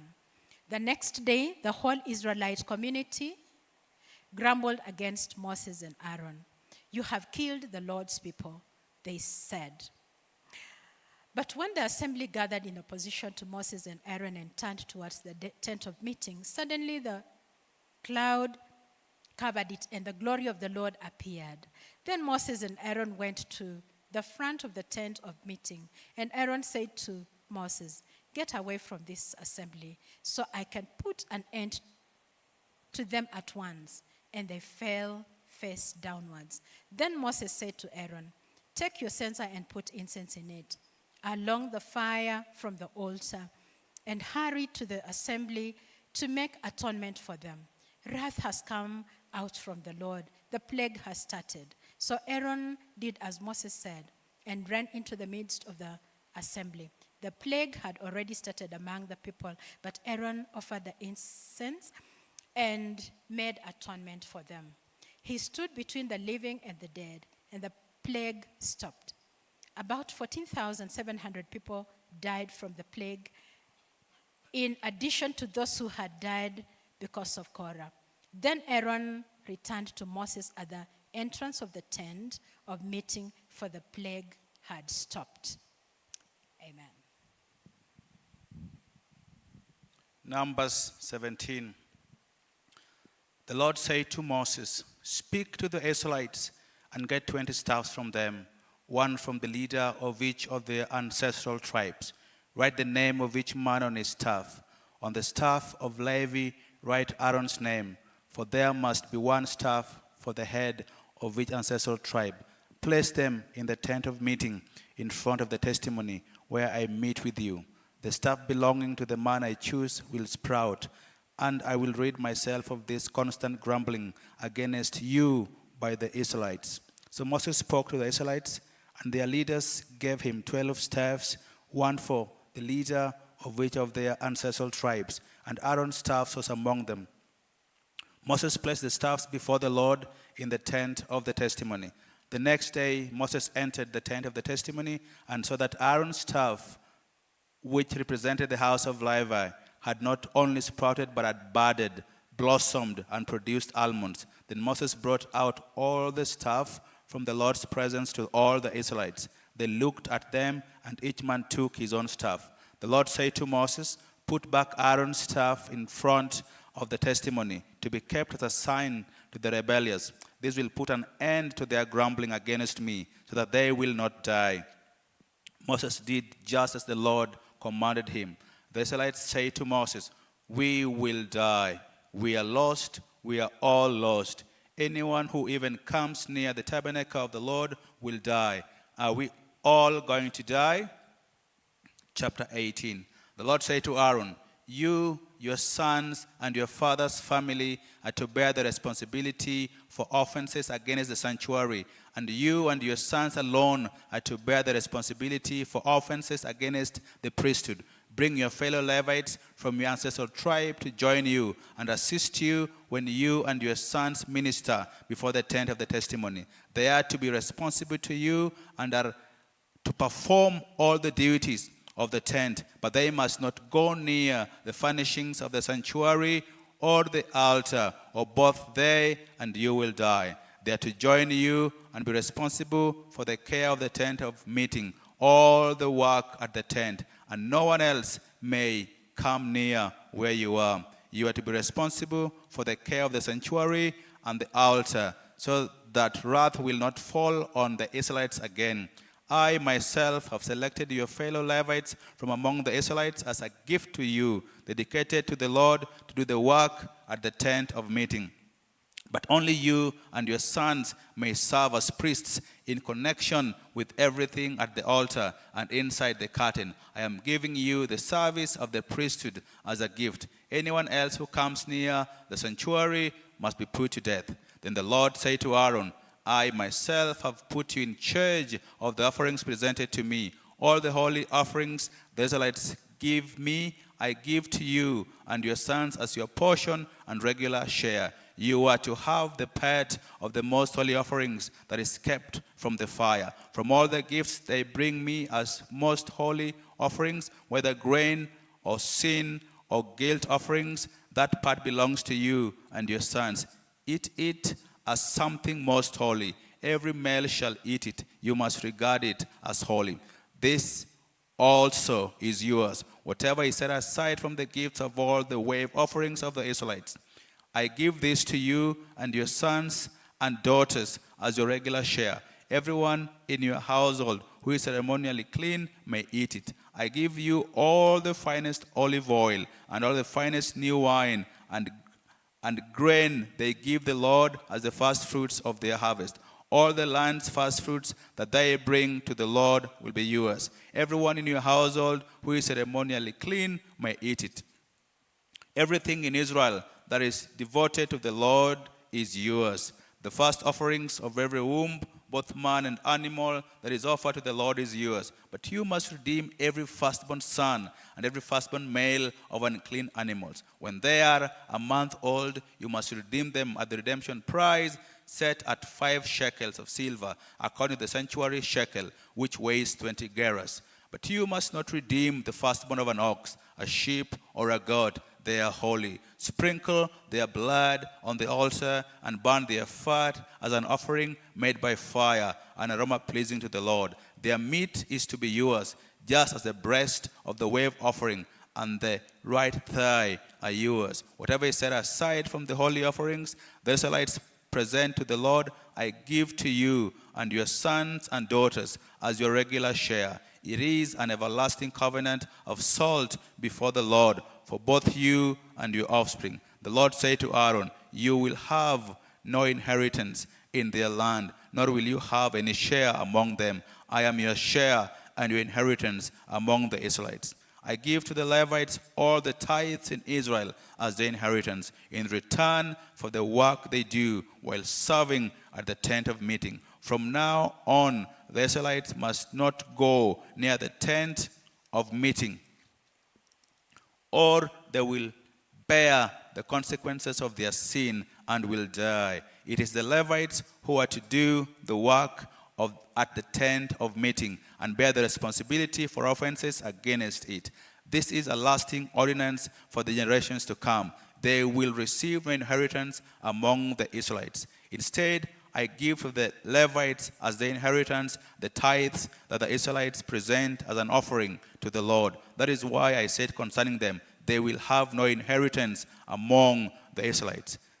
The Lord said to Moses, "Speak to the Levites and say to them, when you receive from the Israelites the tithe I give you as your inheritance, you must present a tenth of that tithe as the Lord's offering. Your offering will be reckoned to you as grain from the threshing floor or juice from the winepress. In this way, you also will present an offering to the Lord from all the tithe you receive from the Israelites.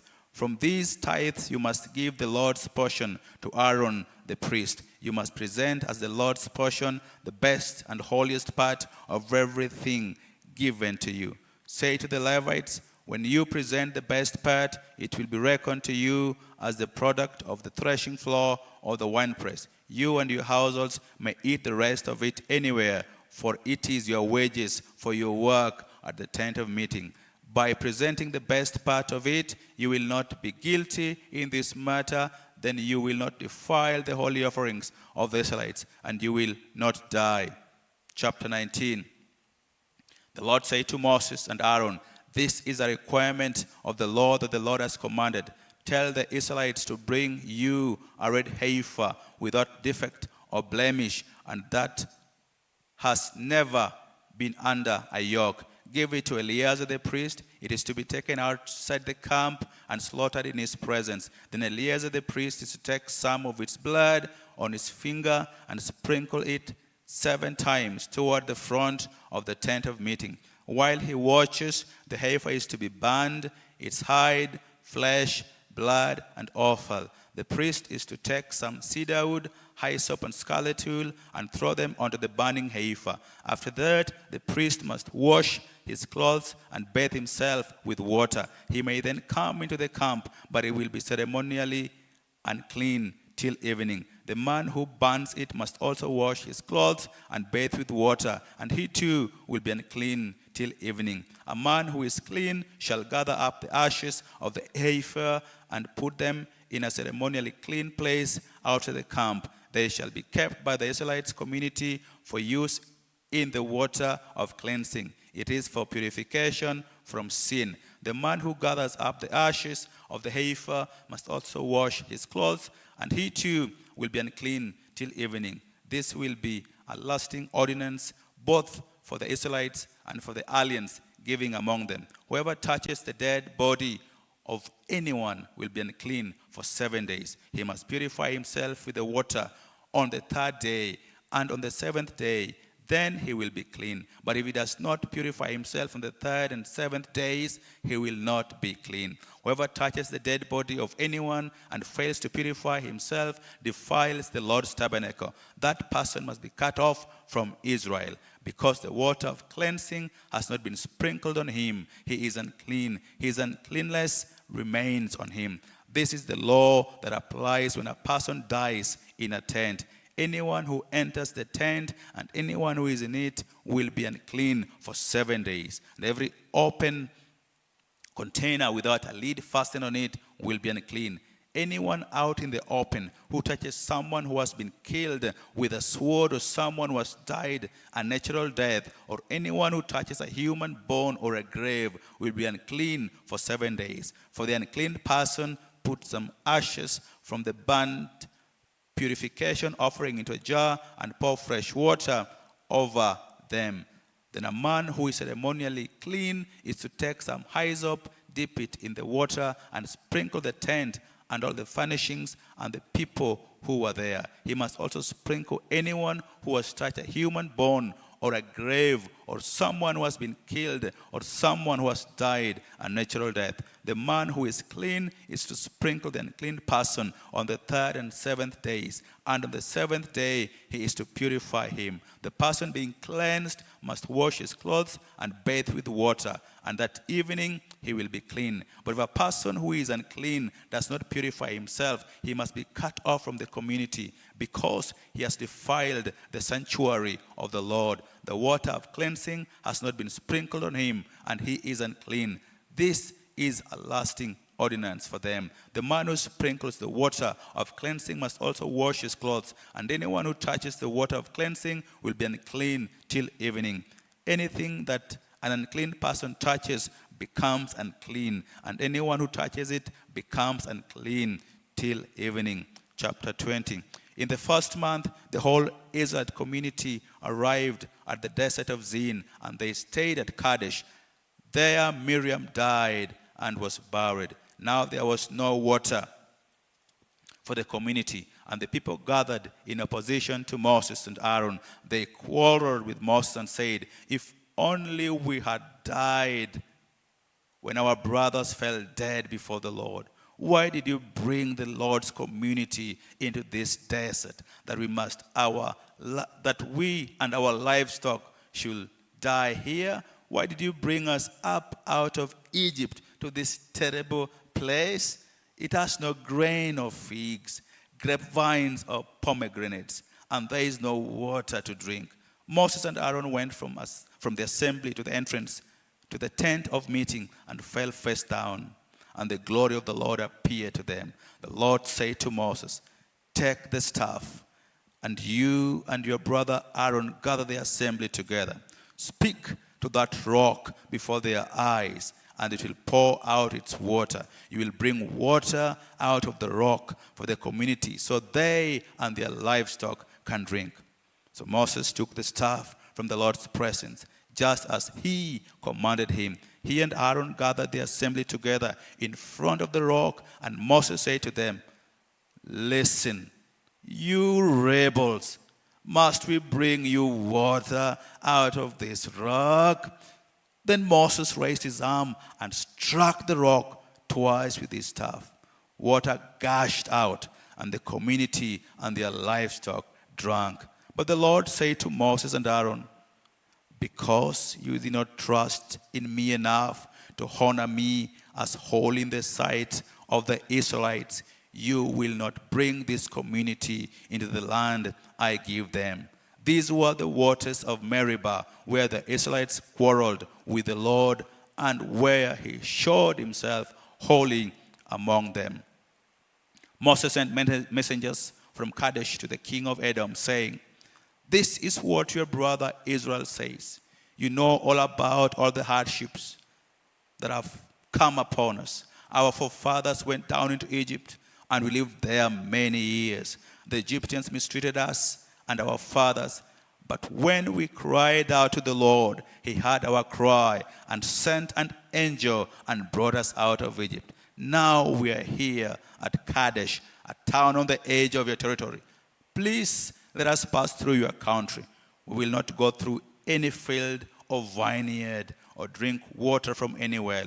We will travel along the king's highway and not turn to the right or to the left until we have passed through your territory. But Edom answered, you may not pass through here. If you try, we will march out and attack you with a sword. The Israelites replied, we will go along the main road, and if we or our livestock drink any of your water, we will pay for it. We only want to pass through on foot, nothing else. Again, they answered, you may not pass through. Then Edom came out against them with a large and powerful army. Since Edom refused to let them go through their territory, Israel turned away from them. The whole Israelite community set out from Kadesh and came to Mount Hor. At Mount Hor, near the border of Edom, the Lord said to Moses and Aaron, Aaron will be gathered to his people. He will not enter the land I give the Israelites, because both of you rebelled against my command at the waters of Meribah. Get Aaron and his son Eleazar and take them up Mount Hor. Remove Aaron's garments and put them on his son Eleazar, for Aaron will be gathered to his people. He will die there. Moses did as the Lord had commanded. They went up Mount Hor in the sight of the whole community. Moses removed Aaron's garments and put them on his son Eleazar, and Aaron died there on the top of the mountain. Then Moses and Eleazar came down from the mountain, and when the whole community learned that Aaron had died, the entire house of Israel mourned for him 30 days. 21. When the Canaanite king of Arad, who lived in the Negev, heard that Israel was coming along the road to Atharim, he attacked the Israelites and captured some of them. Then Israel made this vow to the Lord, if you will deliver these people into our hands, we will totally destroy their cities. The Lord listened to Israel's plea and gave the Canaanites over to them.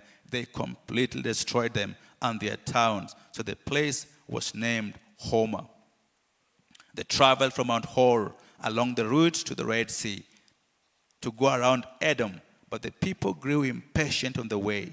They spoke against God and against Moses and said, why have you brought us up out of Egypt to die in the desert? There is no bread, there is no water, and we detest this miserable food. Then the Lord sent venomous snakes among them. They bit the people, and many Israelites died. The people came to Moses and said, we sinned when we spoke against the Lord and against you. Pray that the Lord will take the snakes away from us. So Moses prayed for the people. The Lord said to Moses, make a snake and put it up on a pole. Anyone who is bitten can look at it and live. So Moses made a bronze snake and put it up on a pole. Then, when anyone was bitten by a snake and looked at the bronze snake, he lived. The Israelites moved on and camped at Oboth. Then they set out from Oboth and camped in Abarim, in the desert that faces Moab toward the sunrise. From there, they moved on and camped in the Zered Valley. They set out from there and camped alongside the Arnon, which is in the desert extending into Amorite territory. The Arnon is the border of Moab, between Moab and the Amorites. That is why the book of the Vows of the Lord says, Waheb in Shufah, and the ravines, the Arnon and the slopes of the ravines that lead to the site of Ar and lie along the border of Moab. From there, they continued on to Beer, the well where the Lord said to Moses, gather the people together, and I will give them water. Then Israel sang this song, Spring up, O well, sing about it, about the well that the princes dug, that the nobles of the people sank, the nobles with scepters and staffs. Then they went from the desert to Matana, from Matana to Nahaliel, from Nahaliel to Bamoth, and from Bamoth to the valley in Moab, where the top of Pisgah overlooks the wasteland. Israel sent messengers to say to Sihon, king of the Amorites, let us pass through your country. We will not turn aside into any field or vineyard or drink water from any well. We will travel along the king's highway until you have passed through your territory. But Sihon will not let Israel pass through his territory. He mustered his entire army and marched out into the desert against Israel. When he reached Jahaz, he fought with Israel. Israel, however, put him to the sword and took over his land from the Arnon to the Jabbok, but only as far as the Ammonites, because their border was fortified. Israel captured all the cities of the Amorites and occupied them, including Heshbon and all its surrounding settlements. Heshbon was the city of Sihon, king of the Amorites, who had fought against the former king of Moab and had taken from him all his land as far as the Arnon.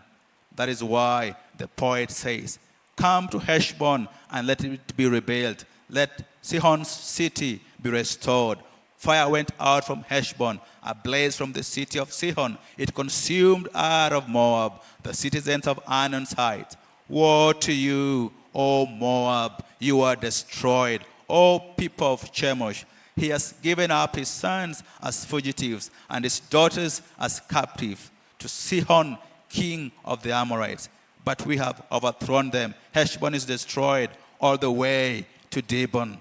We have demolished them as far as Nophah, which extends to Meribah.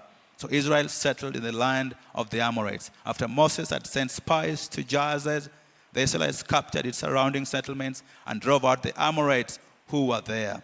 Then they turned and went up along the road toward Bashan. And Og, king of Bashan, and his whole army marched out to meet them in battle at Edrei. The Lord said to Moses, do not be afraid of him, for I have handed him over to you with his whole army and his land. Do to him what you did to Sihon, king of the Amorites, who reigned in Heshbon. So they struck him down together with his sons and his whole army, leaving them no survivors, and they took possessions of his land. Chapter 22. Then the Israelites traveled to the plains of Moab and camped along the Jordan across from Jericho. Now Balak, son of Zippor, saw all that Israel had done to the Amorites, and Moab was terrified because there were so many people. Indeed, Moab was filled with dread because of the Israelites. The Moabites say to the elders of Midian, this horde is going to lick up everything around us, as an ox licks up the grass of the field. So Balak, son of Zippor, who was king of Moab at that time, sent messengers to summon Balaam, son of Peor, who was at Peor near the river in his native land. Balak said, a people has come out of Egypt. They cover the face of the land and have settled next to me. Now come and put a curse on these people, because they are too powerful for me. Perhaps then I will be able to defeat them and drive them out of the country. For I know that those you bless are blessed, and those you curse are cursed. The elders of Moab and Midian left, taking with them the fee for divination. When they came to Balaam, they told him what Balak had said. Spend the night here, Balaam said to them, and I will bring you back the answer the Lord gives me. So the Moabite princes stayed with him. God came to Balaam and asked, who are these men with you? Balaam said to God, Balak, son of Zippor, king of Moab, sent me this message. A people that has come out of Egypt covers the face of the land. Now come and put a curse on them for me. Perhaps then I will be able to fight them and drive them away. But God said to Balaam, do not go with them. You must not put a curse on those people, because they are blessed. The next morning, Balaam got up and said to Balak's princes, go back to your own country, for the Lord has refused to let me go with you. So the Moabite princes returned to Balak and said, Balaam refused to come with us. Then Balak sent other princes, more numerous and more distinguished than the first. They came to Balaam and said, this is what Balak, son of Zippor, says. Do not let anything keep you from coming to me, because I will reward you handsomely and do whatever you say. Come and put a curse on these people for me. But Balaam answered them, even if Balak gave me his palace filled with silver and gold, I could not do anything great or small to go beyond the command of the Lord my God. Now stay here tonight as the others did, and I will find out what else the Lord will tell me. That night, God came to Balaam and said, since these men have come to summon you, go with them, but do only what I tell you. Balaam got up in the morning, saddled his donkey, and went with the princes of Moab. But God was very angry when he went, and the angel of the Lord stood in the road to oppose him. Balaam was riding on his donkey, and his two servants were with him. When the donkey saw the angel of the Lord standing in the road with a drawn sword in his hand, she turned off the road into a field. Balaam beat her to get her back on the road. Then the angel of the Lord stood in a narrow path between two vineyards with walls on both sides. When the donkey saw the angel of the Lord, she pressed close to the wall, crushing Balaam's foot against it. So he beat her again. Then the angel of the Lord moved on ahead and stood in a narrow place where there was no room to turn, either to the right or to the left. When the donkey saw the angel of the Lord, she lay down under Balaam, and he was angry and beat her with his staff. Then the Lord opened the donkey's mouth, and she said to Balaam, what have I done to you to make you beat me these 3 times? Balaam answered the donkey, you have made a fool of me. If I had a sword in my hand, I will kill you right now. The donkey said to Balaam, am I not your own donkey, which you have always ridden to this day? Have I been in the habit of doing this to you? No, he said. Then the Lord opened Balaam's eyes, and he saw the angel of the Lord standing in the road with his sword drawn. So he bowed low and fell face down. The angel of the Lord asked him, why have you beaten your donkey these 3 times? I have come here to oppose you because your path is a reckless one before me. The donkey saw me and turned away from me these 3 times. If she had not turned away, I would certainly have killed you by now, but I will have spared her. Balaam said to the angel of the Lord, I have sinned. I did not realize you were standing in the road to oppose me. Now, if you are displeased, I will go back.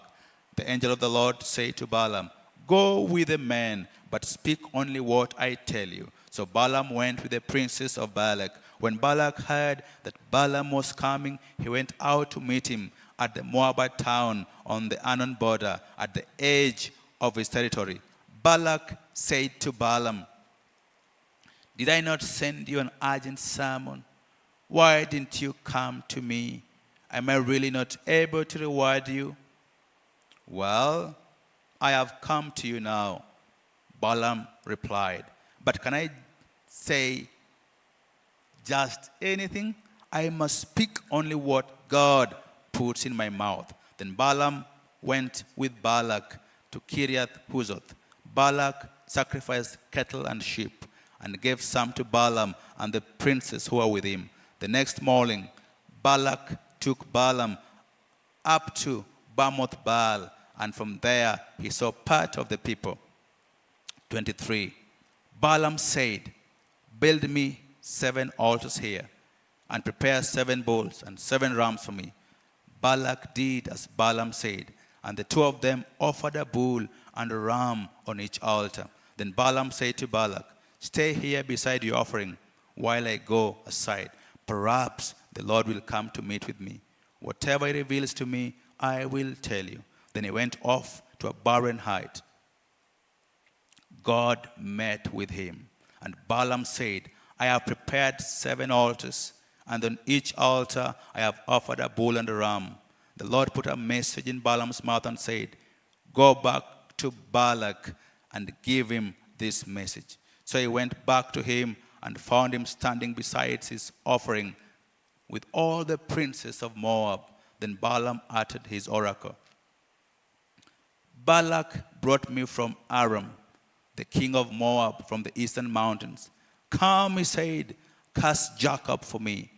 Come, denounce Israel. How can I curse those whom God has not cursed? How can I denounce those whom the Lord has not denounced? From the rocky peaks I see them. From the heights I view them. I see a people who live apart and do not consider themselves one of the nations. Who can count the dust of Jacob or number the 4th part of Israel? Let me die the death of the righteous, and may my end be like theirs." Balak said to Balaam, "What have you done to me? I brought you to curse my enemies, but you have done nothing but bless them." He answered, "Must I not speak what the Lord puts in my mouth?" Then Balak said to him, "Come with me to another place where you can see them. You will see only a part, but not all of them. And from there, cast them for me." So he took him to the field of Zophim on the top of Pisgah. And there he built 7 altars and offered a bull and a ram on each altar. Balaam said to Balak, "Stay here beside your offering while I meet with him over there." The Lord met with Balaam and put a message in his mouth and said, "Go back to Balak and give him this message." So he went to him and found him standing beside his offering with the princes of Moab. Balak asked him, "What did the Lord say?" Then he uttered this oracle. "Arise, Balak, and listen. Hear me, son of Zippor. God is not a man that he should lie, nor a son of a man that he should change his mind. Does he speak and then not act? Does he promise and not fulfill? I have received a command to bless. He has blessed, and I cannot change it. No misfortune is seen in Jacob, no misery observed in Israel. The Lord their God is with them. The shout of the king is among them. God brought them out of Egypt. They have the strength of a wild ox. There is no sorcery against Jacob, no divination against Israel. It will now be said of Jacob and of Israel, see what God has done. The people rise like a lioness. They rouse themselves like a lion that does not rest till he devours his prey and drinks the blood of his victims. Then Balak said to Balaam, neither curse them at all, nor bless them at all. Balaam answered, Did I not tell you I must do whatever the Lord says? Then Balak said to Balaam, come, let me take you to another place. Perhaps it will please God to let you cast them for me from there. And Balak took Balaam to the top of Peor, overlooking the wasteland. Balaam said, build me 7 altars here, and prepare 7 bulls and 7 rams for me. Balak did as Balaam had said, and offered a bull and a ram on each altar. 24. Now when Balaam saw that it pleased the Lord to bless Israel, he did not resort to sorcery as at other times, but turned his face toward the desert. When Balaam looked out and saw Israel encamped tribe by tribe, the Spirit of God came upon him, and he uttered his oracle, the oracle of Balaam, son of Beor, the oracle of one whose eye sees clearly, the oracle of one who hears the words of God, who sees a vision from the Almighty, who falls prostrate and whose eyes are opened. How beautiful are your tents, O Jacob, your dwelling places, O Israel. Like valleys they spread out, like gardens beside a river, like aloes planted by the Lord, like cedars beside the waters.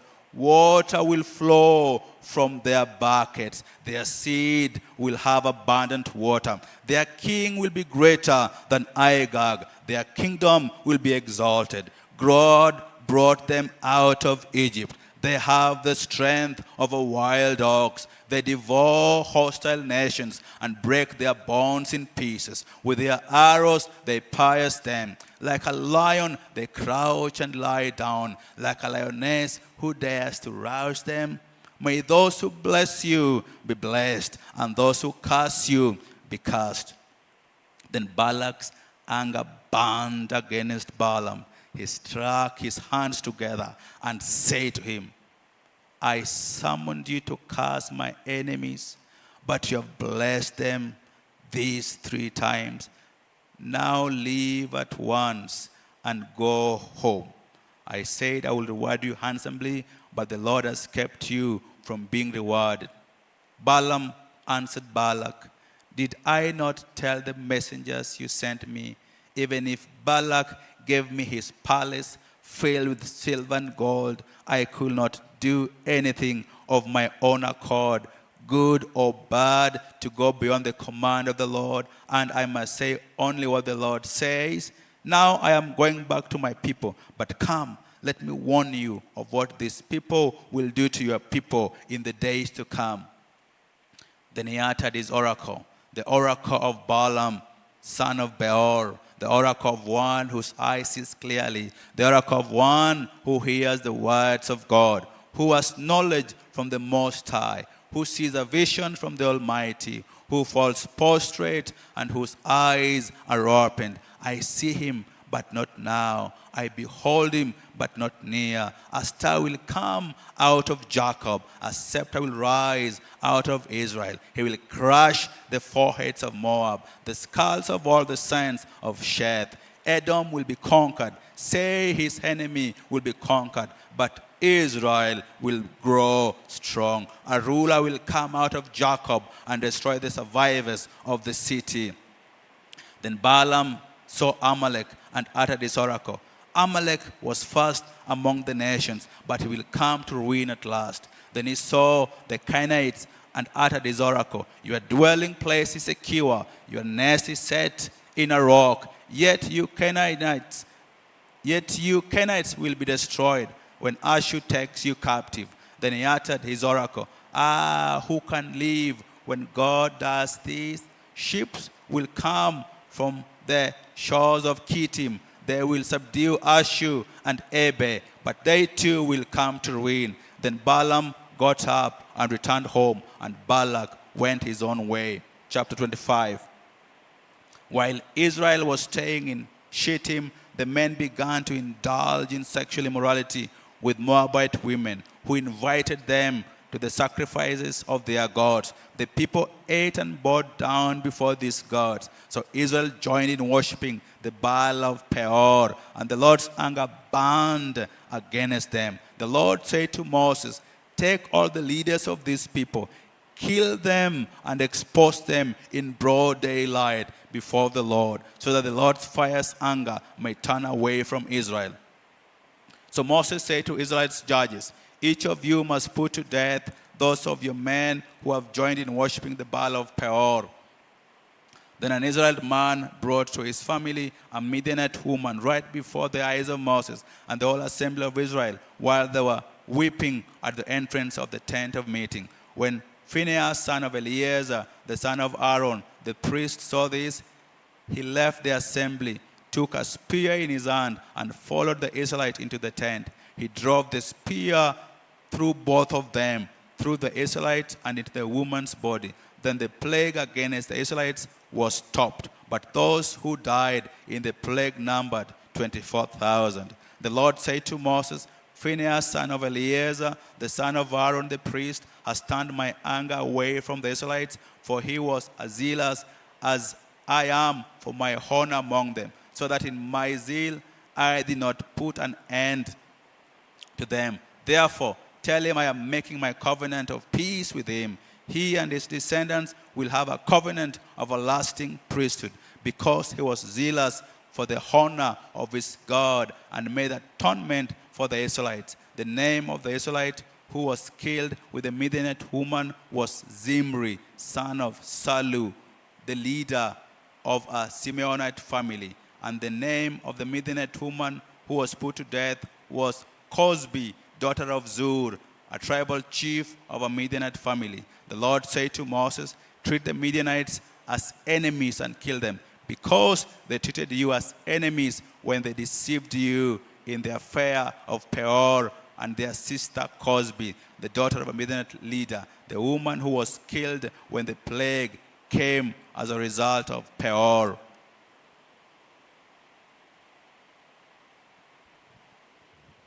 Chapter 26.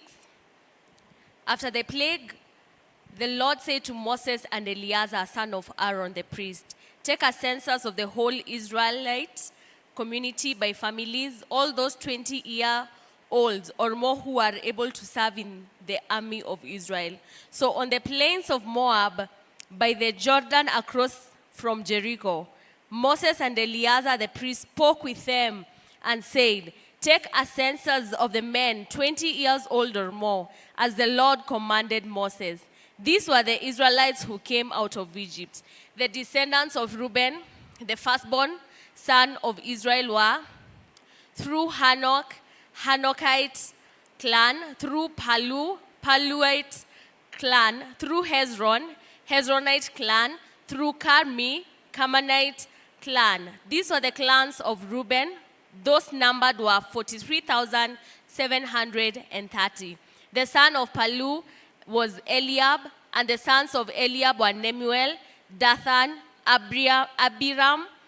The same Dathan and Abiram were the community officials who rebelled against Moses and Aaron and were among Korah's followers when they rebelled against the Lord.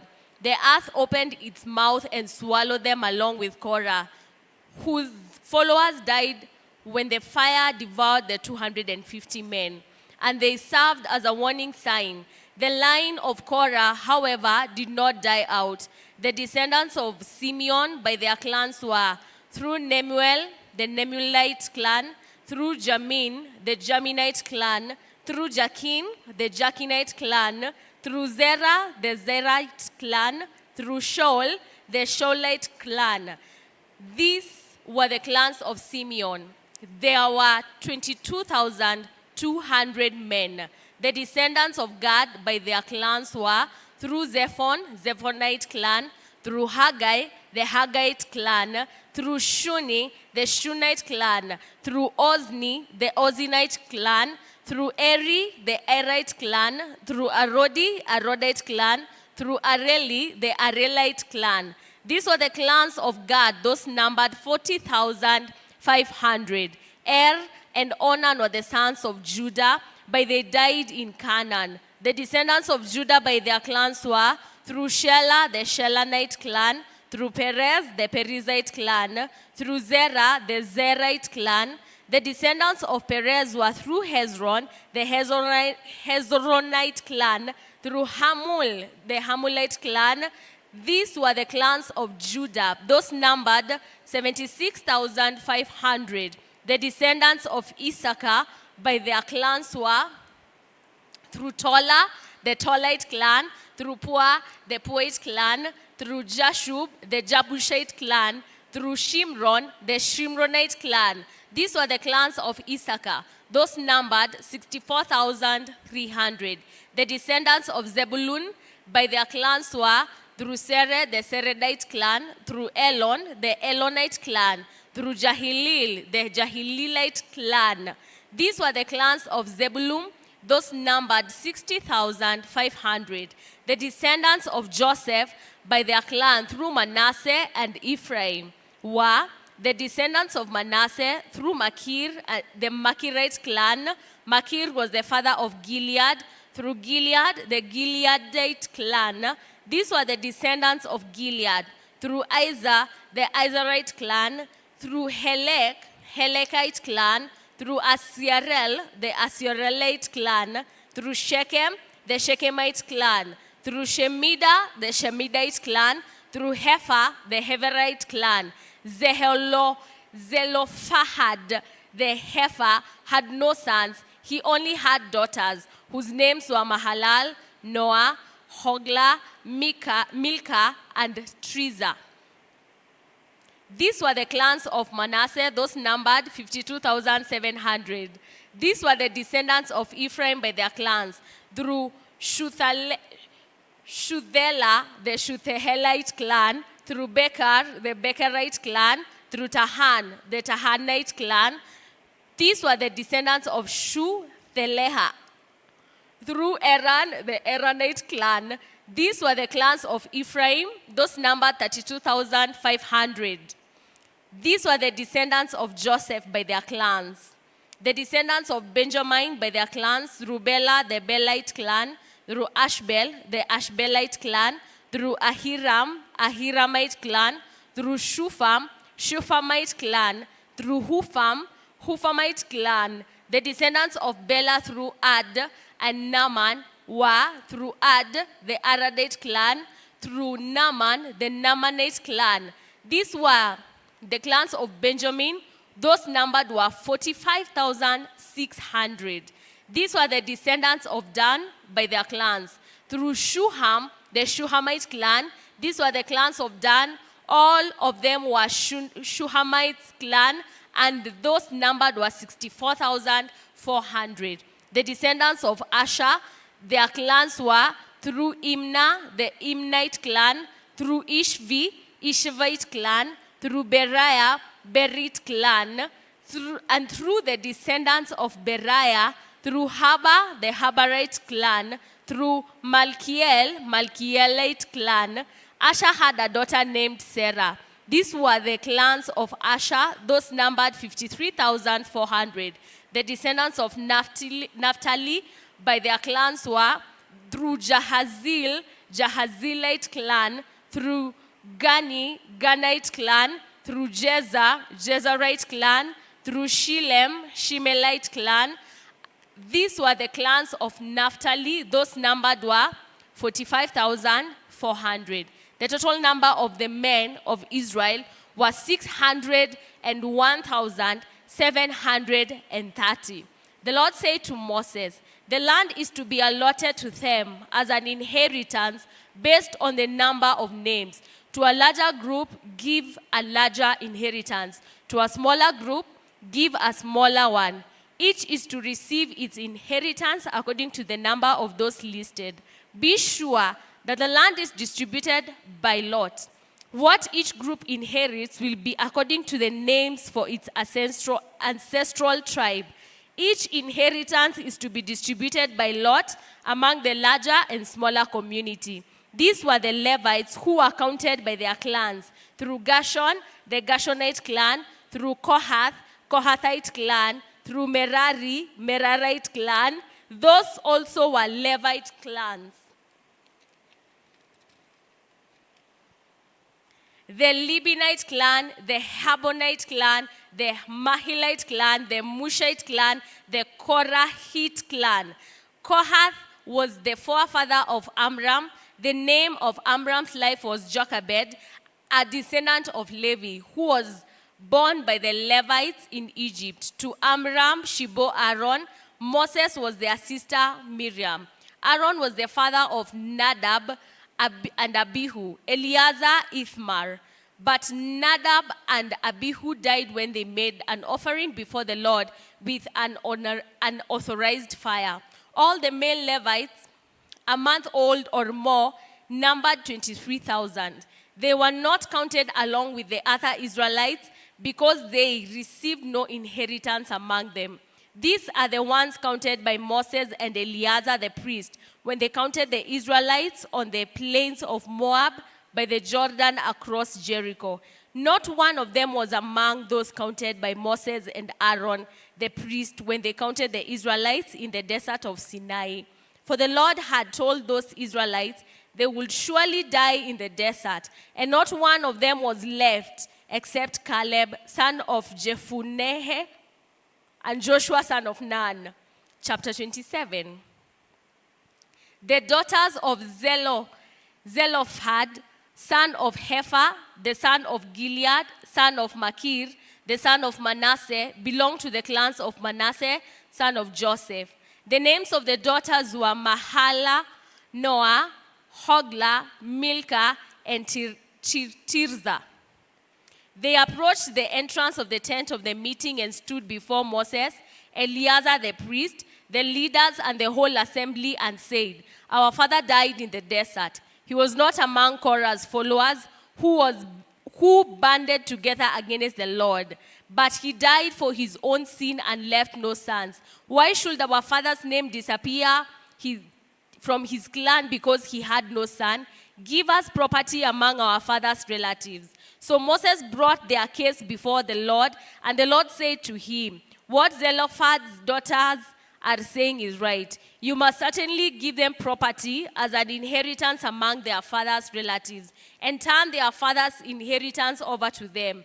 Say to the Israelites, if a man dies and leaves no son, turn his inheritance over to his daughter. If he has no daughter, give his inheritance to his brothers. If he has no brothers, give his inheritance to his father's brothers. If his father had no brothers, give his inheritance to the nearest relative in his clan, that he may possess it. This is to be a legal requirement for the Israelites, as the Lord commanded Moses."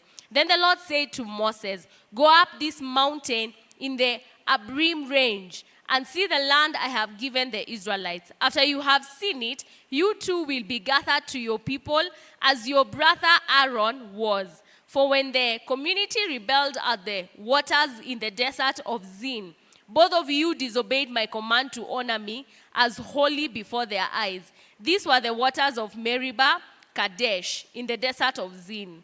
Moses said to the Lord, "May the Lord, the God of spirits of all mankind, appoint a man over this community to go out and come in before them, one who will lead them out and bring them in, so the Lord's people will not be like sheep without a shepherd." So the Lord said to Moses, "Take Joshua, son of Nun, a man in whom is the Spirit, and lay your hands on to him. Have him stand before Eleazar the priest and the entire assembly, and commission him in their presence. Give him some of your authority, so the whole Israelite community will obey him. He is to stand before Eleazar the priest, who will obtain decisions for him by inquiring of the Urim before the Lord. At his command, he and the entire community of Israelites will go out, and at his command, they will come in." Moses did as the Lord commanded him. He took Joshua and had him stand before Eleazar the priest and the whole assembly. Then he laid his hands on him and commissioned him as the Lord instructed through Moses. Chapter 28. The Lord said to Moses, give this command to the Israelites and say to them, see that you present to me at the appointed time the food for my offerings made by fire as an aroma pleasing to me. Say to them, this is the offering made by fire that you are to present to the Lord, 2 lambs a year old without defect, as a regular burnt offering each day.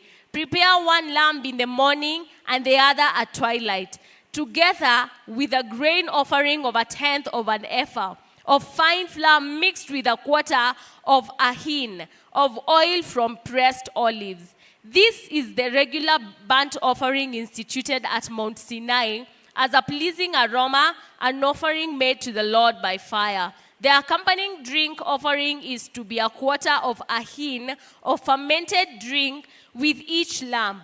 Pour out the drink offering to the Lord at the sanctuary. Prepare the second lamb at twilight, along with the same kind of grain offering and drink offering that you prepare in the morning. This is an offering made by fire, an aroma pleasing to the Lord. On the Sabbath day, make an offering of 2 lambs a year old without defect, together with its drink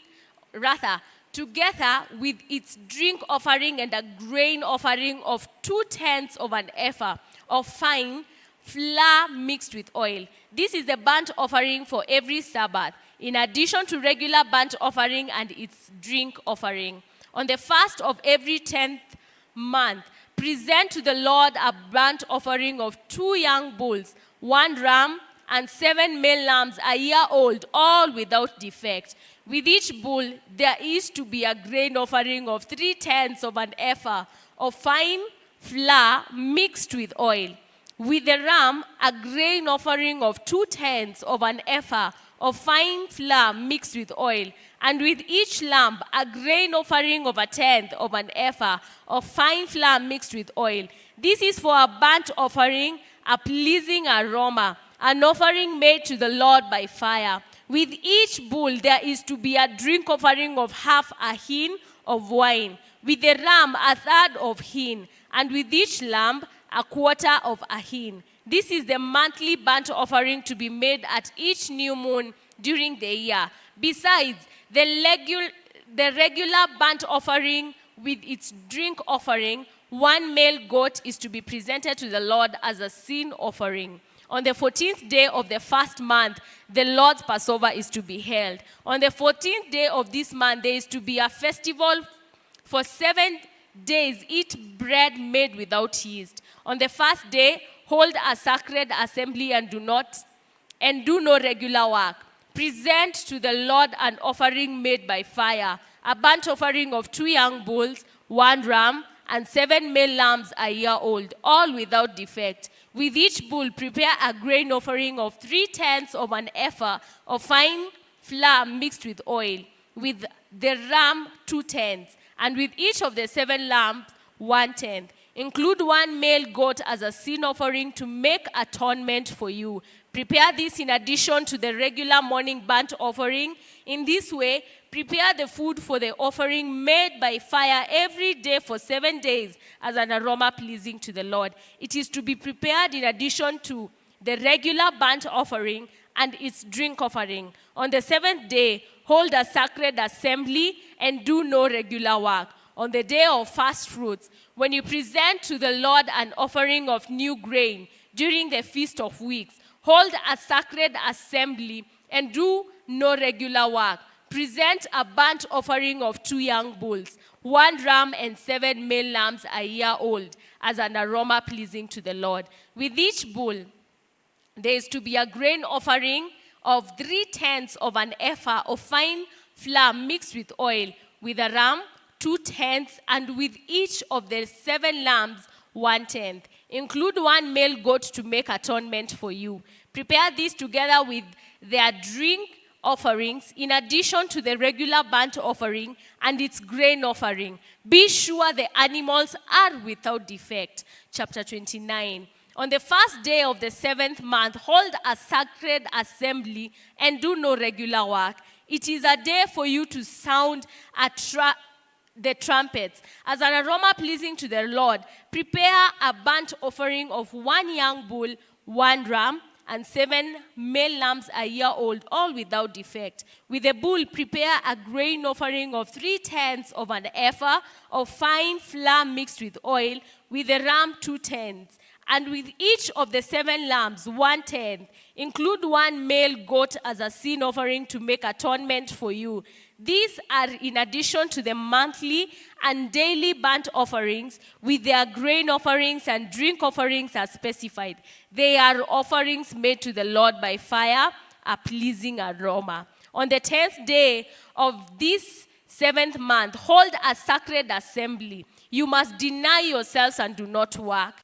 Present as an aroma pleasing to the Lord a burnt offering of 1 young bull, 1 ram, and 7 male lambs a year old, all without defect. With the bull, prepare a grain offering of 3/10 of an ephah of fine flour mixed with oil, with the ram and 2/10, and with each of the 7 lambs 1/10. Include 1 male goat as a sin offering, in addition to the sin offering for atonement and the regular burnt offering, with its grain offering and their drink offerings. On the 15th day of the 7th month, hold a sacred assembly and do no regular work. Celebrate a festival to the Lord 7 days. Present an offering made by fire as an aroma pleasing to the Lord. A burnt offering of 13 young bulls, 2 rams, and 14 male lambs a year old, all without defect. With each of the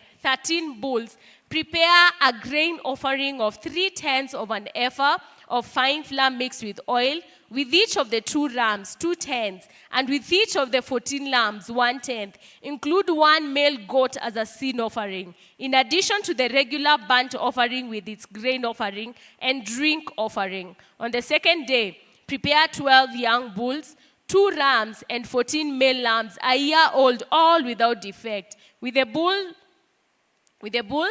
rams, and lambs, prepare their grain offering and drink offering according to the number specified. Include 1 male goat as a sin offering, in addition to the regular burnt offering, with its grain offering and their drink offerings. On the 3rd day, prepare 11 bulls, 2 rams, and 14 male lambs a year old, all without defect. With the bull, rams, and lambs, prepare their grain offering and drink offering according to the number specified. Include 1 male goat as a sign offering, as a sin offering, in addition to the regular burnt offering with its grain offering and drink offering. On the 4th day, prepare 10 bulls, 2 rams, and 14 male lambs a year old, all without defect. With the bulls, rams, and lambs, prepare their grain offerings and drink offerings according to the number specified. Include 1 male as a sin offering, in addition to the regular burnt offering with its grain offering and drink offering. On the 5th day, prepare 9 bulls, 2 rams, 14 male lambs a year old, all without defect. With the bulls, rams, and lambs, prepare their grain offerings and drink offerings according to the number specified. Include 1 male goat as a sign offering, as a sin offering, in addition to the regular burnt offering with its grain offering and drink offering. On the 6th day, prepare 8 bulls, 2 rams, and 14 male lambs a year old, all without defect. With the bulls, rams, and lambs, prepare the grain offerings, drink offerings according to the number specified. Include 1 male goat as a sin offering, in addition to the regular burnt offering with its grain offering and drink offering. On the 7th day, prepare 7 bulls, 2 rams, and 14 male lambs a year old without defect. With the bulls, rams, and lambs, prepare their grain offerings and drink offerings according to the number specified. Include 1 male goat as a sin offering, in addition to the regular burnt offering with its grain offering and drink offering. On the 8th day, hold an assembly and do no regular work. Present an offering made by fire as an aroma pleasing to the Lord, a burnt offering of 1 bull, 1 ram, and 7 male lambs a year old, all without defect. With the bull, the ram, and the lambs prepare their grain offerings and drink offerings according to the number specified. Include one male goat as a sin offering in addition to the regular burnt offering with its grain offering and drink offering. In addition to what you vow and your free will offerings, prepare these for the Lord at your appointed feasts, your burnt offerings, grain offerings, drink offerings, and fellowship offerings. Moses told the Israelites all that the Lord commanded him. Chapter 30. Moses said to the heads of the tribes of Israel, "This is what the Lord commands. When a man makes a vow to the Lord or takes an oath to obligate himself by a pledge, he must not break his word, but must do everything he said. When a young man still living in her father's house makes a vow to the Lord or obligates herself by a pledge, and her father hears her vow or pledge, but says nothing to her, then all her vows and every pledge by which she obligated herself will stand. But if her father forbids her when he hears about it, none of her vows or pledges by which she obligated herself will stand. The Lord will release her because her father has forbidden her. If she marries after she makes a vow or after her lips utter a rash promise by which she obligates herself, and her husband hears about it but says nothing to her, then her vows or the pledges by which she obligated herself will stand. But if her husband forbids her when he hears about it, he nullifies the vow and obligates herself or the rash promise by which she obligates herself, and the Lord will release her.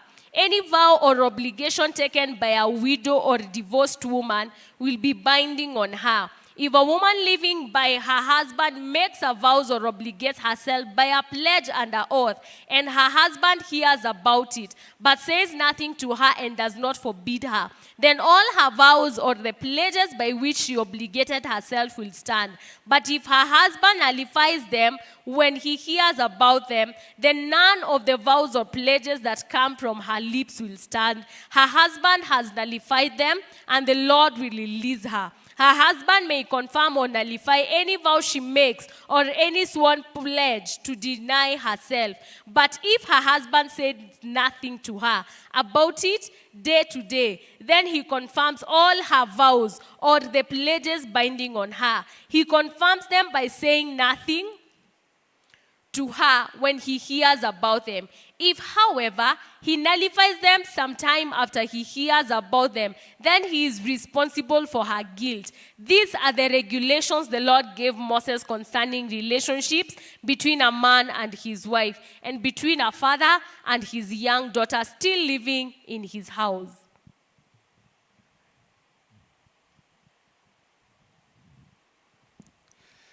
Numbers 31. Virgins on the Midianites.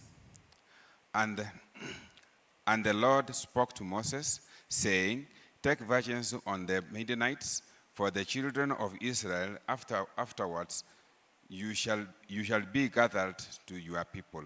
So Moses spoke to the people, saying, "Arm some of yourselves for war, and let them go against the Midianites, to take the virgins for the Lord on the Midian. 1,000 from each tribe of all the tribes of Israel you shall send to the wall." So they were recruited from the divisions of Israel, 1,000 from each tribe, 12,000 armed for war. Then Moses sent them to the war, 1,000 from each tribe. He sent them to the war from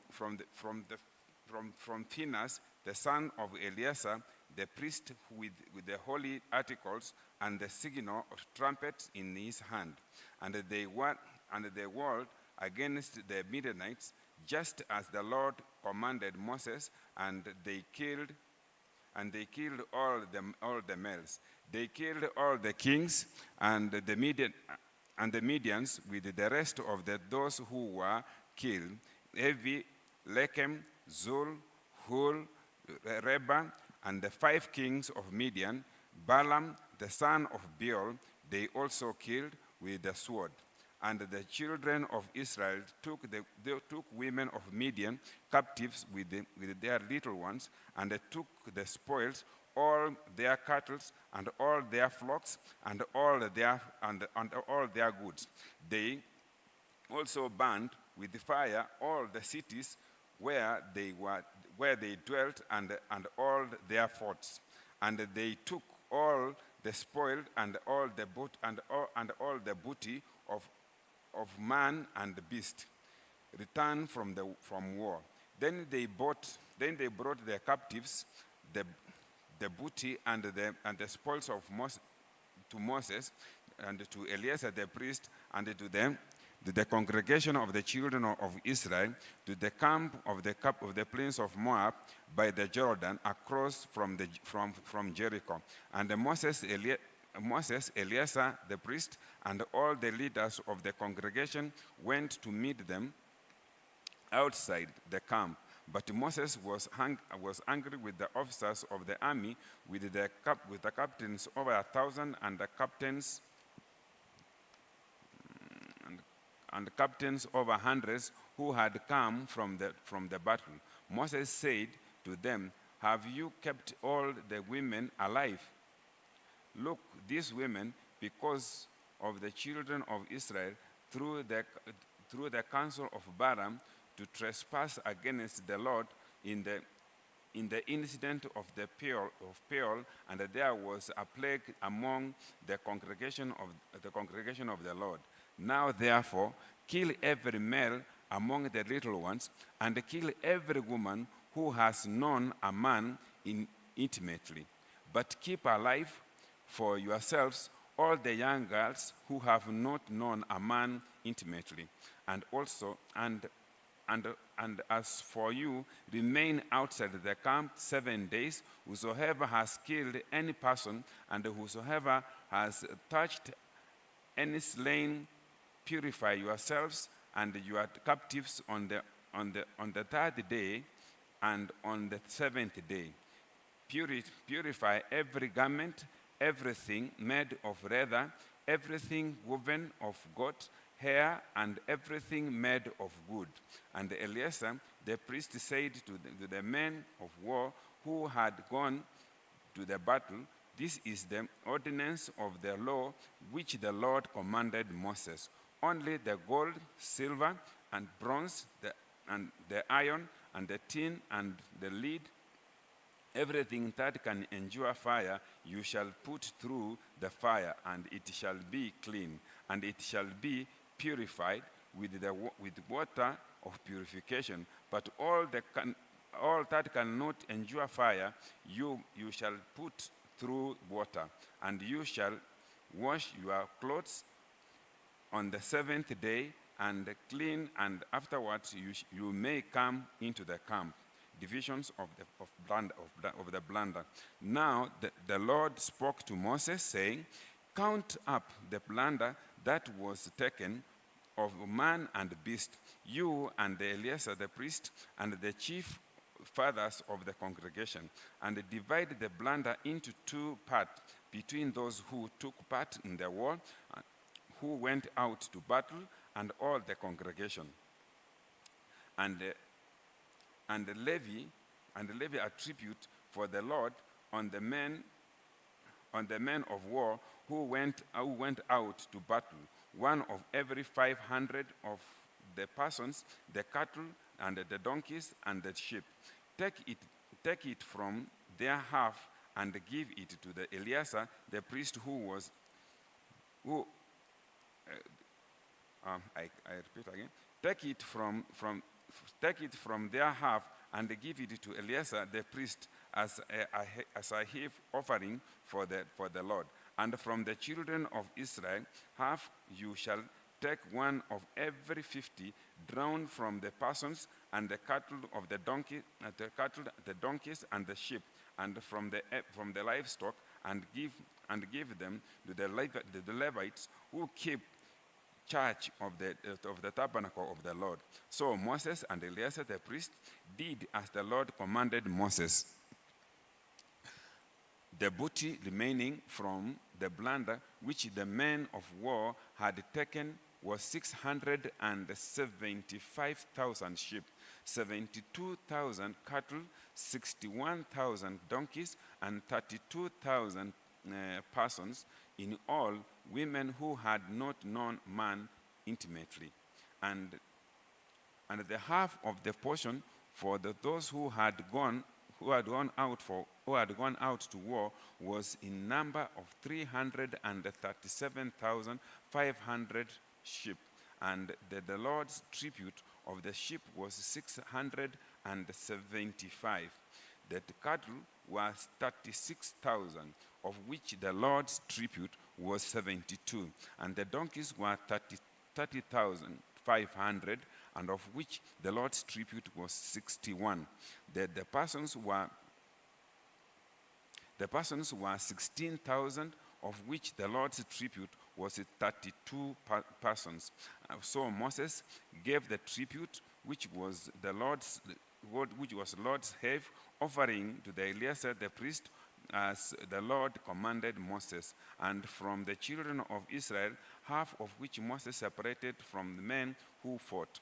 Now, half of the belonging to the congregation was 337,500 sheep, 36,000 cattle, 30,500 donkeys, and 16,000 persons. And from the children of Israel, half of Moses took one of every 50, drawn from man and beast, and gave them to the Levites, who kept in charge of the tabernacle of the Lord, as the Lord commanded Moses. Then the officers, who were over 1,000 of the army, and the captains of 1,000s and the captains of 100s, came near Moses, and they said to Moses, "Your servants have taken account of men of war who are under our command, and not a man of us is missing. Therefore we have brought an offering for the Lord, that every man found of ornament of gold, amulets and bracelets and signets, rings and earrings and necklaces, to make an atonement for ourselves before the Lord." So Moses and Eleazar the priest received the gold from them, and all the fashioned ornaments, and all the gold of the offering that they offered the Lord from the captains of the thousands and the captains of 100s, and was 16,750 shekels. The men of war that had taken spoil, every man for himself. 54. Moses and Eleazar, the priest, received the gold from the captains of thousands and of hundreds, and they brought it into the tabernacle of the meetings. So the tabernacle of meetings as the memorial for the children of Israel before the Lord. 32. The tribe settling east of Jordan. Now the children of Reuben and the children of Gad had a very great multitude of livestock, and when they saw the land of Jazer and the land of Gerard, that indeed the region was a place for livelihood, for livestock, the children of Gad and the children of Reuben came and spoke to Moses and to Eleazar the priest and the leaders of the congregation, saying, "Atroth, Debon, Jazer, Nimrah, Hesbon, Eliah, Shaban, and Nebo and Beon, the country which the Lord defeated before the congregation of Israel, is a land of livestock, and your servants have livestock."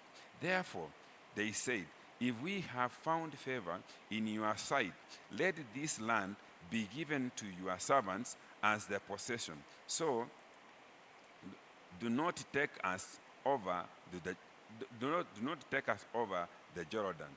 Moses said to the children of Gad and to the children of Reuben, "Shall your brethren go to war while you sit here? Now, why will you discourage the heart of the children of Israel from going over into the land which the Lord has given them?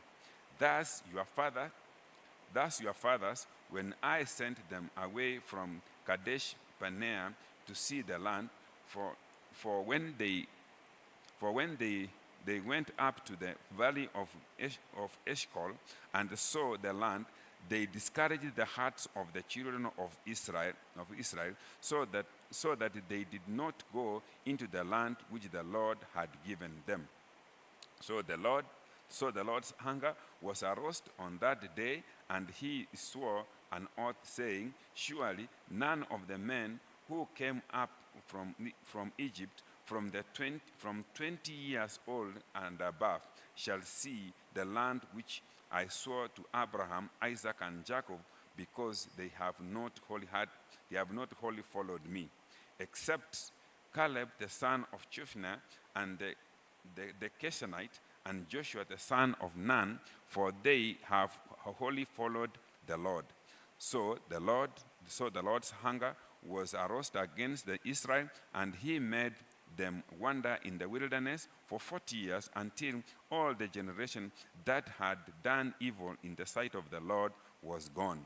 And look, you have risen in your father's place abroad on sinful men, to increase still more the fears and hunger of the Lord against Israel. For if you turn away from following him, he will once again leave them in the wilderness, and you will destroy all these people. Then they came near to him and said, we will build a sheepfolds here for our livestock, and cities for our little ones, but we ourselves will be armed, ready to go before the children of Israel until we have brought them to their place, and our little ones will dwell in the fortified cities because of our inhabitants, because of the inhabitants of the land. We will not return to our home until every one of the children of Israel has received his inheritance.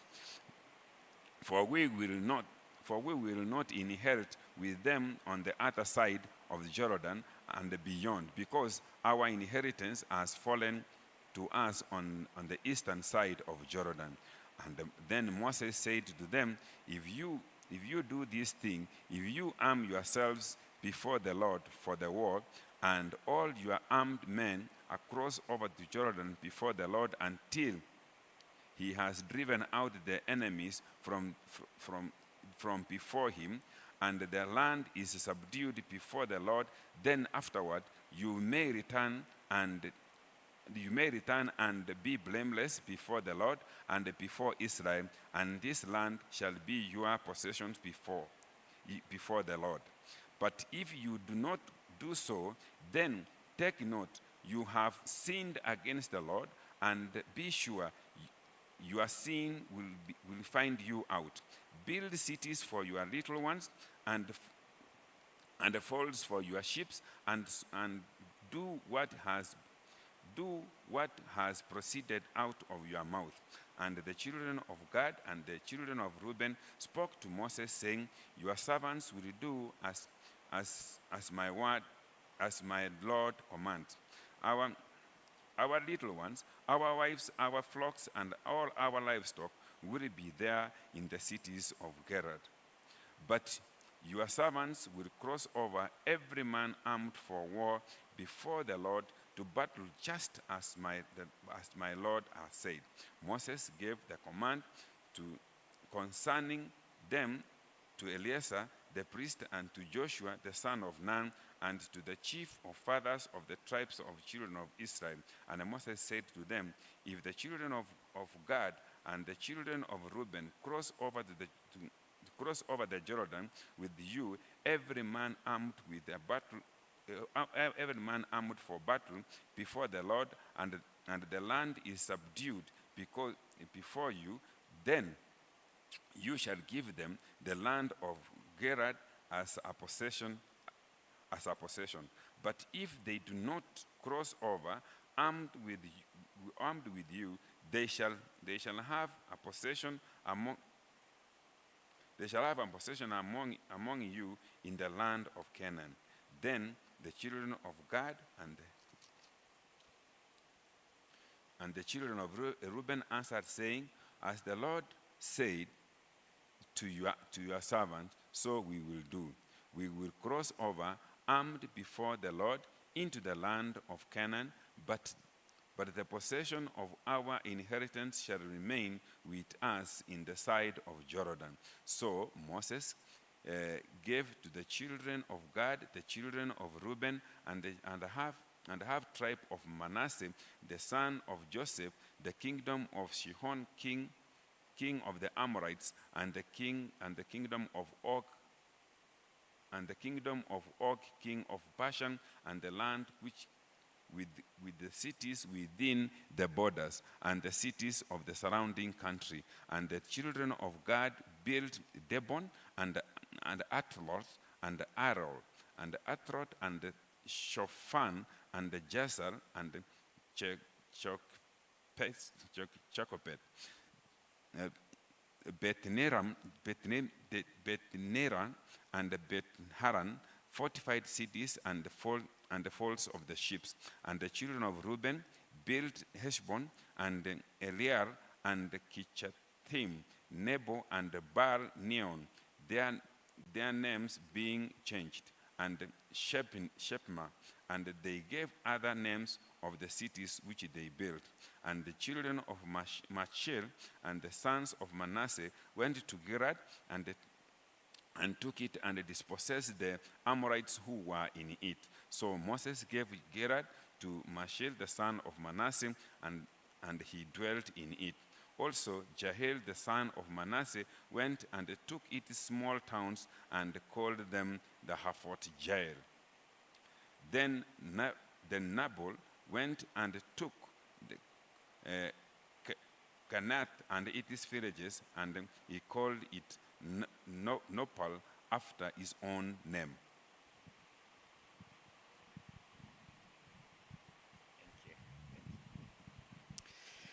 Numbers chapter 33.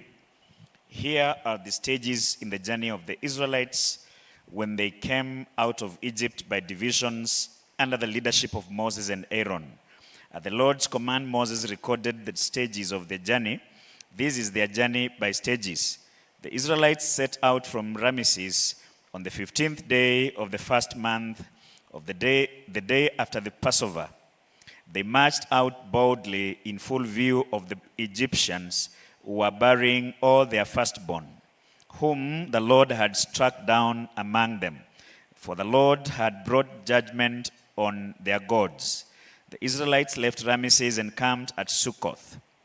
They left Succoth and camped at Etham, on the edge of the desert. They left Etham and turned back to Pihahiroth, to the east of Baal-Zephon, and camped near Migdol. They left Pihahiroth and passed through the sea into the desert. And when they had traveled for 3 days in the desert of Etham, they camped at Marah. They left Marah and went to Elim, where there were 12 springs and 70 palm trees, and they camped there. They left Elim and camped at the Red Sea. They left the Red Sea and camped at the desert of Sin. They left the desert of Sin and camped at Dofkar. They left Dofkar and camped at Alush. They left Alush and camped at Raphidim, where there was no water for the people to drink. They left Raphidim and camped in the desert of Sinai. They left the desert of Sinai and camped at Kibroth Hattaavah. They left Kibroth Hattaavah and camped at Hazeroth. They left Hazeroth and camped at Rithmah. They left Rithmah and camped at Rimmon Perez. They left Rimmon Perez and camped at Libnah. They left Libnah and camped at Rissah. They left Rissah and camped at Kehelathah. They left Kehelathah and camped at Mount Shephar. They left Mount Shephar and camped at Haradah. They left Haradah and camped at Makeloth. They left Makeloth and camped at Tahath. They left Tahath and camped at Terah. They left Terah and camped at Mathkah. They left Mathkah and camped at Hashmonah. They left Hashmonah and camped at Maseroth. They left Maseroth and camped at Ben Jakan. They left Ben Jakan and camped at Hor-Haggidgad.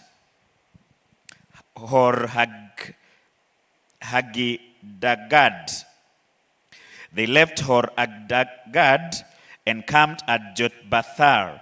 They left Jotbathar and camped at Abronah.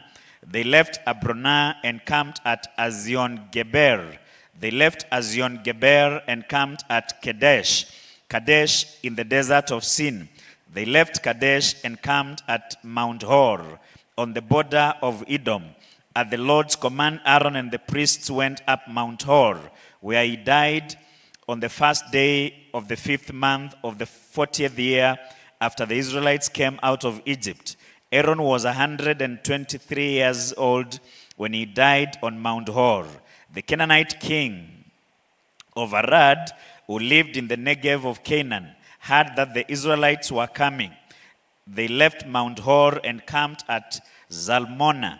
They left Zalmonah and camped at Punon. They left Punon and camped at Oboth. They left Oboth and camped at Aye-Abrim on the border of Moab. They left Iyim and camped at Dobon-Gad. They left Dibon-Gad and camped at Almon-Dablathaim. They left Almon-Dablathaim and camped in the mountains of Abarim near Nebo. They left the mountains of Abarim and camped at the plains of Moab by the Jordan across Jericho.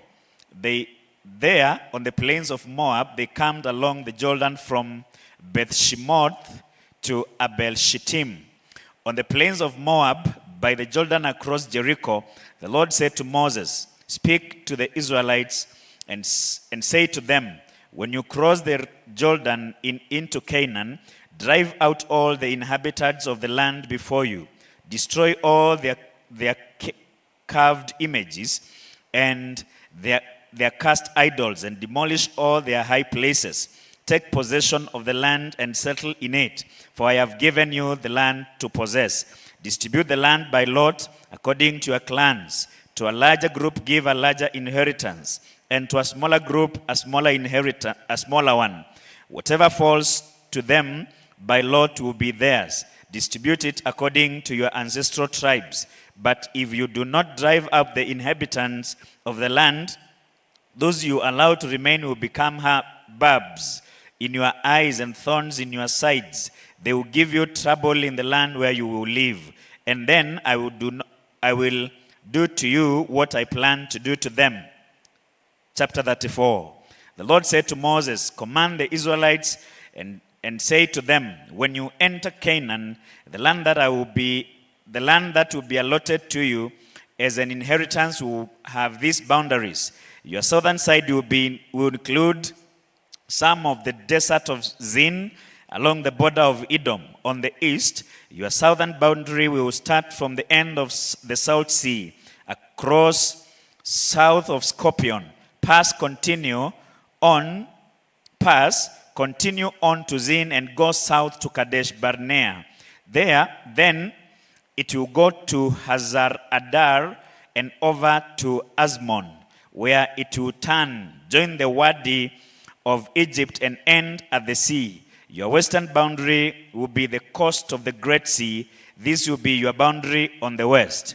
For your northern boundary, run a line from the Great Sea to Mount Hor, and from Mount Hor to Lebo Hamath. Then the boundary will go to Zedad, continue to Ziphron, and end at Hazar Enan. This will be your boundary on the north. For your eastern boundary, run a line from Hazar Enan to Shepham. The boundary will go down from Shepham to Riblah on the east side of Ain and continue along the slopes east of the Sea of Kinnereth. Then the boundary will go down along the Jordan and end at the Salt Sea. This will be your land with its boundaries on every side. Moses commanded the Israelites, assign this land by lot as an inheritance. The Lord has ordered it that it be given to the 9.5 tribes, because the families of the tribe of Reuben, the tribe of Gad, and the half tribe of Manasseh have received their inheritance. These 2.5 tribes have received their inheritance on the east side of the Jordan of Jericho, towards the sunrise. The Lord said to Moses, these are the names of the men who are to assign the land for you as an inheritance. Eleazar the priest and Joshua son of Nun, and appoint one leader from every tribe to help assign the land.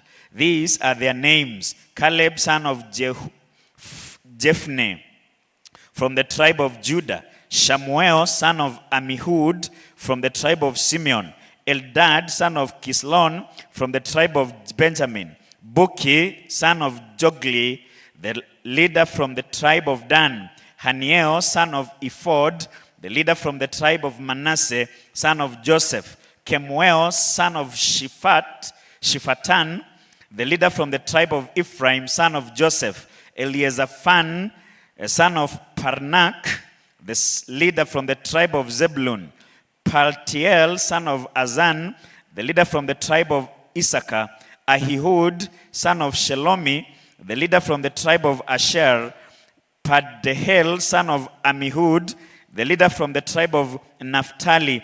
These are the men the Lord commanded to assign the inheritance to the Israelites in the land of Canaan. Chapter 35. On the plains of Moab, by the Jordan across Jericho, the Lord said to Moses, command the Israelites to give the Levites towns to live in from the inheritance the Israelites will possess, and give them pasture lands around the towns, that they will have towns to live in and pasture lands for their cattle, flocks, and all their other livestock. The pasture lands around the towns that you will give the Levites will extend about 1,500 feet from the town wall. Outside the town, measure 3,000 feet on the east side, 3,000 on the south side, 3,000 on the west side, and 3,000 on the north, with the town in the center. They will have this area as pasture land for the towns. 6 of the towns you will give the Levites will be cities of refuge, to which a person who has killed someone may flee. In addition, give them 42 other towns.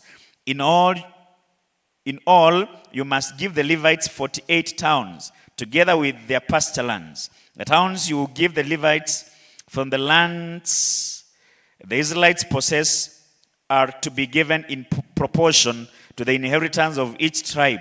Take many towns from a tribe that has many, but few from one that has few. Then the Lord said to Moses, speak to the Israelites and say to them, when you cross the Jordan into Canaan, select some towns to be your cities of refuge, to which a person who has killed someone accidentally may flee. They will be places of refuge between the avenger, so that a person accused of murder may not die before he stands trial before the assembly. These 6 towns you will give, you give will be your cities of refuge. Give 3 on this side of the Jordan, and 3 in Canaan as cities of refuge. The 6 towns will be a place of refuge for Israelites, aliens, and any other people living among them, so that anyone who has killed another accidentally can flee there. If a man strikes someone with an iron object so that he dies, he is a murderer. The murderer shall be put to death. Or if anyone has a stone in his hand that could kill, and he strikes someone so that he dies, it is a murder. The murderer shall be put to death. Or if anyone has a wooden object in his hand that could kill, and he hits someone so that he dies, he is a murderer. The murderer shall be put to death. The avenger of the blood shall put the murderer to death. When he meets him, he shall put him to death. If anyone with malice aforethought shoves another, or throws something at him intentionally, or that so that he dies, or if in hostility he hits him with his fist so that he dies, that person shall be put to death. He is a murderer. The avenger of blood shall put the murderer to death when he meets him. But if without hostility someone suddenly shoves another or throws something at him unintentionally, or without seeing him drops a stone on him that could kill him, and he dies, then since he was not his enemy and he did not intend to harm him, the assembly must judge between him and the avenger of blood according to these regulations. The assembly must protect the one accused of murder from the avenger of blood and send him back to the city of refuge to which he fled. He must stay there until the death of the high priest who was anointed with the holy oil. But if the accused ever goes outside the limits of the city of refuge to which he has fled, and the avenger of blood finds him outside the city, the avenger of blood may kill the accused without being guilty of murder. The accused may stay in the city of refuge until the death of the high priest. Only after the death of the high priest may he return to his own property. These are to be legal requirements for you throughout the generations to come, wherever you live. Anyone who kills a person is to be put to death as a murderer only on the testimony of witnesses, but no one is to be put to death on the testimony of only one witness. Do not accept a ransom for a life of a murderer who deserves to die. He must surely be put to death. Do not accept a ransom from anyone who has fled to a city of refuge, and so allow him to go back and live on his own land before the death of the high priest. Do not pollute the land where you are. Bloodshed pollutes the land, and atonement cannot be made for the land on which blood has been shed, except by the blood of the one who shed it. Do not defile the land where you live and where I dwell, for I, the Lord, dwell among the Israelites. Chapter 36. The family heads of the clan of Gilead, son of Machir, the son of Manasseh, who were from the clans of the descendants of Joseph, came and spoke before Moses and the leaders and the heads of the Israelites' families. They said, when the Lord commanded my Lord to give the land as an inheritance to the Israelites by lot, he ordered you to give the inheritance of our brother Zelophehad to his daughters. Now suppose they marry men from other Israelite tribes. Then their inheritance will be taken from our ancestral inheritance and added to that of the tribe they marry into. And so part of the inheritance allotted to us will be taken away. When the year of Jubilee for the Israelites comes, the inheritance will be added to that of the tribe into which they marry, and their property will be taken from the tribal inheritance of our forefathers. Then, at the Lord's command, Moses gave this order to the Israelites. What the tribe of the descendants of Joseph is saying is right. This is what the Lord commands for Zelophehad's daughters. They may marry anyone they please, as long as they marry within the tribal clan of their father. No inheritance is in Israel is to pass from tribe to tribe, for every Israelite shall keep the tribal land inherited from his forefathers. Every daughter who inherits land in any Israelite tribe must marry someone in her father's tribal clan, so that every Israelite will possess the inheritance of his father. No inheritance may pass from tribe to tribe, for each Israelite tribe is to keep the land it inherits. So Zelophehad's daughters did as the Lord commanded Moses. Zelophehad's daughters, that is, Mala, Tizar, Hoglah, Milcah, and Noah, married their cousins on the father's side. They married within the clan of the descendants of Manasseh, son of Joseph, and their inheritance remained in their father's clan and tribe. These are the commands and regulations the Lord gave through Moses to the Israelites on the plains of Moab by the Jordan across from Jericho.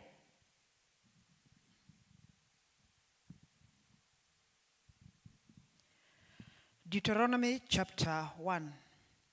These are the words Moses spoke to all Israel in the desert east of the Jordan, that is in the Arabah, opposite Suf, between Paran and Tophel, Laban, Hazeroth, and Dizahab. It takes 11 days to go from Horeb to Kadesh Barnea by the Mount Seir road. In the 40th year, on the first day of the 11th month, Moses proclaimed to the Israelites all that the Lord had commanded him concerning them. This was after he had defeated Sihon, king of the Amorites, who reigned in Heshbon, and at Edrei had defeated Og, king of Bashan, who reigned in Ashtaroth. East of the Jordan, in the territory of Moab, Moses began to expound this law, saying, "The Lord our God said to us at Horeb, 'You have stayed long enough at this mountain.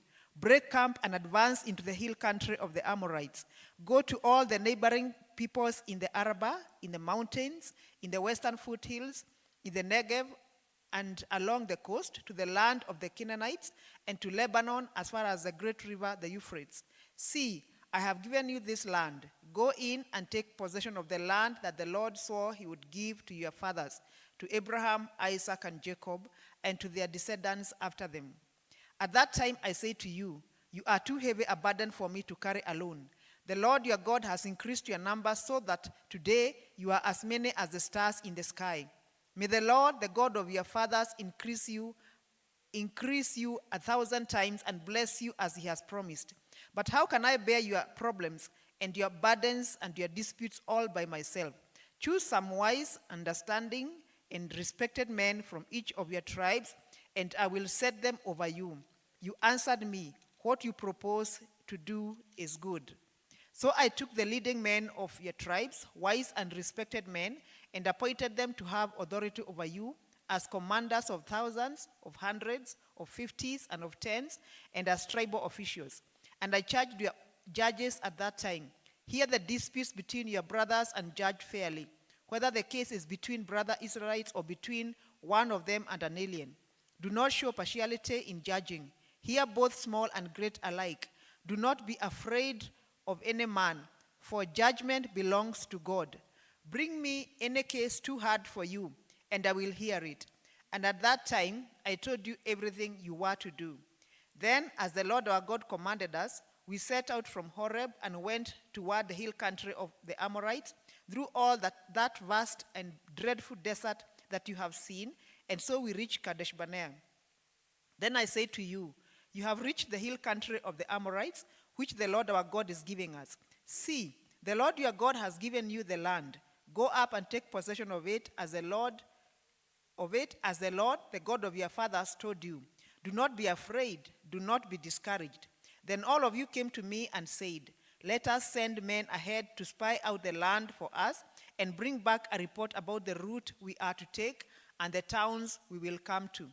The idea seemed good to me, so I selected 12 of you, one man from each tribe. They left and went up into the hill country and came to the valley of Eshcol and explored it. Taking with them some of the fruit of the land, they brought it down to us and reported, "It is a good land that the Lord our God is giving us." But you are unwilling to go up. You rebelled against the command of the Lord your God. You grumbled in your tents and said, "The Lord hates us." So he brought us out of Egypt to deliver us into the hands of the Amorites, to destroy us. Where can we go? Our brothers have made us lose heart. They say, "The people are stronger and taller than we are. The cities are large, with walls up to the sky. We even saw the Anakites there." Then I say to you, "Do not be terrified. Do not be afraid of them. The Lord your God, who is going before you, will fight for you as he did for you in Egypt, before your very eyes, and in the desert. There you saw how the Lord your God carried you as a father carries his son, all the way you went until you reached this place. In spite of this, you did not trust in the Lord your God, who went ahead of you on your journey in fire by night and in a cloud by day, to search out places for you to camp and to show you the way you should go.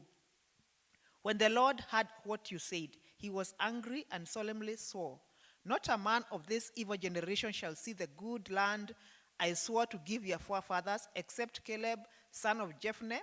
He will see it, and I will give him and his descendants the land he set his feet on, because he followed the Lord wholeheartedly. Because of you, the Lord became angry with me also and said, you shall not enter it either, but your assistant, Joshua son of Nun, will enter it. Encourage him, because he will lead Israel to inherit it. And the little ones that you said would be taken captive, your children who do not yet know good from bad, they will enter the land. I will give it to them, and they will take possession of it. But as for you, turn around and set out toward the desert along the route to the Red Sea. Then you replied, we have sinned against the Lord. We will go up and fight as the Lord our God commanded us. So every one of you put on his weapons, thinking it easy to go up into the hill country. But the Lord said to me, tell them, do not go up and fight, because I will not be with you. You will be defeated by your enemies. So I told you, but you would not listen. You rebelled against the Lord's command, and in your arrogance you marched up into the hill country. The Amorites who lived in those hills came out against you. They chased you like a swarm of bees and beat you down from Seir all the way to Homer. You came back and wept before the Lord, but he paid no attention to you, to your weeping, and turned a deaf ear to you. And so you stayed in Kadesh many days, all the time you spent there.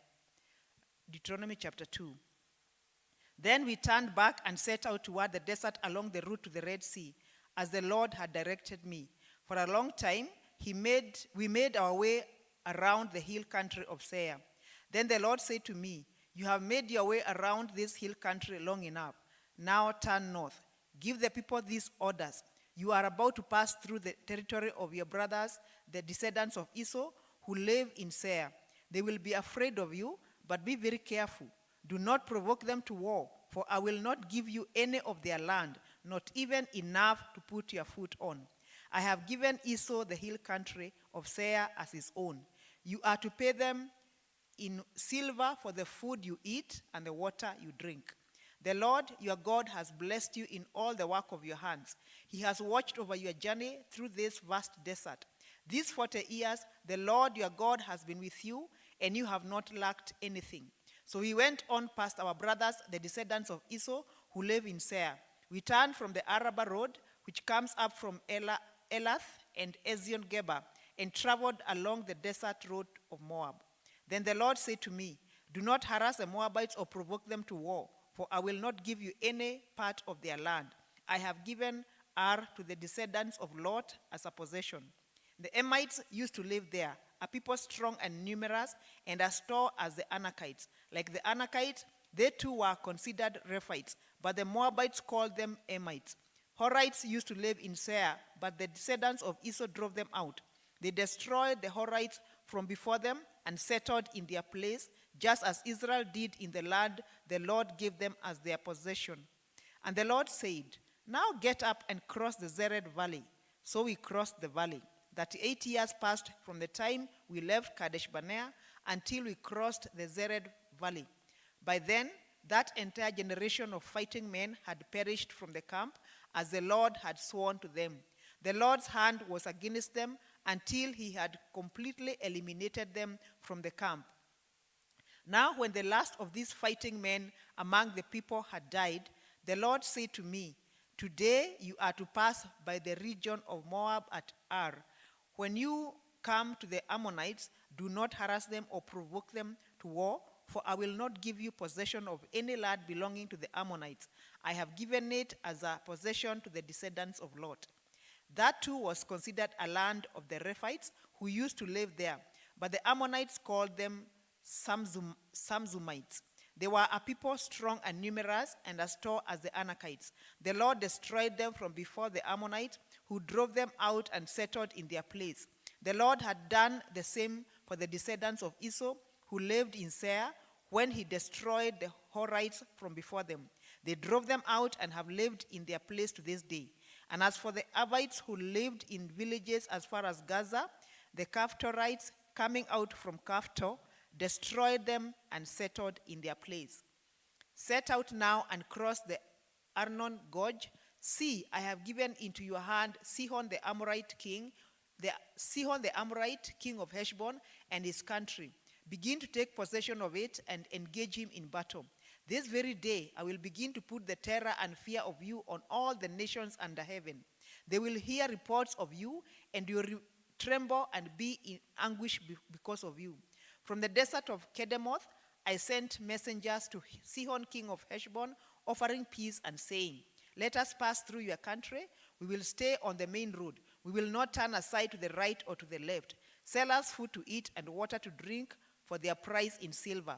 Only let us pass through on foot, as the descendants of Esau who live in Seir and the Moabites who live in Ar did for us, until we cross the Jordan into the land the Lord our God is giving us. But Sihon king of Heshbon refused to let us pass through. For the Lord your God had made his spirit stubborn and his heart obstinate in order to give him into your hands, as he has now done. The Lord said to me, see, I have begun to deliver Sihon and his country over to you. Now begin to conquer and possess his land. When Sihon and all his army came out to meet us in battle at Jahaz, the Lord our God delivered him over to us, and we struck him down, together with his sons and his whole army. At that time, we took all his towns and completely destroyed them, men, women, and children. We left no survivors. But the livestock and the plunder from the towns we had captured, we carried off for ourselves. From Aroah on the rim of the Arnon Gorge, and from the town in the gorge, even as far as Gilead, not one town was too strong for us. The Lord our God gave us all of them.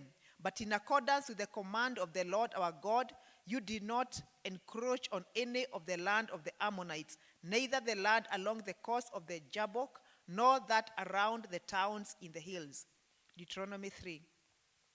Next we turned and went up along the road toward Bashan, and Og king of Bashan with his whole army marched out to meet us in battle at Edrei. The Lord said to me, do not be afraid of him, for I have handed him over to you with his whole army and his land. Do to him what you did to Sihon king of the Amorites, who reigned in Heshbon. So the Lord our God also gave into our hands Og king of Bashan and all his army. We struck them down, leaving no survivors. At that time, we took all his cities. There was not one of the 60 cities that we did not take from them. The whole region of Argob, Og's kingdom in Bashan. All these cities were fortified with high walls and with gates and bars, and there were also a great many unwalled villages. We completely destroyed them, as we had done with Sihon king of Heshbon, destroying every city, men, women, and children. But all the livestock and the plunder from their cities we carried off for ourselves. So at that time we took from these two kings of the Amorites the territory east of the Jordan, from the Arnon Gorge as far as Mount Hermon. Hermon is called Sirion by the Sidonians. The Amorites call it Senir. We took all the towns on the plateau, and all Gilead and all Bashan as far as Saleka and Edrei, towns of Gog's kingdom in Bashan. Only Og king of Bashan was left of the remnant of the Rephites. His bed was made of iron and was more than 13 feet long and 6 feet wide. It is still in Rabbah of the Ammonites. Of the land that we took over at that time, I gave the Reubenites and the Gadites the territory north of Aroah by the Arnon Gorge, including half the hill country of Gilead, together with its towns. The rest of Gilead and also all of Bashan, the kingdom of Og, I gave to the half-tribe of Manasseh. The whole region of Argob in Bashan used to be known as a land of the Rephites. Jair, a descendant of Manasseh, took the whole region of Argob as far as the border of the Geshurites and the Maacathites. It was named after him, so that to this day Bashan is called Havoth Jair. And I gave Gilead to Machir. But to the Reubenites and the Gadites, I gave the territory extending from Gilead down to the Arnon Gorge, the middle of the gorge being the border, and out to the Jabbok River, which is the border of the Ammonites. Its western border was the Jordan in the Arabah, from Kinnereth to the sea of the Arabah, the Salt Sea, below the slopes of Pisgah. I commanded you at that time The Lord your God has given you this land to take possession of it, but all your able-bodied men armed for battle must cross over ahead of your brother Israelites. However, your wives, your children, and your livestock, I know you have much livestock, may stay in the towns I have given you until the Lord gives rest to your brothers as he has to you, and they too have taken over the land that the Lord your God is giving them across the Jordan. After that, each of you may go back to the possession I have given you. At that time, I commanded Joshua, you have seen with your own eyes all that the Lord your God has done to these two kings. The Lord will do the same to all the kingdoms over there where you are going. Do not be afraid of them. The Lord your God himself will fight for you. At that time, I pleaded with the Lord, O sovereign Lord, you have begun to show to your servant your greatness and your strong hand. For what God is there in heaven or on earth who can do the deeds and mighty works you do? Let me go over and see the good land beyond the Jordan, that fine hill country and Lebanon. But because of you, the Lord was angry with me and would not listen to me. That is enough, the Lord said. Do not speak to me anymore about this matter. Go up to the top of Pisgah and look west and north and south and east. Look at the land with your own eyes, since you are not going to cross the Jordan. But commission Joshua and encourage and strengthen him, for he will lead these people across and will cause them to inherit the land that you will see. So we stayed in the valley near Beth Peor. Deuteronomy 4. Hear now, O Israel, the decrees and laws I am about to teach you. Follow them so that you may live and may go in and take possession of the land that the Lord, the God of your fathers, is giving you. Do not add to what I command you and do not subtract from it, but keep the commands of the Lord your God that I give you. You saw with your own eyes what the Lord did at Baal Peor. The Lord your God destroyed from among you everyone who followed the Baal of Peor, but all of you who held fast to the Lord your God are still alive today. See, I have taught you decrees and laws as the Lord my God commanded me, so that you may follow them in the land you are entering to take possession of it. Observe them carefully, for this will show your wisdom and understanding to the nations, who will hear about all these decrees and say, surely this great nation is a wise and understanding people. What other nation is so great as to have their gods near them, the way the Lord our God is near us whenever we pray to him? And what other nation is so great as to have such righteous decrees and laws as this body of laws I am setting before you today? Only be careful and watch yourselves closely, so that you do not forget the things your eyes have seen or let them slip from your heart as long as you live. Teach them to your children and to their children after them. Remember the day you stood before the Lord your God at Horeb, when he said to me, assemble the people before me to hear my words, so that they may learn to revere me as long as they live in the land, and may teach them to their children. You came near and stood at the foot of the mountain, while it blazed with fire to the very heavens, with black clouds and deep darkness. Then the Lord spoke to you out of the fire. You heard the sound of words, but saw no form. There was only a voice. He declared to you his covenant, the 10 commandments, which he commanded you to follow, and then wrote them on 2 stone tablets. And the Lord directed me at that time to teach you the decrees and laws you are to follow in the land that you are crossing the Jordan to possess. You saw no form of any kind the day the Lord spoke to you at Horeb out of the fire. Therefore, watch yourselves very carefully, so that you do not become corrupt and make for yourselves an idol, an image of any shape, whether formed like a man or a woman, or like any animal on earth, or any bird that flies in the air, or like any creature that moves along the ground, or any fish in the waters below. And when you look up to the sky and see the sun, the moon, and the stars, all the heavenly array, do not be enticed into bowing down to them and worshiping things the Lord your God has apportioned to all the nations under heaven. But as for you, the Lord took you and brought you out of the iron smelting furnace, out of Egypt, to be the people of his inheritance, as you now are. The Lord was angry with me because of you, and he solemnly swore that I would not cross the Jordan and enter the good land the Lord your God is giving you as your inheritance. I will die in this land. I will not cross the Jordan. But you are about to cross over and take possession of that good land. Be careful not to forget the covenant of the Lord your God and that he made with you. Do not make for yourselves an idol in the form of anything the Lord your God has forbidden. For the Lord your God is a consuming fire, a jealous God. After you have had children and grandchildren and have lived in the land a long time, if you then become corrupt and make any kind of idol, doing evil in the eyes of the Lord your God and provoking him to anger, I call heaven and earth as witnesses against you this day, that you will quickly perish from the land that you are crossing the Jordan to possess. You will not live there long, but you will suddenly be destroyed. The Lord will scatter you among the peoples, and only a few of you will survive among the nations to which the Lord will drive you. There you will worship man-made gods of wood and stone, which cannot see or hear or eat or smell. But if from there you seek the Lord your God, you will find him if you look for him with all your heart and with all your soul.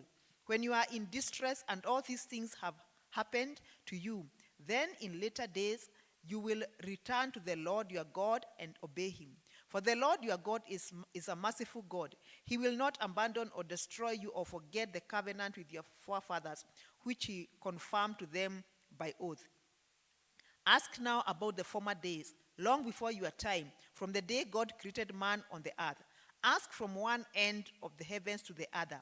Has anything so great as this ever happened? Or has anything like it ever been heard of? Has any people heard the voice of God speaking out of fire as you have and lived? Has any God ever tried to take for himself one nation out of another nation by testings, by miraculous signs and wonders, by war, by a mighty hand and an outstretched arm, or by great and awesome deeds, like all the things the Lord your God did for you in Egypt before your very eyes? You are shown these things so that you might know that the Lord is God. Besides him, there is no other. From heaven, he made you hear his voice to discipline you. On earth, he showed you his great fire, and you heard his words from out of the fire. Because he loved your forefathers and chose their descendants after them, he brought you out of Egypt by his presence and his great strength, to drive out before you nations greater and stronger than you, and to bring you into their land, to give it to you for your inheritance as it is today. Acknowledge and take to heart this day that the Lord is God in heaven above and on the earth below. There is no other. Keep his decrees and commands, which I am giving you today, so that it may go well with you and your children after you, and that you may live long in the land the Lord your God gives you for all time. Then Moses set aside 3 cities east of the Jordan, to which anyone who had killed a person could flee if he had unintentionally killed his neighbor without malice aforethought. He could flee into one of these cities and save his life. The cities were these: Bezar in the desert plateau for the Reubenites, Ramoth in Gilead for the Gadites, and Golan in Bashan for the Manassites. This is the law Moses set before the Israelites.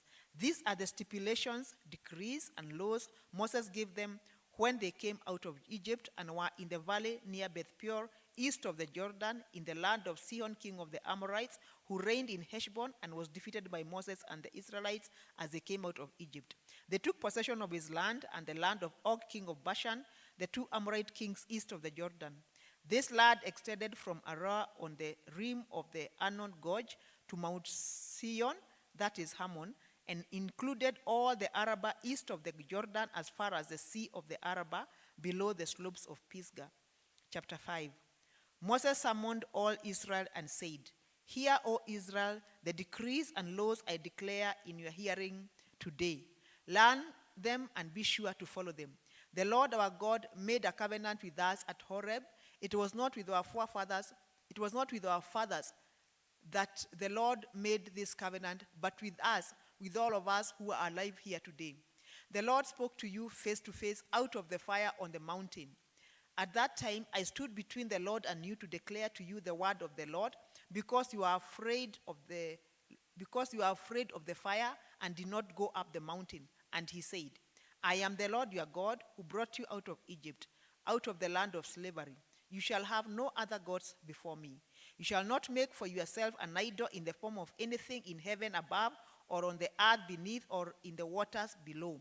You shall not bow down to them or worship them. For I, the Lord your God, am a jealous God, punishing the children for the sin of the fathers to the third and fourth generation of those who hate me, but showing love to 1,000 generations of those who love me and keep my commandments.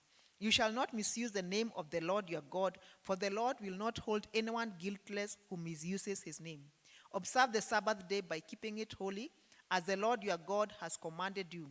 6 days you shall labor and do all your work, but the seventh day is a Sabbath to the Lord your God. On it you shall not do any work, neither you, nor your son or daughter, nor your manservant or maidservant, nor your ox, your donkey, or any of your animals, nor the alien within your gates, so that your manservant and maidservant may rest as you do. Remember that you were slaves in Egypt, and that the Lord your God brought you out of there with a mighty hand and an outstretched arm. Therefore, the Lord your God has commanded you to observe the Sabbath day. Honor your father and your mother as the Lord your God has commanded you, so that you may live long and that it may go well with you in the land the Lord your God is giving you. You shall not murder, you shall not commit adultery, you shall not steal, you shall not give false testimony against your neighbor, you shall not covet your neighbor's wife, you shall not set your desire on your neighbor's house or land, his manservant or maidservant, his ox or donkey, or anything that belongs to your neighbor. These are the commandments the Lord proclaimed in a loud voice to your whole assembly there on the mountain from out of the fire, the cloud, and the deep darkness. And he added nothing more. Then he wrote them on 2 stone tablets and gave them to me. When you heard the voice out of the darkness, while the mountain was ablaze with fire, all the leading men of your tribes and your elders came to me. And you said, the Lord our God has shown us his glory and his majesty, and we have heard his voice from the fire. Today we have seen that a man can live even if God speaks with him. But now, why should we die? This great fire will consume us, and we will die if we hear the voice of the Lord our God any longer. For what mortal man has ever heard the voice of the living God speaking out of fire, as we have, and survived? Go near and listen to all that the Lord our God says. Then tell us whatever the Lord our God tells you. We will listen and obey. The Lord heard you when you spoke to me, and the Lord said to me, I have heard what these people said to you. Everything they said was good. Oh, that their hearts would be inclined to fear me and keep all my commands always, so that it might go well with them and their children forever. Go, tell them to return to their tents. But you stay here with me, so that I may give you all the commands, decrees, and laws you are to teach them to follow in the land I am giving them to possess. So be careful to do what the Lord your God has commanded you. Do not turn aside to the right or to the left. Walk in all the way that the Lord your God has commanded you, so that you may live and prosper and prolong your days in the land that you will possess.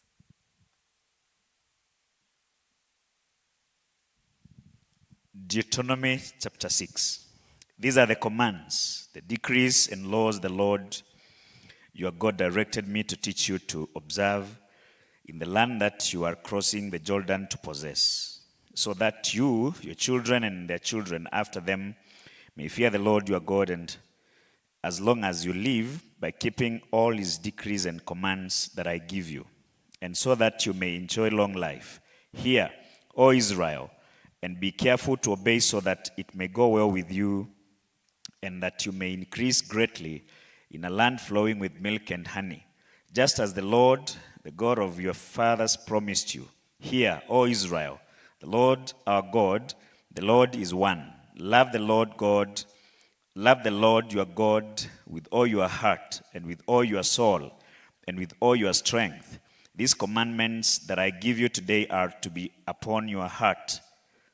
Impress them on your children. Talk about them when you sit at home and when you walk along the road, when you lie down and when you get up. Tie them as symbols on your hands and bind them on your foreheads. Write them on the door frames of your houses and on your gates. When the Lord when the Lord your God brings you into the land he swore to your fathers, to Abraham, Isaac, and Jacob, to give you a land with large flourishing cities. You did not build houses filled with all kinds of good things you did not provide, wells you did not dig, and vineyards and olive groves you did not plant. Then when you eat and are satisfied, be careful that you do not forget the Lord who brought you out of Egypt, out of the land of slavery. Fear the Lord your God, serve him only, and take your oaths in his name. Do not follow other gods, the gods of the peoples around you. For the Lord your God, who is among you, is a jealous God, and his anger will burn against you, and he will destroy you from the face of the land. Do not test the Lord your God as you did at Massa.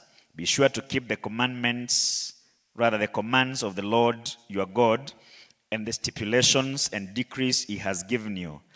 Do what is right and good in the Lord's sight, so that it may go well with you, and you may go in and take over the good land that the Lord promised on oath to your forefathers, thrusting out all your enemies before you, as the Lord said. In the future, when your son asks you, what is the meaning of the stipulations, decrees, and laws the Lord our God has commanded you, tell him, we were slaves of Pharaoh in Egypt, but the Lord brought us out of Egypt with a mighty hand.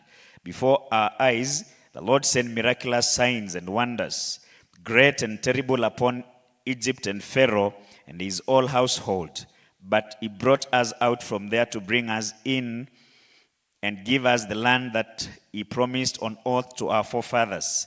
The Lord commanded us to obey all these decrees and to fear the Lord our God, so that we might always prosper and be kept alive, as is the case today. And if we are careful to obey all his law before the Lord our God, as he has commanded us, he will be our righteousness. Chapter 7. When the Lord your God brings you into the land you are entering to possess, and drives out before you many nations, the Hittites, Gershites, Amorites, Canaanites, Perizzites, Hivites, and Jebusites, 7 nations larger and stronger than you, and when the Lord your God has delivered them over to you and have defeated them, then you must destroy them totally. Make no treaty with them, and show them no mercy. Do not intermarry with them. Do not give your daughters to their sons, or take their daughters for your sons. For they will turn your sons away from following me to serve other gods. And the Lord's anger will burn against you, and you will quickly destroy you. This is what you are to do with them. Break down their altars, smash their sacred stones, cut down their Asherah poles, and burn their idols in the fire. For you are a people holy to the Lord your God. The Lord your God has chosen you out of all the peoples on the face of the earth to be his people, his treasured possession. The Lord did not set his affection on you and choose you because you are more numerous than other peoples, for you are the fewest of all peoples, but it was because the Lord loved you and kept the oath he swore to your forefathers that he brought you out with a mighty hand and redeemed you from the land of slavery, from the power of Pharaoh, king of Egypt. Know, therefore, that the Lord your God is God. He is the faithful God, keeping his covenant of love to 1,000 generations of those who love him and keep his commands. But those who hate him he will repay to their face by destruction. He will not be slow to repay to their face those who hate him. Therefore, take care to follow the commands, decrees, and laws I give you today. If you pay attention to these laws and are careful to follow them, then the Lord your God will keep his covenant of love with you, as he swore to your forefathers.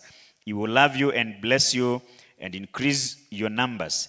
You bless the fruit of your womb, the crops of your land, your grain, new wine, and oil, the calves of your herds and lambs of your flocks in the land that he swore to your forefathers to give you. You will be blessed more than any other people. None of your men or women will be childless, nor any of your livestock without young. The Lord will keep you free from every disease. He will not inflict on you the horrible disease you knew in Egypt, but he will inflict on them all who hate you. You must destroy all the peoples the Lord your God gives over to you. Do not look on them with pity, and do not serve their gods, for that will be a snare to you. You may say to yourselves, these nations are stronger than we are. How can we drive them out? But do not be afraid of them. Remember well when the Lord your God did to Pharaoh and to all Egypt. You saw with your own eyes the great trials, the miraculous signs and wonders, the mighty hand and outstretched arm with which the Lord your God brought you out. The Lord your God will do the same to all the peoples you now fear. Moreover, the Lord your God will send the hornet among them until even the survivors who hide from you have perished. Do not be terrified by them, for the Lord your God who is among you is a great and awesome God. The Lord your God will drive out these nations from you. Little by little, you will not be allowed to eliminate them all at once, or the wild animals will multiply around you. But the Lord your God will deliver them over to you, throwing them into great confusion until they are destroyed. He will give their kings into your hand, and you will wipe out their names from under heaven. No one will be able to stand up against you. You will destroy them. The images of their gods you are to burn in the fire. Do not covet silver and gold on them, and do not take it for yourselves, or you will be ensnared by it, for it is detestable to the Lord your God. Do not bring a detestable thing into your house, or you, like it, will be set apart for destruction. Utterly abhor and detest it, for it is set apart for destruction. Chapter 8. Be careful to follow every command that I am giving you today, so that you may live and increase and may enter and possess the land that the Lord promised on oath to your forefathers. Remember how the Lord your God led you all the way in the desert these 40 years, to humble you and to test you in order to know what was in your heart, whether or not you would keep his commands. Be humble. He humbled you, causing you to hunger, and then feeding you with manna, which neither you nor your fathers had known, to teach you that man does not live on bread alone, but on every word that comes from the mouth of the Lord. Your clothes did not wear out, and your feet did not swell during these 40 years.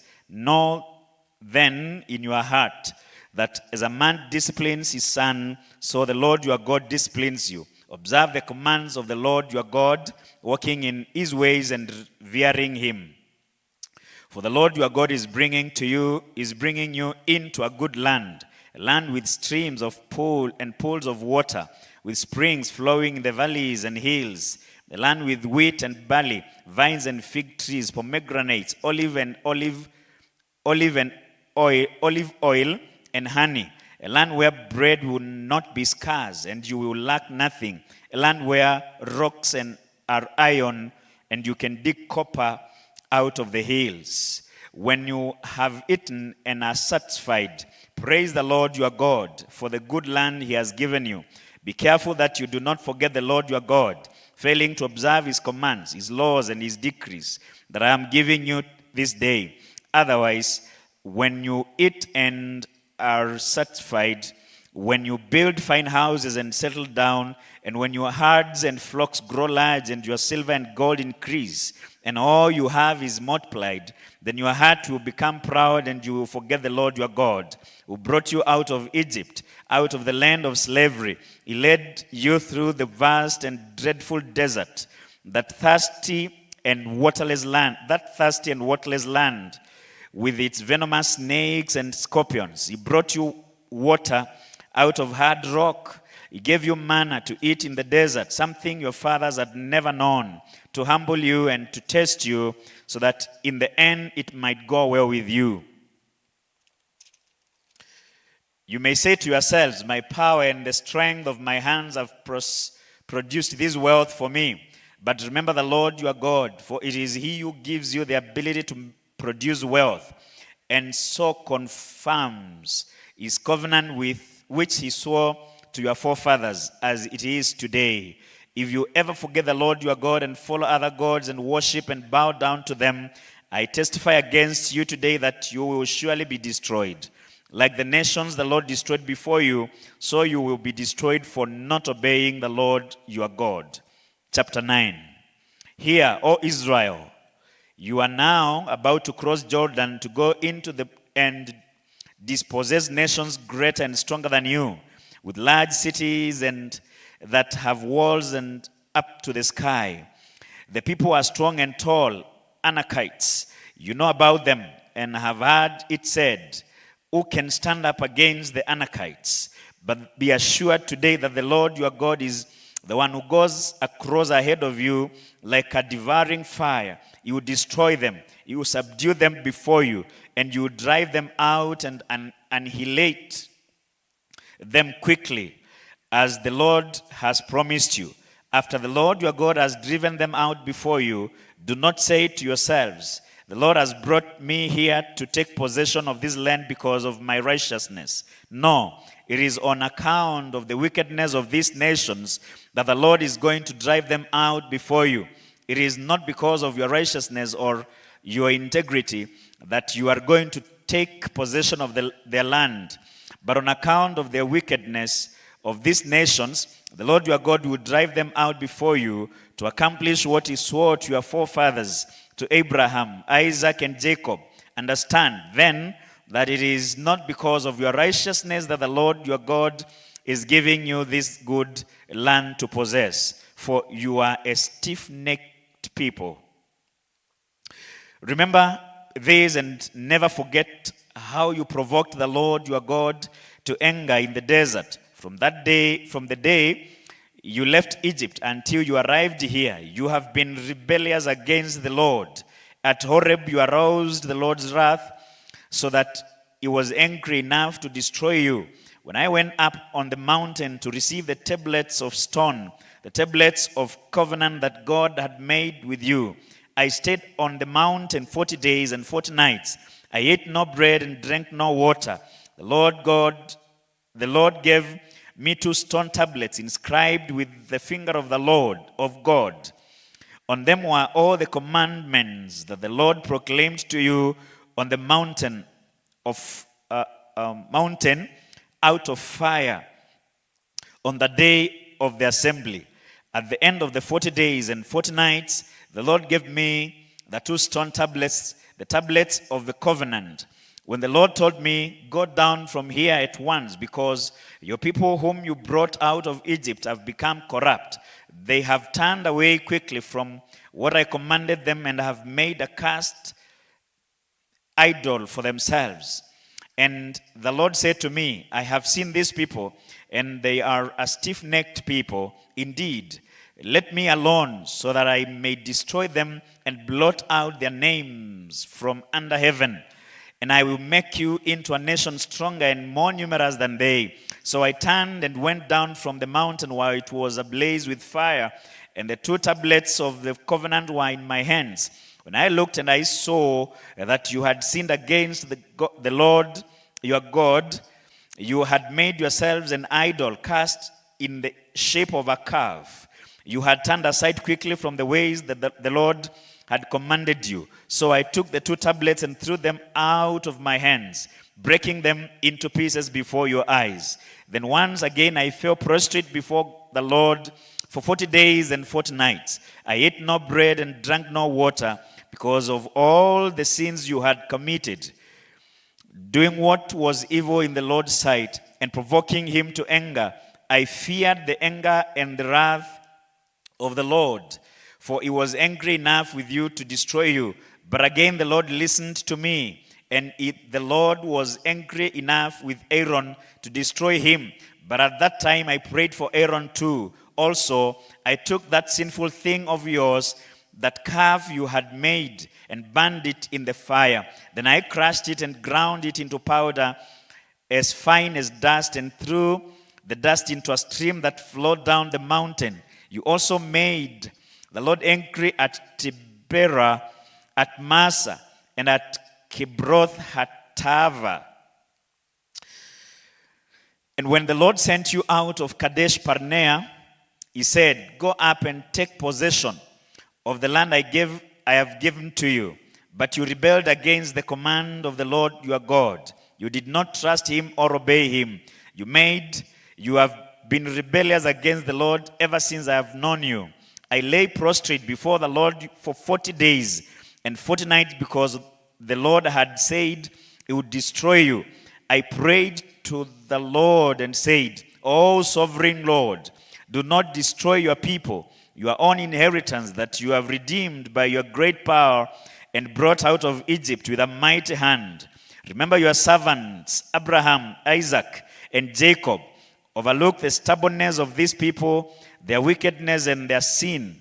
Otherwise, the country from which you brought us will say, because the Lord was not able to take them into the land he had promised them, and because he hated them, he brought them out to put them to death in the desert. But they are your people, your inheritance that you have brought out by your great power and your outstretched arm.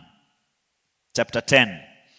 At that time the Lord said to me, chisel out 2 stone tablets like the first ones, and come up to me on the mountain. Also make a wooden chest. I will write on the tablets the words that were on the first tablets, which you broke. Then you are to put them in the chest. So I made the ark out of acacia wood, and chiseled out 2 stone tablets like the first ones. I went up on the mountain with the 2 tablets in my hands. The Lord wrote on these tablets what he had written before, the 10 commandments he had proclaimed to you on the mountain, out of the fire, on the day of the assembly. And the Lord gave them to me. Then I came back down the mountain and put the tablets in the ark I had made, as the Lord commanded me, and they are there now. The Israelites traveled from the wells of Jachanites to Mosera. There Aaron died and was buried, and Eleazar his son succeeded him as priest. From there they traveled to Gudgoda and on to Jatbatha, a land with streams of water. At that time the Lord set apart the tribe of Levi to carry the ark of the covenant of the Lord, to stand before the Lord to minister and to pronounce blessings in his name, as they still do today. That is why the Levites have no share or inheritance among the brothers. The Lord is their inheritance, as the Lord your God told them. Now I had stayed on the mountain 40 days and nights, as I did the first time. And the Lord listened to me at this time also. It was not his will to destroy you. Go, the Lord said to me, and lead the people on their way, so that they may enter and possess the land that I swore to their fathers to give them. And now, O Israel, what does the Lord your God ask of you but to fear the Lord your God, to walk in all his ways, to love him, to serve the Lord your God with all your heart and with all your soul, and to observe the Lord's commands and decrees that I am giving you today for your own good. To the Lord your God belongs the heavens, even the highest heavens, the earth and everything in it. Yet the Lord set his affection on your forefathers and loved them, and he chose you, their descendants, above all creation, as it is today. Circumcise your hearts, therefore, and do not be stiff-necked any longer. For the Lord your God is God of gods and Lord of lords, the great God, mighty and awesome, who shows no partiality and accepts no bribes. He defends the cause of the fatherless and the widow, and loves the alien, giving him food and clothing. And you are to love those who are aliens, for yourselves were aliens in Egypt. Fear the Lord your God and serve him. Hold fast to him and take your oaths in his name. He is your praise. He is your God, who performed for you those great and awesome wonders you saw with your own eyes. Your forefathers went down into Egypt, were 70 in all, and now the Lord your God has made you as numerous as the stars in the sky.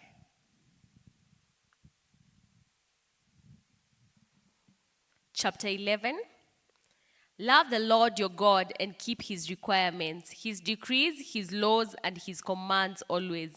Remember today that your children were not the ones who saw and experienced the discipline of the Lord your God, his majesty, his mighty hand, his outstretched arm, the signs he performed and the things he did in the heart of Egypt, both to Pharaoh, king of Egypt, and to his whole country. What he did to Egyptian army, to its horses and its chariots, how he overwhelmed them with the waters of the Red Sea as they were pursuing you, and how the Lord brought lasting ruin on them. It was not your children who saw what he did for you in the desert until you arrived at this place, and what he did to Dathan, Abiram, sons of Eliab, the Reubenite, when the earth opened its mouth right in the middle of all Israel and swallowed them up with their households, their tents, and every living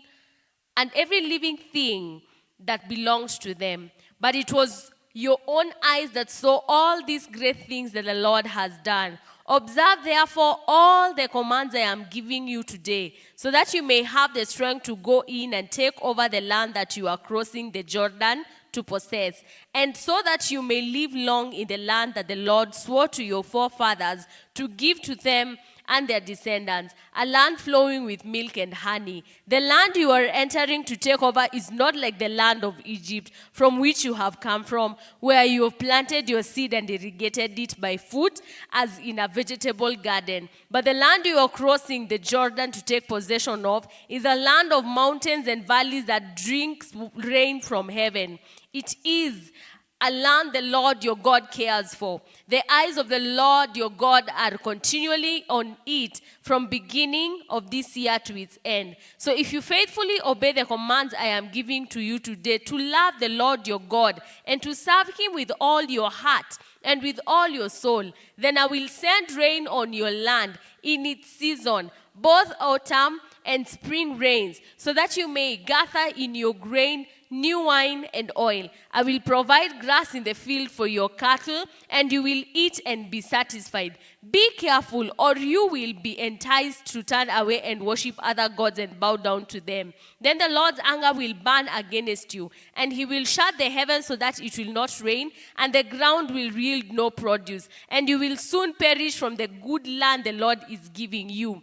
Fix these words of mine in your heart and minds. Tie them as a symbol on your hands and bind them on your foreheads. Teach them to your children, talking about them when you sit at home and when you walk along the road, when you lie down and when you get up. Write them on the doorframes of your houses, and on your gates, so that your days and the days of your children may be many in the land that the Lord swore to give your forefathers, as many as the days that the heavens are above the earth. If you carefully observe all these commands I am giving to you, follow to love the Lord your God, to walk in all his ways and to hold fast to him, then the Lord will drive out all these nations before you, and you will dispossess nations larger and stronger than you. Every place where you set your foot will be yours. Your territory will extend from the desert to the Lebanon, from Euphrates River to Western Sea. No man will be able to stand against you. The Lord your God, as he promised you, will put the terror and fear of you on the whole land wherever you go. See, I I am setting before you today a blessing and a curse. The blessing if you obey the commands of the Lord your God that I am giving you today. The curse if you disobey the commands of the Lord your God and turn from the way that I command you today by following other gods which you have not known. When the Lord your God has brought you into the land you are entering to possess, you are to proclaim on Mount Gerizim the blessing, and to Mount Ebal the curses. As you know, these mountains are across the Jordan, west of the road, towards setting sun, near the great trees of Moreh, in the territory of the Canaanites, living in Arabah, in the vicinity of Gilgal. You are about to cross the Jordan to enter and take possession of the land the Lord your God is giving you. When you have taken it over and are living there, be sure that you obey all the decrees and laws I am setting before you. Chapter 12. These are the decrees and the laws you must be careful to follow in the land that the Lord, the God of your forefathers, has given you to possess, as long as you live in the land. Destroy completely all the places on the high mountains and on the hills and under every spreading tree where the nations you are dispossessing worship their gods. Break down their altars, smash their sacred stones, and burn their Asherah poles in the fire. Cut down the idols of their gods and wipe out their names from those places. You must not worship the Lord your God in their way, but you are to seek the place the Lord your God will choose from among all your tribes to put his name there for his dwelling. To that place you must go. There bring your burnt offerings and sacrifices, your tithes and special gifts, what you have vowed to give, and your free will offerings, and the firstborn of your herds and flocks.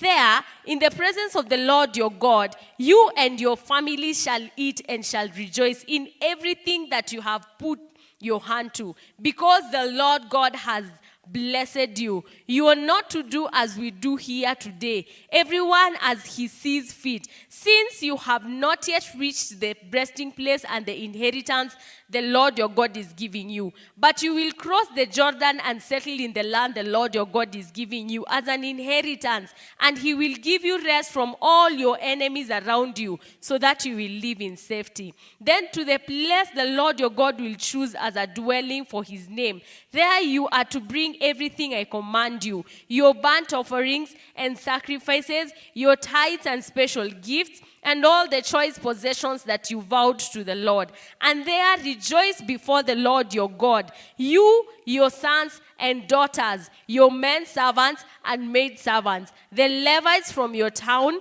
who have no allotment or inheritance of their own. Be careful not to sacrifice your burnt offerings anywhere you please. Offer them only at the place the Lord will choose in one of your tribes, and there observe everything I command you. Nevertheless, you may slaughter your animals in any of your towns and eat as much of the meat as you want, as if it were gazelle or deer, according to the blessing the Lord your God gives you. Both the ceremonially unclean and the clean may eat it. But you must not eat the blood. Pour it out on the ground like water. You must not eat in your own towns the tithe of your grain and new wine and oil, or the firstborn of your herds, flocks, or whatever you have vowed to give, or your free will offerings or special gifts. Instead, you are to eat them in the presence of the Lord your God at the place the Lord your God will choose. You, your sons and daughters, your men servants and maid servants, the Levites from your towns, and you are to rejoice before the Lord your God in everything you put your hand to. Be careful not to neglect the Levites as long as you live in your land. When the Lord your God has enlarged your territories as he promised you, and you crave meat and say, I would like some meat, then you may eat as much of it as you want. If the place where the Lord your God chooses to put his name is too far away from you, you may slaughter animals from the herds of the flock as the Lord has given you. As I have commanded you, and in your own towns, you may eat as much of them as you want. Eat them as you would gazelle or deer.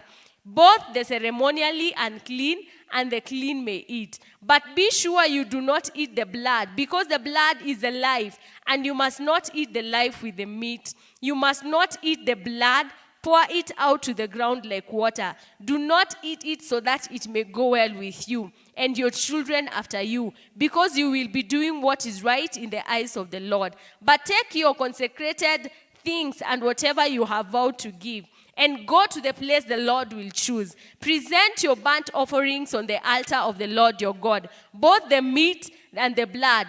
The blood of your sacrifices must be poured beside the altar of the Lord your God, but you may eat the meat. Be careful to obey all these regulations I am giving you, so that it may always go well with you and your children after you, because you will be doing what is good and right in the eyes of the Lord your God. The Lord your God will cut off before you the nations you are about to invade and dispossess.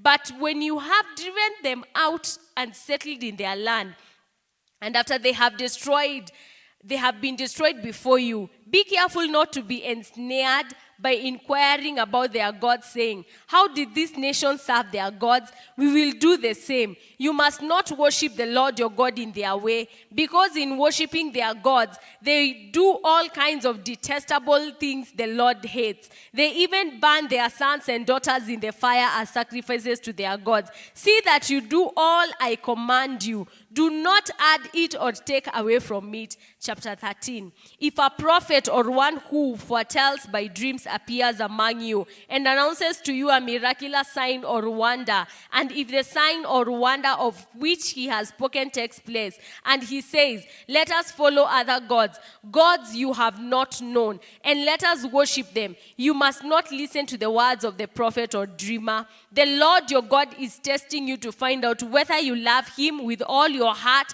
and with all your soul. It is the Lord your God you must follow, and him you must revere. Keep his commandments and obey him. Serve him and hold fast to him. That prophet or dreamer must be put to death, because he preached rebellion against the Lord your God, who brought you out of Egypt and redeemed you from land of slavery. He has tried to turn you from the way of the Lord your God, who commanded you to follow. You must purge the evil from among you. If your very own brother or your son or daughter or wife you love, or your closest friend secretly entices you, saying, let us go and worship other gods, gods that neither you nor your fathers have known, gods of the people around you, whether near or far, from one end of the land to the other.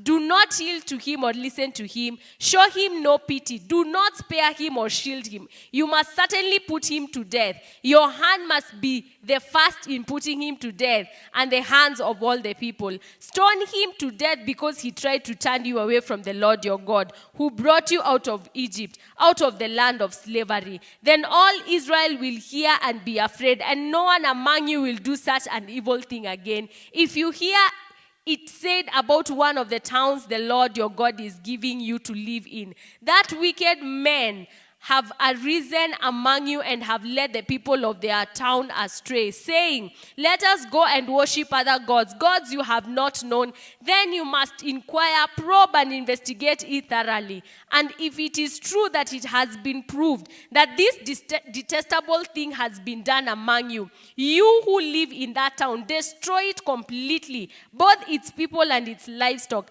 Gather all the plunder of the town in the middle of the public square, and completely burn the town and all the plunder as a whole burnt offering to the Lord your God. It is to remain a ruin forever, never to be rebuilt. None of those condemned things shall be found in your hands, so that the Lord will turn from his fierce anger. He will show you mercy, have compassion on you, and increase your numbers, as he promised an oath to your forefathers, because you obey the Lord your God, keeping all his commands that I am giving you today, and doing what is right in his eyes. Chapter 14. You are the children of the Lord your God. Do not cut yourself or shave the front of your head for the dead, for you are people holy to the Lord your God. Out of all the peoples on the face of the earth, the Lord has chosen you to be his treasured possessions. Do not eat any detestable things. These are the animals you may eat: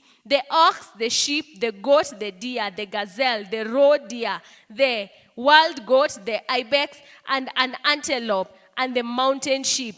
You may eat any animal that has split hoof divided in two that chews the cud. However, of those that chew the cud or that have split hoof completely divided, you may not eat the camel, the rabbit, or the coney.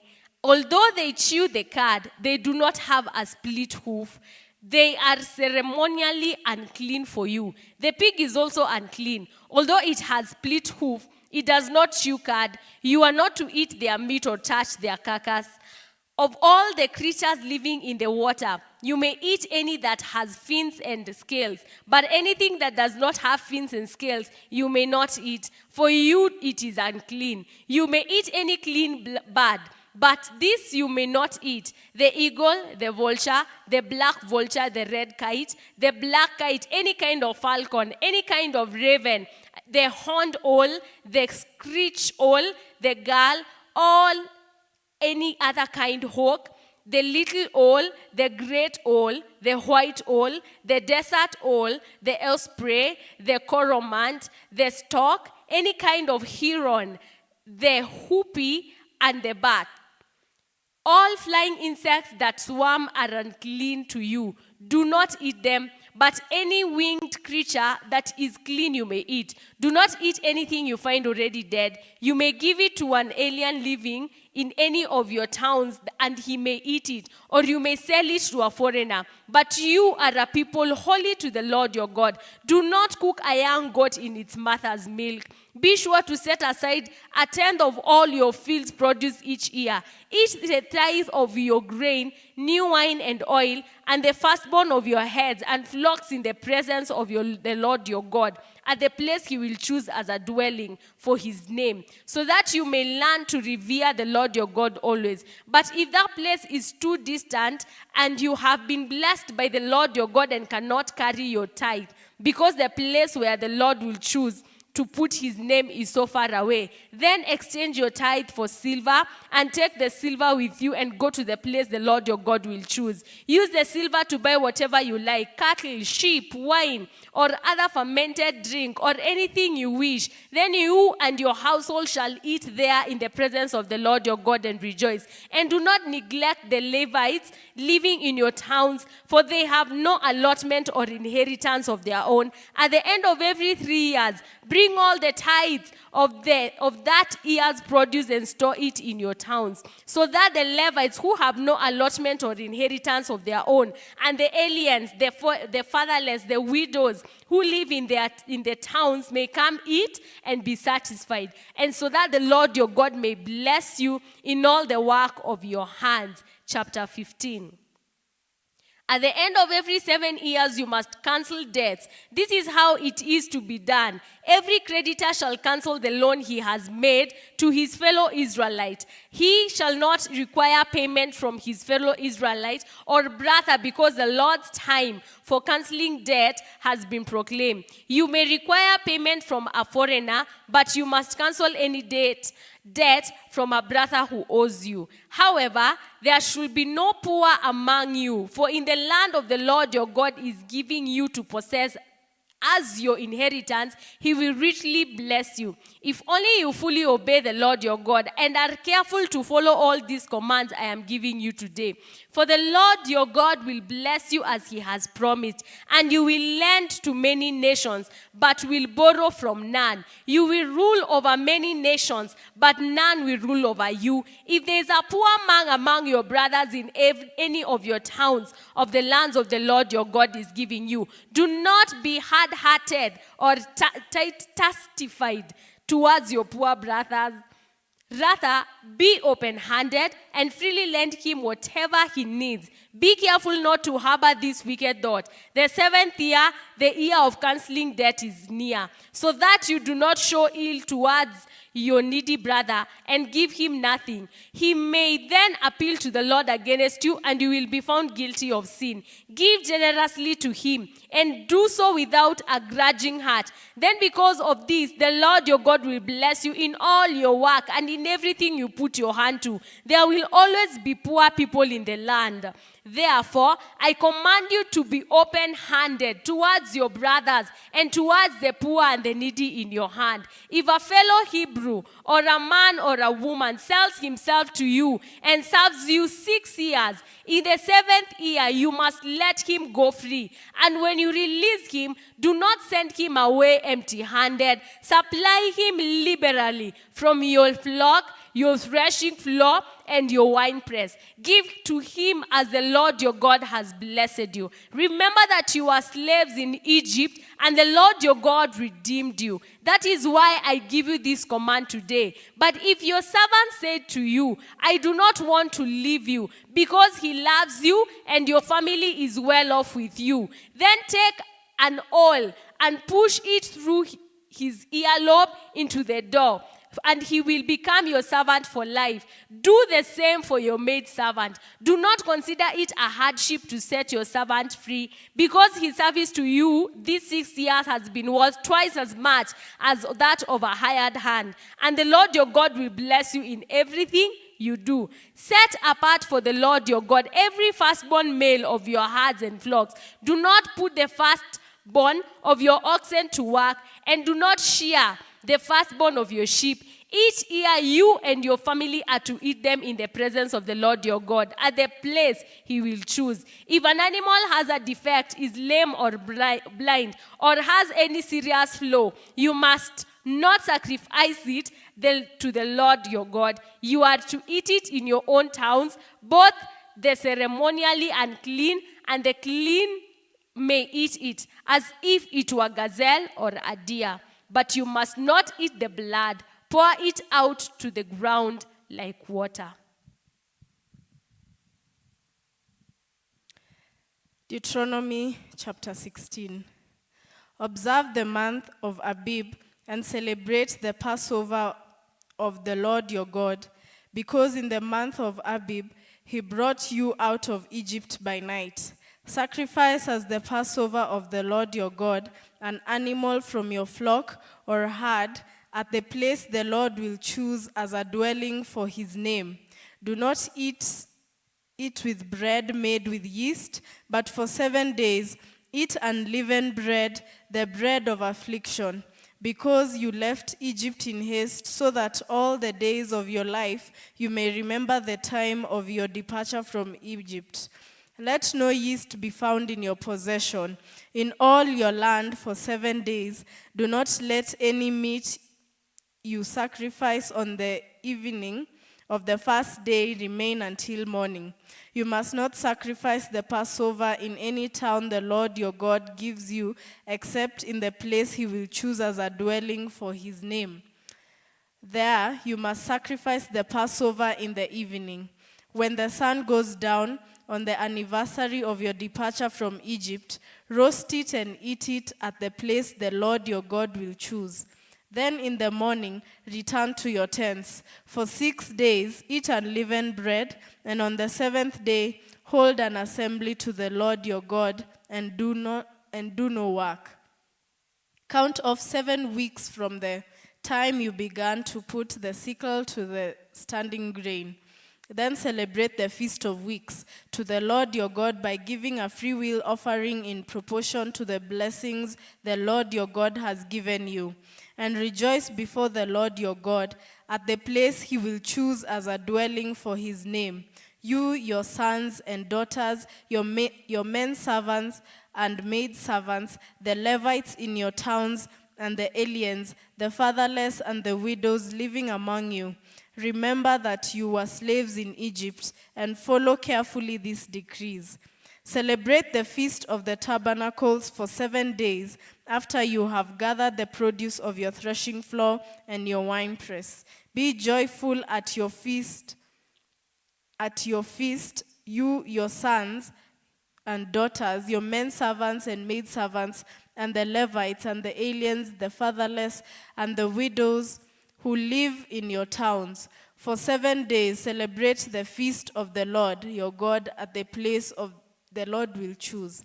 For the Lord your God will bless you in all your harvest and in all the work of your hands, and your joy will be complete. 3 times a year all your men must appear before the Lord your God at the place he will choose, at the feast of unleavened bread, the feast of weeks, and the feast of tabernacles.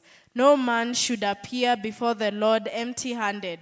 Each of you must bring a gift in proportion to the way the Lord your God has blessed you. Appoint judges and officials for each of your tribes in every town the Lord your God is giving you, and they shall judge the people fairly. Do not pervert justice or show partiality. Do not accept a bribe, for a bribe blinds the eyes of the wise and twists the words of the righteous. Follow justice and justice alone, so that you may live and possess the land the Lord your God is giving you. Do not set up any wooden Asherah pole beside the altar you build to the Lord your God, and do not erect a sacred stone, for these the Lord your God hates. Chapter 17. Do not sacrifice to the Lord your God an ox or a sheep that has any defect or flaw in it, for that would be detestable to him.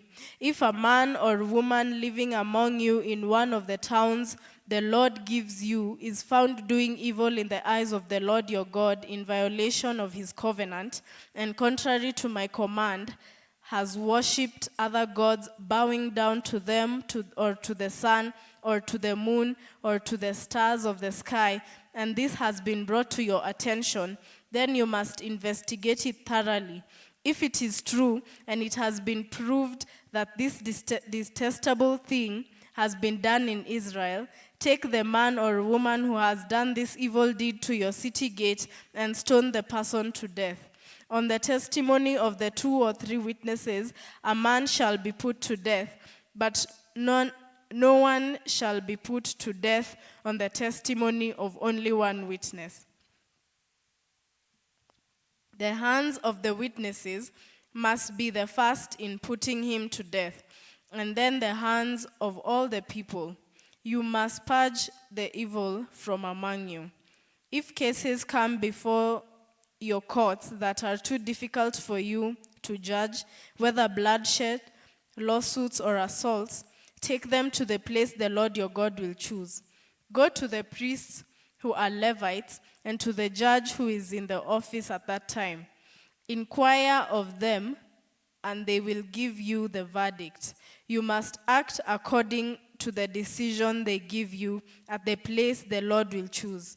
Be careful to do everything they direct you to do.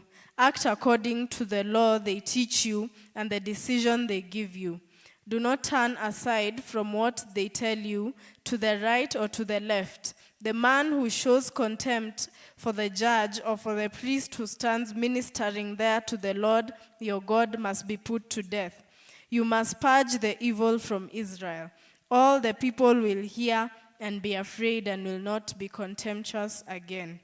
When you enter the land the Lord your God is giving you, and have taken possession of it and settled in it, and you say, let us set a king over us like all the nations around us. Be sure to appoint over you the king the Lord your God chooses. He must be from among your own brothers. Do not place a foreigner over you, one who is not a brother Israelite. The king, moreover, must not acquire great numbers of horses for himself and make the people return to Egypt to get more of them, for the Lord has told you, you are not to go back that way again. He must not take many wives, or his heart will be led astray. He must not accumulate large amounts of silver and gold.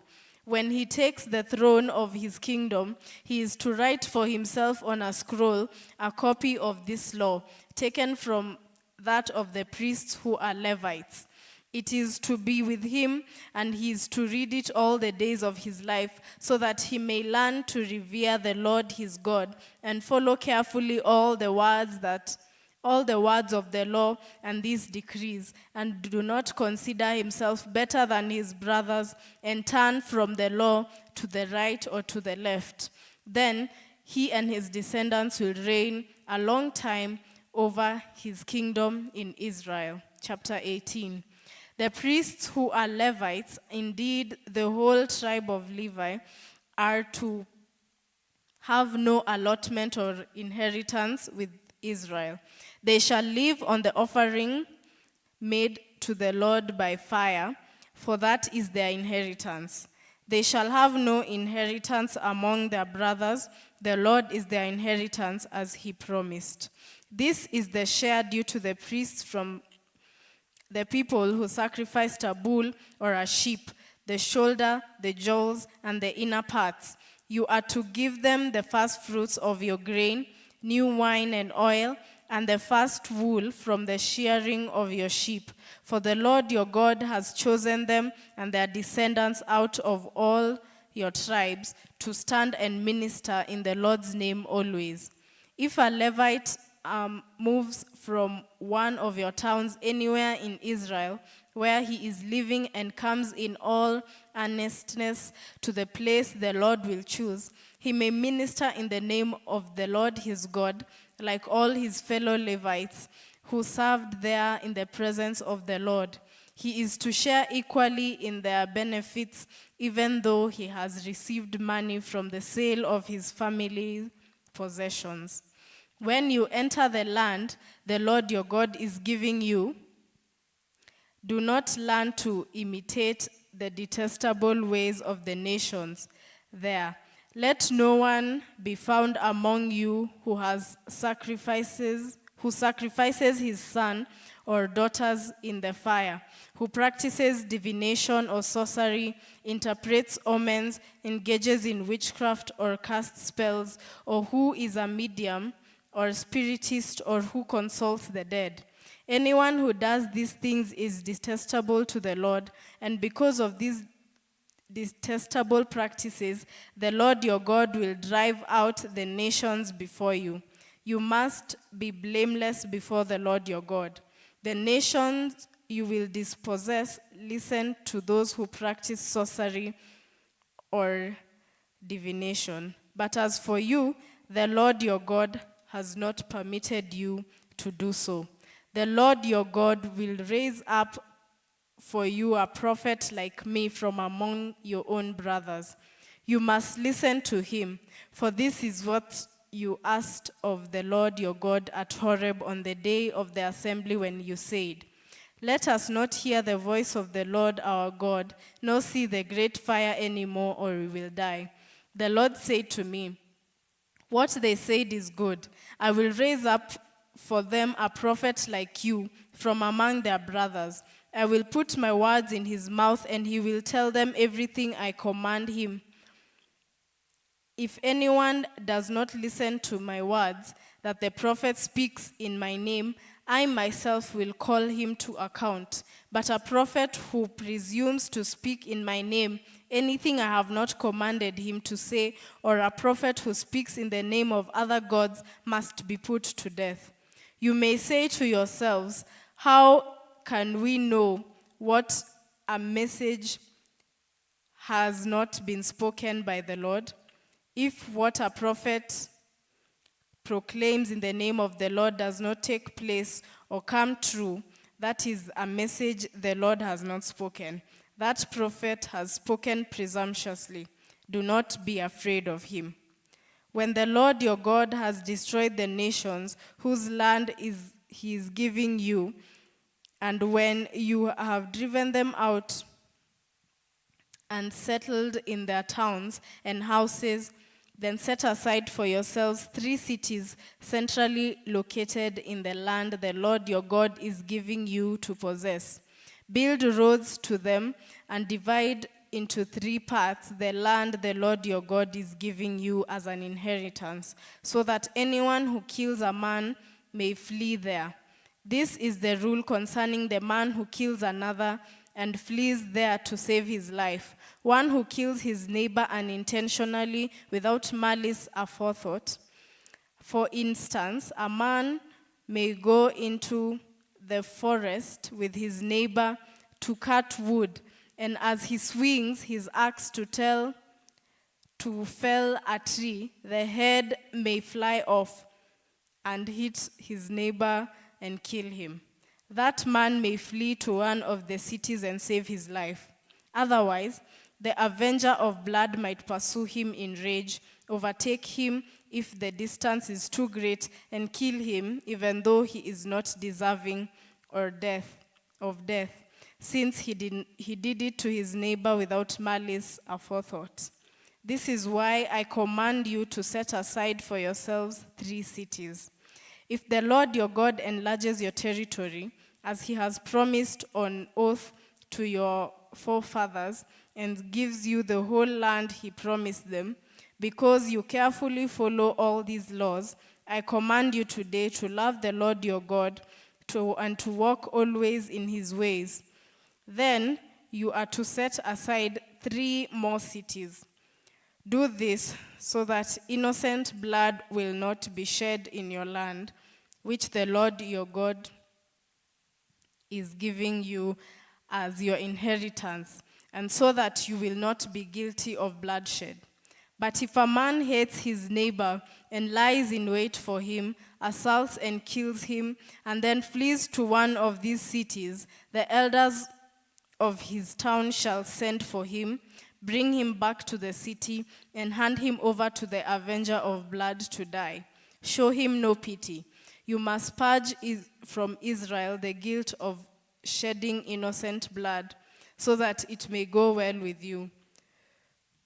Do not move your neighbor's boundary stone, set up by your predecessors in the inheritance you receive in the land the Lord your God is giving you to possess. One witness is not enough to convict a man accused of any crime or offense he may have committed. A matter must be established by the testimony of 2 or 3 witnesses. If a malicious witness takes the stand to accuse a man of a crime, the 2 men involved in the dispute must stand in the presence of the Lord before the priests and the judges who are in office at the time. The judges must make a thorough investigation, and if the witness proves to be a liar, giving false testimony against his brother, then do to him as he intended to do to his brother. You must purge the evil from among you.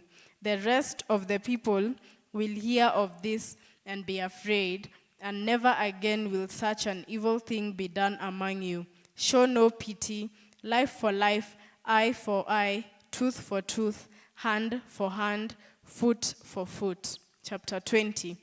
When you go to war against your enemies and see horses and chariots and an army greater than yours, do not be afraid of them, because the Lord your God who brought you up out of Egypt will be with you. When you are about to go to battle, the priest shall come forward and address the army. He shall say, "Hear, O Israel, today you are going into the battle against your enemies. Do not be faint-hearted or afraid. Do not be terrified or give way to panic before them. For the Lord your God is the one who goes with you to fight for you against your enemies to give you victory." The officers shall say to the army, "Has anyone built a new house and not dedicated it? Let him go home, or he may die in the battle, and someone else may dedicate it. Has anyone planted a vineyard and not begun to enjoy it? Let him go home, or he may die in battle, and someone else enjoy it. Has anyone become pledged to a woman and not married her? Let him go home, or he may die in battle, and someone else marry her." Then the officers shall add, "Is any man afraid or faint-hearted? Let him go home, so that his brothers will not become disheartened too." When the officers have finished speaking to the army, they shall appoint commanders over it. When you march up to attack a city, make its people an offer of peace. If they accept and open their gates, all the people in it shall be subject to forced labor and shall work for you. If they refuse to make peace and they engage you in battle, lay siege to the city. When the Lord your God delivers it into your hand, put to the sword all the men in it. As for the women, children, livestock, and everything else in the city, you may take these as plunder for yourselves. and you may use the plunder the Lord your God gives you from your enemies. This is how you are to treat all the cities that are at this distance from you and do not belong to the nations nearby. However, in the cities of the nations the Lord your God is giving you as an inheritance, do not leave alive anything that breathes. Completely destroy them, the Hittites, Amorites, Canaanites, Perizzites, Hivites, and Jebusites, as the Lord your God has commanded you. Otherwise, they will teach you to follow all the detestable things they do in worshiping their gods, and you will sin against the Lord your God. When you lay siege to a city for a long time, fighting against it, to capture it, do not destroy its trees by putting an axe to them, because you can eat their fruit. Do not cut them down. Are these trees of the field people that you should besiege them? However, you may cut down trees that you know are not fruit trees and use them to build siege works until the city at war with you falls. Deuteronomy 21. If a man is found slain, lying in a field in the land the Lord your God is giving you to possess, and it is known who killed him, your elders and judges shall go out and measure the distance from the body to the neighboring towns. And the elders of the town nearest the body shall take a heifer that has never been worked and has never worn a yoke, and lead her down to a valley that has not been plowed or planted, and where there is a flowing stream. There in the valley they are to break the heifer's neck. The priests, the sons of Levi, shall step forward, for the Lord your God has chosen them to minister and to pronounce blessings in the name of the Lord, and to decide all cases of dispute and assault.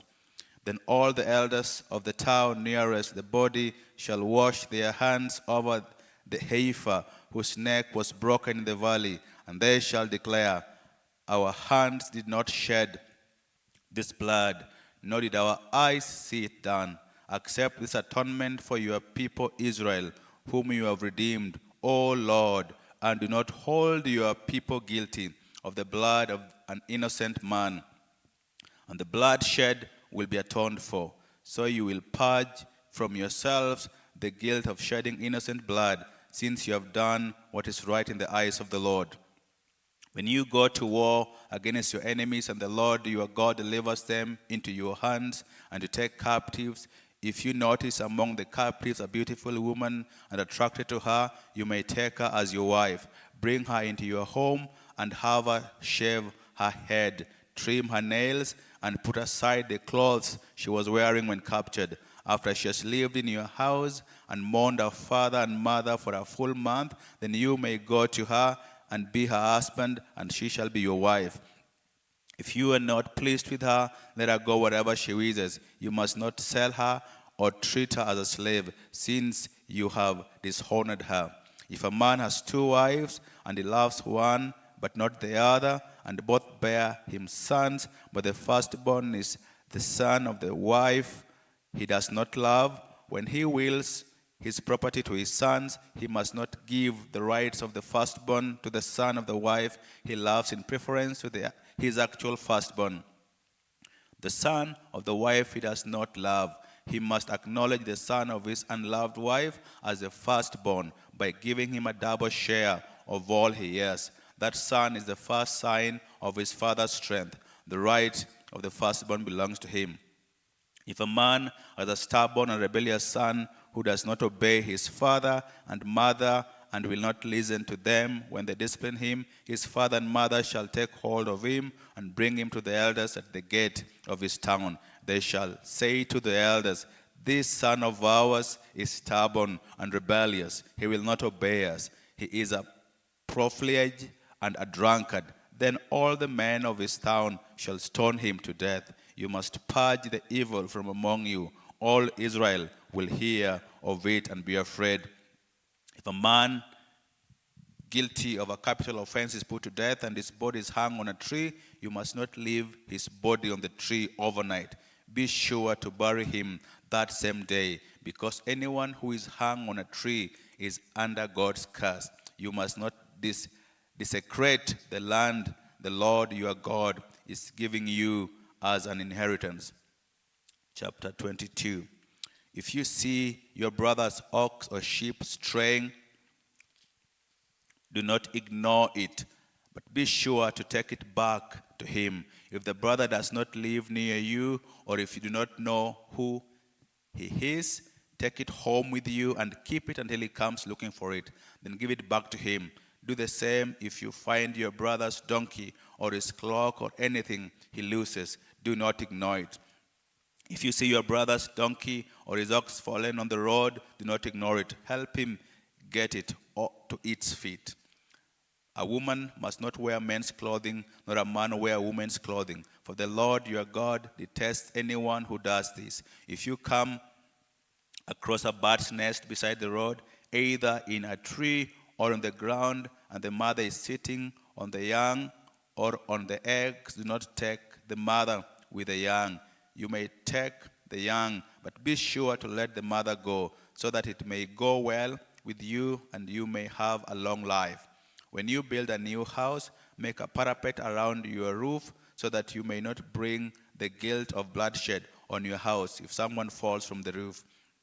Do not plant two kinds of seed in your vineyard. If you do, not only the crops you plant, but also the fruit of the vineyard will be defiled. Do not plow with an ox and a donkey yoked together. Do not wear clothes of wool and linen woven together. Make tassels on the four corners of the cloak you wear. If a man takes a wife and after lying with her, dislikes her and slanders her and gives her a bad name, saying, I married this woman, but when I approached her, I did not find proof of her virginity, then let the girl's father and mother shall bring proof that she was a virgin to the town elders at the gate. The girl's father will say to the elders, I gave my daughter in marriage to this man, but he dislikes her.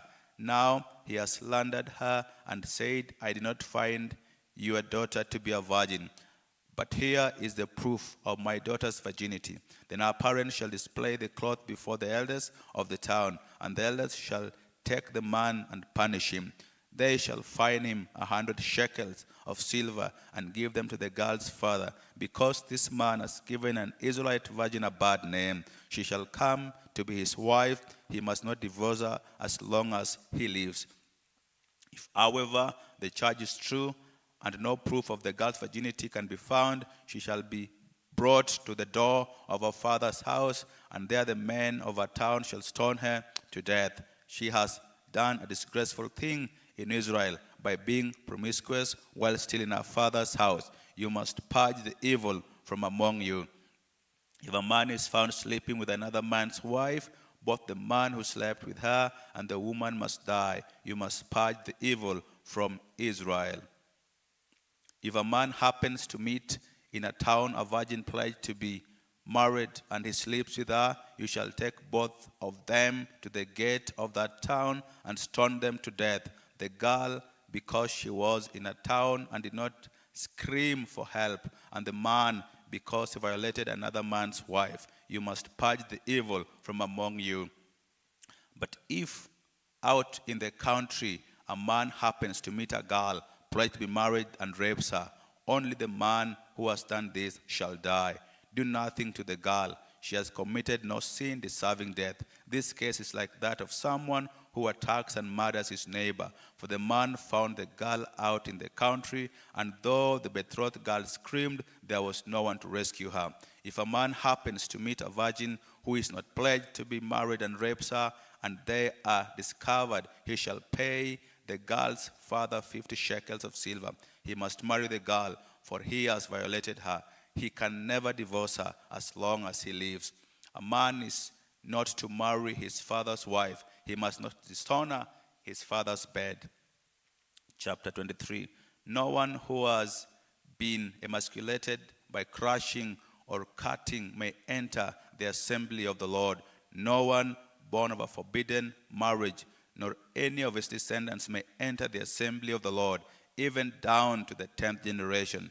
No Ammonite or Moabite or any of his descendants may enter the assembly of the Lord, even down to the 10th generation.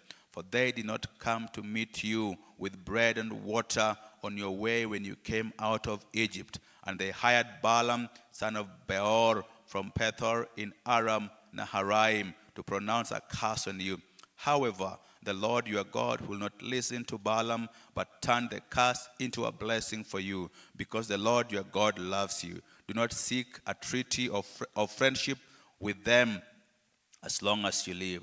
Do not abhor an Edomite, for he is your brother. Do not abhor an Egyptian, because you lived as an alien in his country. The third generation of children born to them may enter the assembly of the Lord. When you are encamped against your enemies, keep away from everything impure. If one of your men is unclean because a nocturnal emission, he is to go outside the camp and stay there. But as evening approaches, he is to wash himself, and at sunset he may return to the camp. Designate a place outside the camp where you can go to relieve yourself. As part of your equipment, have something to dig. As part of your equipment, have something to dig with. And when you relieve yourself, dig a hole and cover up your excrement. For the Lord your God moves about in your camp to protect you and to deliver your enemies to you. Your camp must be holy, so that he will not see among you anything indecent and turn away from you. If a slave has taken refuge with you, do not hand him over to his master. Let him live among you wherever he likes and in whatever town he chooses. Do not oppress him. No Israelite man or woman is to become a shrine prostitute. You must not bring the earnings of a female prostitute or of a male prostitute into the house of the Lord your God to pay any vow, because the Lord your God detests them both. Do not charge your brother interest, whether on money or food or anything else that may earn interest. You may charge a foreigner interest, but not a brother Israelite, so that the Lord your God may bless you in everything you put your hand to in the land you are entering to possess. If you make a vow to the Lord your God, do not be slow to pay it, for the Lord your God will certainly demand it of you, and you will be guilty of sin. But if you refrain from making a vow, you will not be guilty. Whatever your lips utter, you must be sure to do, because you made your vow freely to the Lord your God with your own mouth. If you enter your neighbor's vineyard, you may eat all the grapes you want, but do not put any in your basket. If you enter your neighbor's grain field, you may pick kernels with your hands, but you must not put a sickle to his standing grain. Chapter 24. If a man marries a woman who becomes displeasing to him because he finds something indecent about her and writes her a certificate of divorce, gives it to her and sends her from his house, and if after she leaves his house she becomes the wife of another man, and her second husband dislikes her and writes her a certificate of divorce, gives it to her and sends her from his house, or if he dies, then her first husband who divorced her is not allowed to marry her again after she has been defiled. That will be detestable in the eyes of the Lord. Do not bring sin upon the land the Lord your God is giving you as an inheritance. If a man has recently married, he must not be sent to war or have any other duty laid on him. For 1 year is to be free to stay at home and bring happiness to the wife he has married. Do not take a pair of millstones, not even the upper one, as security for a debt, because that will be taking a man's livelihood as security. If a man is caught kidnapping one of his brother Israelites and treats him as a slave or sells him, the kidnapper must die. You must purge the evil from among you. In cases of leprous disease, be careful to do exactly as the priests who are Levites instruct you. You must follow carefully what I have commanded them. Remember what the Lord your God did to Miriam along the way after you came out of Egypt. When you make a loan of any kind to your neighbor, do not go into his house to get what he is offering as a pledge. Stay outside and let the man to whom you are making the loan bring the pledge out to you. If the man is poor, do not go to sleep with his pledge in your possession. Return his cloak to him by sunset so that he may sleep in it. Then he will thank you, and it will be regarded as a righteous act in the sight of the Lord your God. Do not take advantage of a hired man who is poor and needy, whether he is a brother, Israelite, or an alien living in one of your towns. Pay him his wages each day before sunset, because he is poor and is counting on it.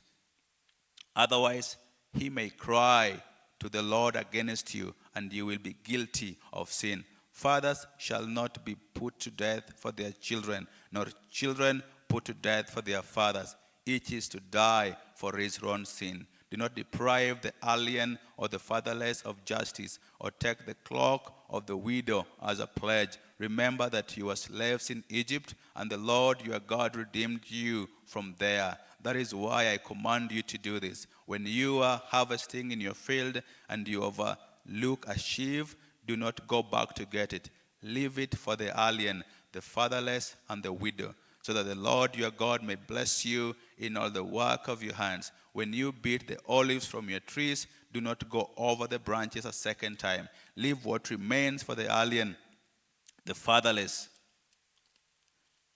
and the widow. When you harvest the grapes in your vineyard, do not go over the vines again.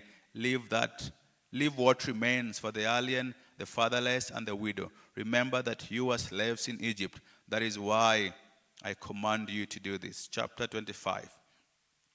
When men have a dispute, they are to take it to court, and the judges will decide the case, acquitting the innocent and condemning the guilty. If the guilty man deserves to be beaten, the judge shall make him lie down and have him flogged in his presence with the number of lashes his crime deserves.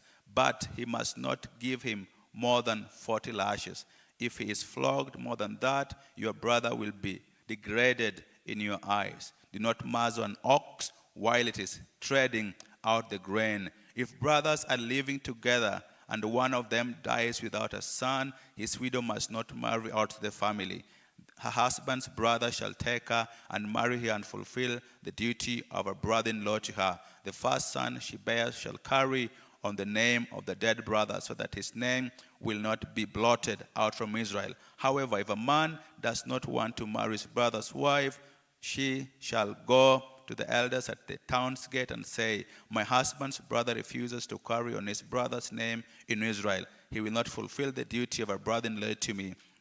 And the elders of his town shall summon him and talk to him. If he persists in saying, I do not want to marry her, his brother's widow shall go up to him in the presence of the elders, take off one of his sandals, spit on his face, and say, this is what is done to the man who will not build up his brother's family's line. That man's line shall be known in Israel as the family of the unsandaled.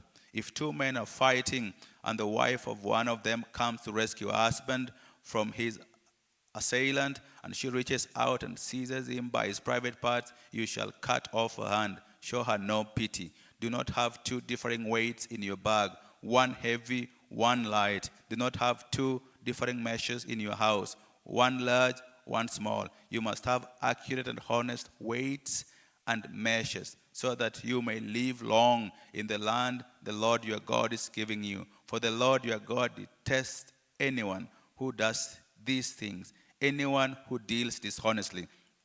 Remember what the Amalekites did to you along the way when you came out of Egypt. When you were weary and worn out, they met you on your journey and cut off all who were lagging behind.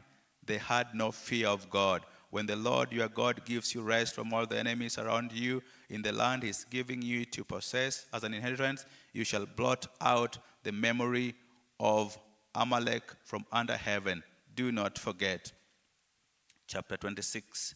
When you have entered the land the Lord your God is giving you as an inheritance and have taken possession of it and settled in it, take some of the first fruits of all that you produce from the soil of the land the Lord your God is giving you and put them in a basket. Then go to the place the Lord your God will choose as a dwelling for his name, and say to the priest in office at the time, I declare today to the Lord your God that I have come to the land the Lord swore to our forefathers to give us. The priest shall take the basket from your hands and set it down in front of the altar of the Lord your God. Then you shall declare before the Lord your God, my father was a wandering Aramean, and he went down into Egypt with a few people and lived there and became a great nation, powerful and numerous. But the Egyptians mistreated us and made us suffer, putting us to hard labor. Then we cried out to the Lord, the God of our fathers, and the Lord heard our voice and saw our misery, toil, and oppression. So the Lord brought us out of Egypt with a mighty hand and an outstretched arm, with great terror and with miraculous signs and wonders. He brought us to this place and gave us this land, a land flowing with milk and honey. And now I bring the first fruits of the soil that you, O Lord, have given me. Place the basket before the Lord your God and bow down before him. And you and the Levites and the aliens among you shall rejoice in all the good things the Lord your God has given to you and your household. When you have finished setting aside a tenth of all your produce in the third year, the year of the tithe, you shall give it to the Levite, the alien, the fatherless, and the widow, so that they may eat in your towns and be satisfied. Then say to the Lord your God, I have removed from my house the sacred portion and have given it to the Levite, the alien, the fatherless, and the widow, according to all you commanded. I have not turned aside from your commands, nor have I forgotten any of them. I have not eaten any of the sacred portion while I was in mourning, nor have I removed any of it while I was unclean, nor have I offered any of it to the dead. I have obeyed the Lord my God. I have done everything you commanded me. Look down from heaven, your holy dwelling place, and bless your people Israel and the land you have given us, as you promised on oath to our forefathers, a land flowing with milk and honey. The Lord your God commands you this day to follow these decrees and laws. Carefully observe them with all your heart and with all your soul. You have declared this day that the Lord is your God, and that you will walk in his ways, and that you will keep his decrees, commands, and laws, and that you will obey him. And the Lord has declared this day that you are his people, his treasured possession, as he promised, and that you are to keep all his commands. He has declared that he will set you in praise, fame, and honor, high above all the nations he has made, and that you will be a people holy to the Lord your God, as he promised. Chapter 27. Moses and the elders of Israel commanded the people, keep all these commands that I have given you today. When you have crossed the Jordan into the land the Lord your God is giving you, set up some large stones, cut them with plaster. Write on them all the words of this law when you have crossed over to enter the land the Lord your God is giving you, a land flowing with milk and honey, just as the Lord, the God of your fathers, promised you. And when you have crossed the Jordan, set up these stones on Mount Ebal, as I command you today, and cut them with plaster. Build there an altar to the Lord your God, an altar of stones. Do not use any iron tool upon them. Build the altar of the Lord your God with field stones, and offer burnt offerings on it to the Lord your God. Sacrifice fellowship offerings there, eating them and rejoicing in the presence of the Lord your God. And you shall write very clearly all the words of this law on these stones you have set up. Then Moses and the priests who are Levites said to all Israel, be silent, O Israel, and listen. You have now become the people of the Lord your God. Obey the Lord your God and follow his commands and decrees that I give you today. On the same day, Moses commanded the people, when you have crossed the Jordan, these tribes shall stand on Mount Gerizim to bless the people: Simeon, Levi, Judah, Issachar, Joseph, and Benjamin. And these tribes shall stand on Mount Ebal to pronounce curses: Reuben, Gad, Asher, Zebulun, Dan, and Naphtali. The Levite shall recite to all the people of Israel in a loud voice: Cursed is the man who carves an image or casts an idol, a thing detestable to the Lord, the work of the craftsman's hands, and sets it up in secret. Then all the people shall say, Amen. Cursed is the man who dishonors his father or his mother. Then all the people shall say, Amen. Cursed is the man who moves his neighbor's boundary stone. Then all the people shall say, Amen. Cursed is the man who leads the blind astray on the road. Then all the people shall say, Amen. Cursed is the man who withholds justice from the alien, the fatherless, or the widow. Then all the people shall say, Amen. Cursed is the man who sleeps with his father's wife, for he dishonors his father's bed. Then all the people shall say, Amen. Cursed is the man who has sexual relations with any animal. Then all the people shall say, Amen. Cursed is the man who sleeps with his sister, the daughter of his father, or daughter of his mother. Then all the people shall say, Amen. Cursed is the man who sleeps with his mother-in-law. Then all the people shall say, Amen. Cursed is the man who kills his neighbor secretly. Then all the people shall say, Amen. Cursed is the man who accepts a bribe to kill an innocent person. Then all the people shall say, Amen. Cursed is the man who does not uphold the words of this law by carrying them out. Then all the people shall say, Amen.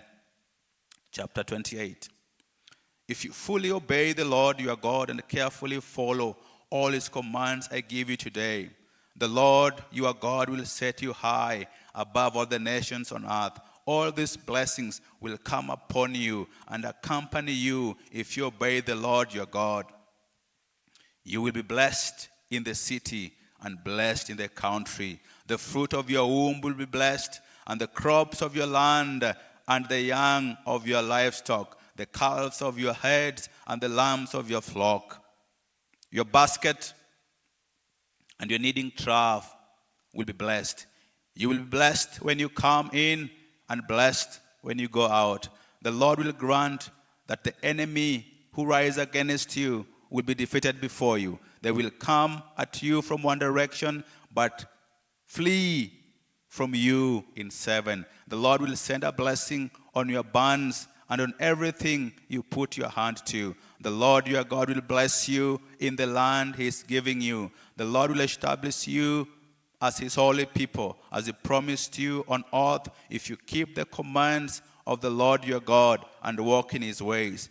Then all the people on earth will see that you are called by the name of the Lord, and they will fear you. The Lord will grant you abundant prosperity in the fruit of your womb, the young of your livestock, and the crops of your ground, in the land he swore to your forefathers to give you. The Lord will open the heavens, the storehouse of his bounty, to send rain on your land in season, and to bless all the work of your hands. You will lend to many nations, but you will borrow from none. The Lord will make you the head, not the tail. If you pay attention to the commands of the Lord your God that I give you this day and carefully follow them, you will always be at the top, never at the bottom. Do not turn aside from any of the commands I give you today, to the right or to the left, following other gods and serving them. However, if you do not obey the Lord your God and do not carefully follow all his commands and decrees I am giving you today, all these curses will come upon you and overtake you. You will be cast in the city and cast in the country. Your basket and your kneading trough will be cast. The fruit of your womb will be cast, and the crops of your land, and the calves of your herds, and the lambs of your flocks. You'll be cast when you come in, and cast when you go out. The Lord will send on you curses, confusion, and rebuke in everything you put your hand to, until you are destroyed and come to sudden ruin because of the evil you have done in forsaking him. The Lord will plague you with diseases until he has destroyed you from the land you are entering to possess. The Lord will strike you with wasting disease, with fever and inflammation, with scorching heat and drought, with blight and mildew, which will plague you until you perish.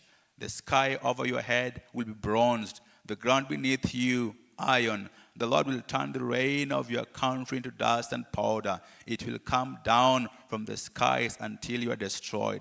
The Lord will cause you to be defeated before your enemies. You will come at them from one direction, but flee from them in seven, and you will become a thing of horror to all the kingdoms on earth.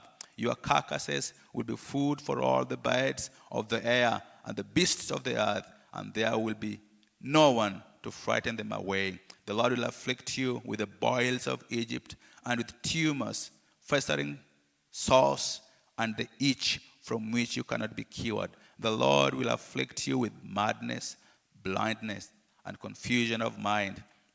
At midday you will grope about like a blind man in the dark. You'll be unsuccessful in everything that you do. Day after day you will be oppressed and robbed, with no one to rescue you.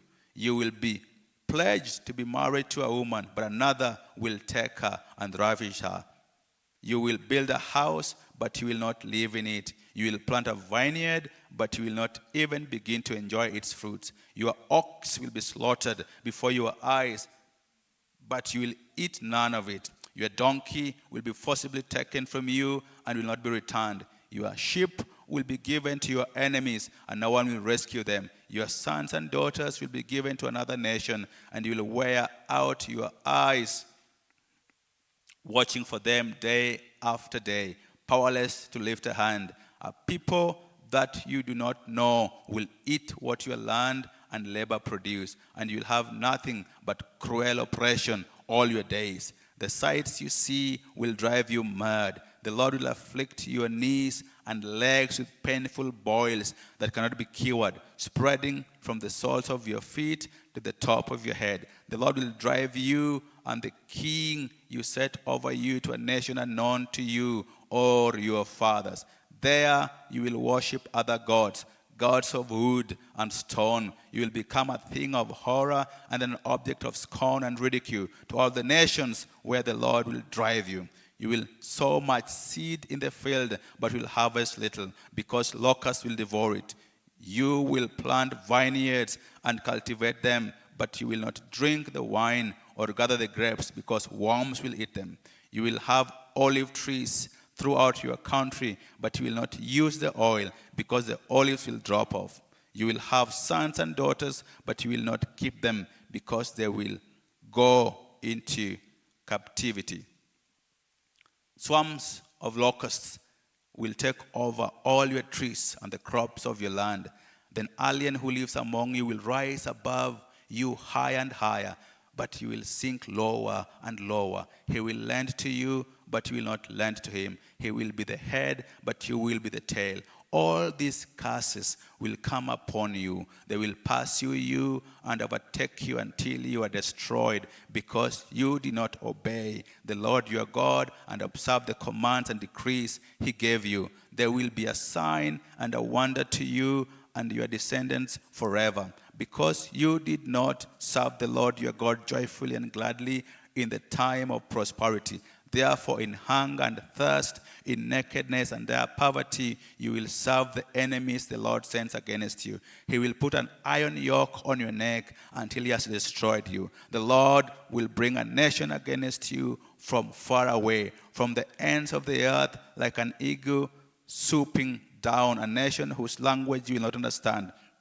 A fierce-looking nation without respect for the old or pity for the young. They will devour the young of your livestock and the crops of your land until you are destroyed. They will leave you no grain, new wine or oil, nor any calves of your herds or lambs of your flocks until you are ruined. They will lay siege to all the cities throughout your land until the high fortified walls in which you trust fall down. They will besiege all the cities throughout the land the Lord your God is giving you. Because of the suffering that your enemy will inflict on you during the siege, you will eat the fruit of the womb, the flesh of the sons and daughters the Lord your God has given you. Even the most gentle and sensitive man among you will have no compassion on his own brother or the wife he loves or his surviving children, and he will not give to one of them any of the flesh of his children that he is eating.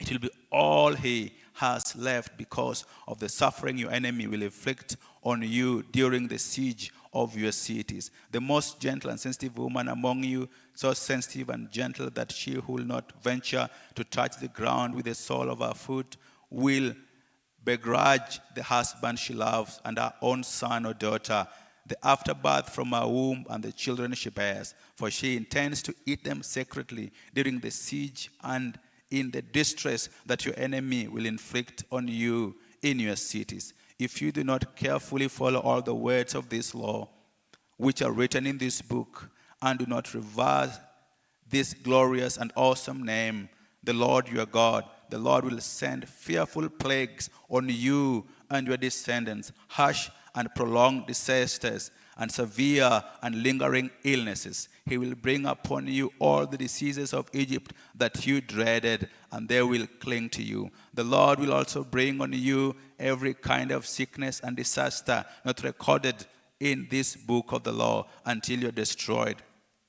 You who are as numerous as the stars in the sky will be left but few in number, because you did not obey the Lord your God. Just as it pleased the Lord to make you prosper and increase in number, so it will please him to ruin and destroy you. You will be uprooted from the land you are entering to possess.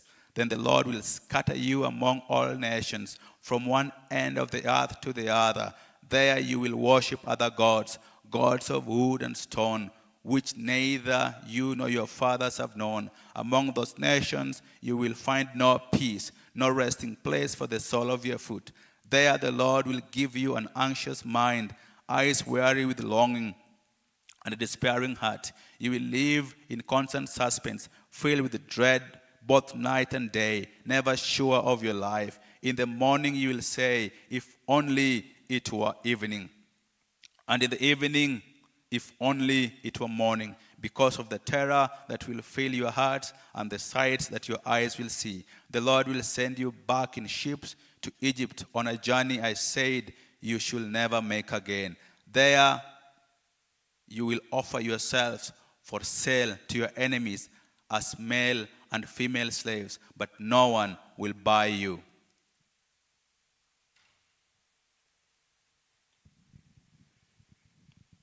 Chapter 29.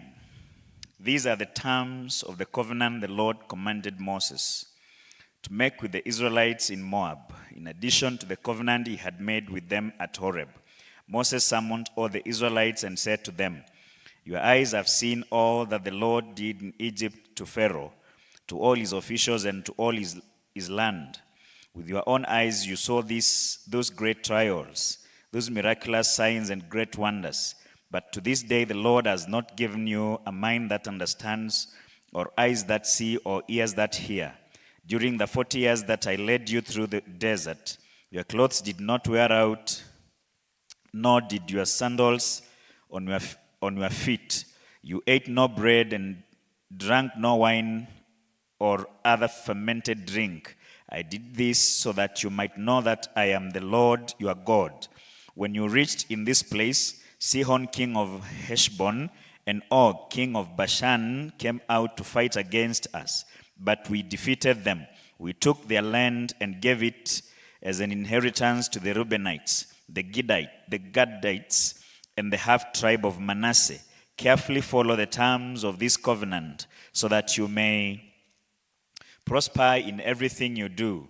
All of you are standing today in the presence of the Lord your God, your leaders and chief men, your elders and officials, and all the other men of Israel, together with your children and your wives, and the aliens living in your camps who chop your wood and carry your water. You are standing here in order to enter into a covenant with the Lord your God, a covenant the Lord is making with you this day and sealing with an oath to confirm you this day as his people, that he may be your God as he promised you, as he swore to your fathers, Abraham, Isaac, and Jacob. I am making this covenant with its oath, not only with you who are standing here with us today in the presence of the Lord our God, but also with those who are not here today. You yourselves know how we lived in Egypt and how we passed through the countries on the way here. You saw among them their detestable images and idols of wood and stone, of silver and gold. Make sure that there is no man or woman, clan or tribe among you today whose heart turns away from the Lord your God to go and worship the gods of those nations. Make sure there is no root among you that produces such bitter poison. When such a person hears the words of this oath, he invokes a blessing on himself and therefore thinks, I will be safe, even though I persist in going my own way. This will bring disaster on the watered land as well as the dry. The Lord will never be willing to forgive him. His wrath and zeal will burn against that man. All the curses written in this book will fall upon him, and the Lord will blot out his name from under heaven. The Lord will single him out from all tribes of Israel for disaster, according to all the curses of the covenant written in this book of the law. Your children who follow you in later generations, and foreigners who come from distant lands will see the calamities that have fallen on the land and the diseases with which the Lord has inflicted it. The whole land will be a burning waste of salt and sulfur, nothing planted, nothing sprouting, no vegetation growing on it. It will be like the destruction of Sodom and Gomorrah, Admah and Zeboim, which the Lord overthrew in fierce anger. All the nations will ask, why has the Lord done this to this land? Why this fierce burning anger? And the answer will be, it is because his people abandoned the covenant of the Lord, the God of their fathers, the covenant he made with them when he brought them out of Egypt, when they went off and worshipped other gods and bowed down to them, gods they did not know, gods they had not given them. He had not given them.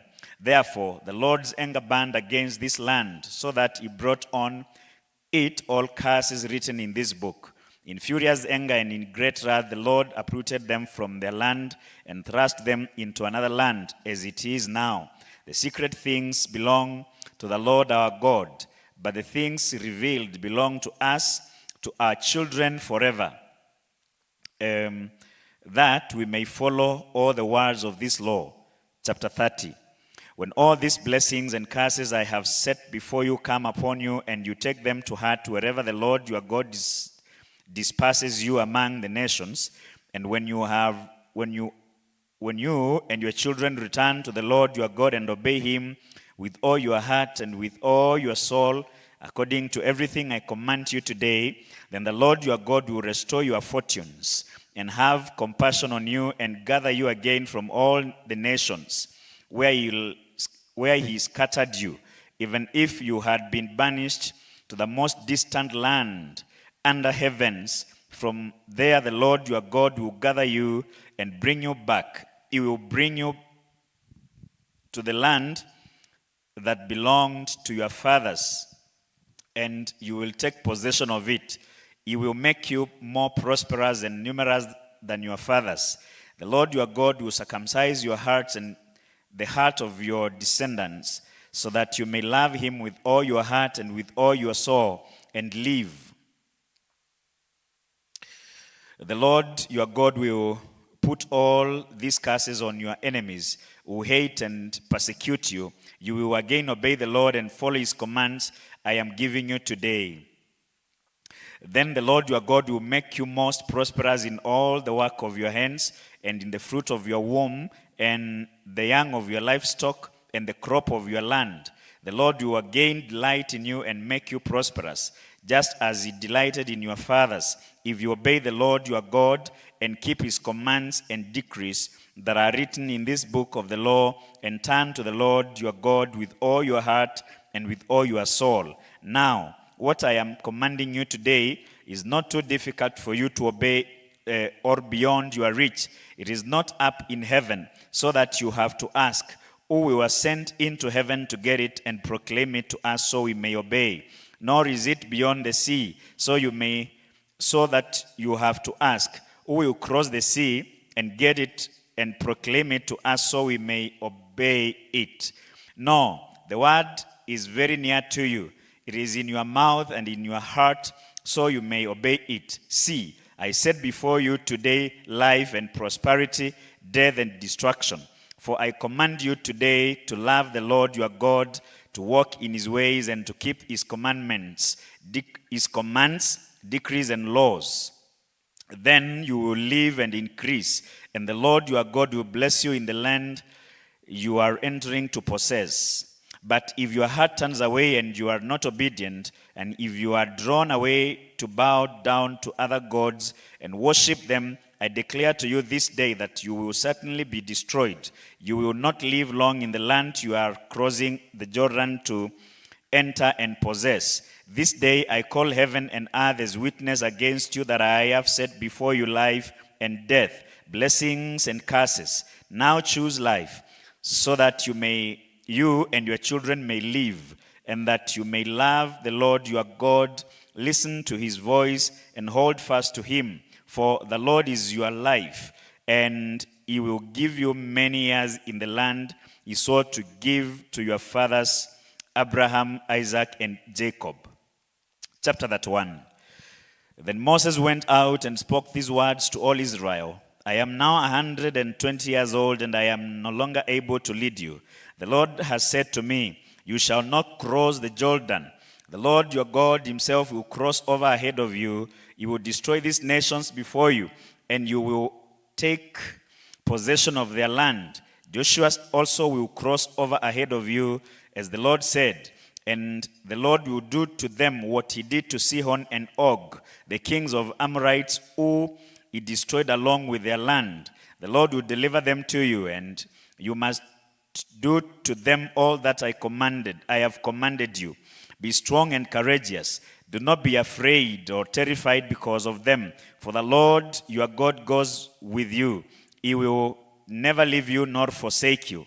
Then Moses summoned Joshua and said to him in the presence of all Israel, be strong and courageous, for you must go with these people into the land that the Lord swore to their forefathers to give them, and you must divide it among them as their inheritance. The Lord himself goes ahead of you, and he will be with you. He will never leave you nor forsake you. Do not be afraid. Do not be discouraged. So Moses wrote down this law and gave it to the priests, the sons of Levi, who carried the ark of the covenant of the Lord, and to all the elders of Israel.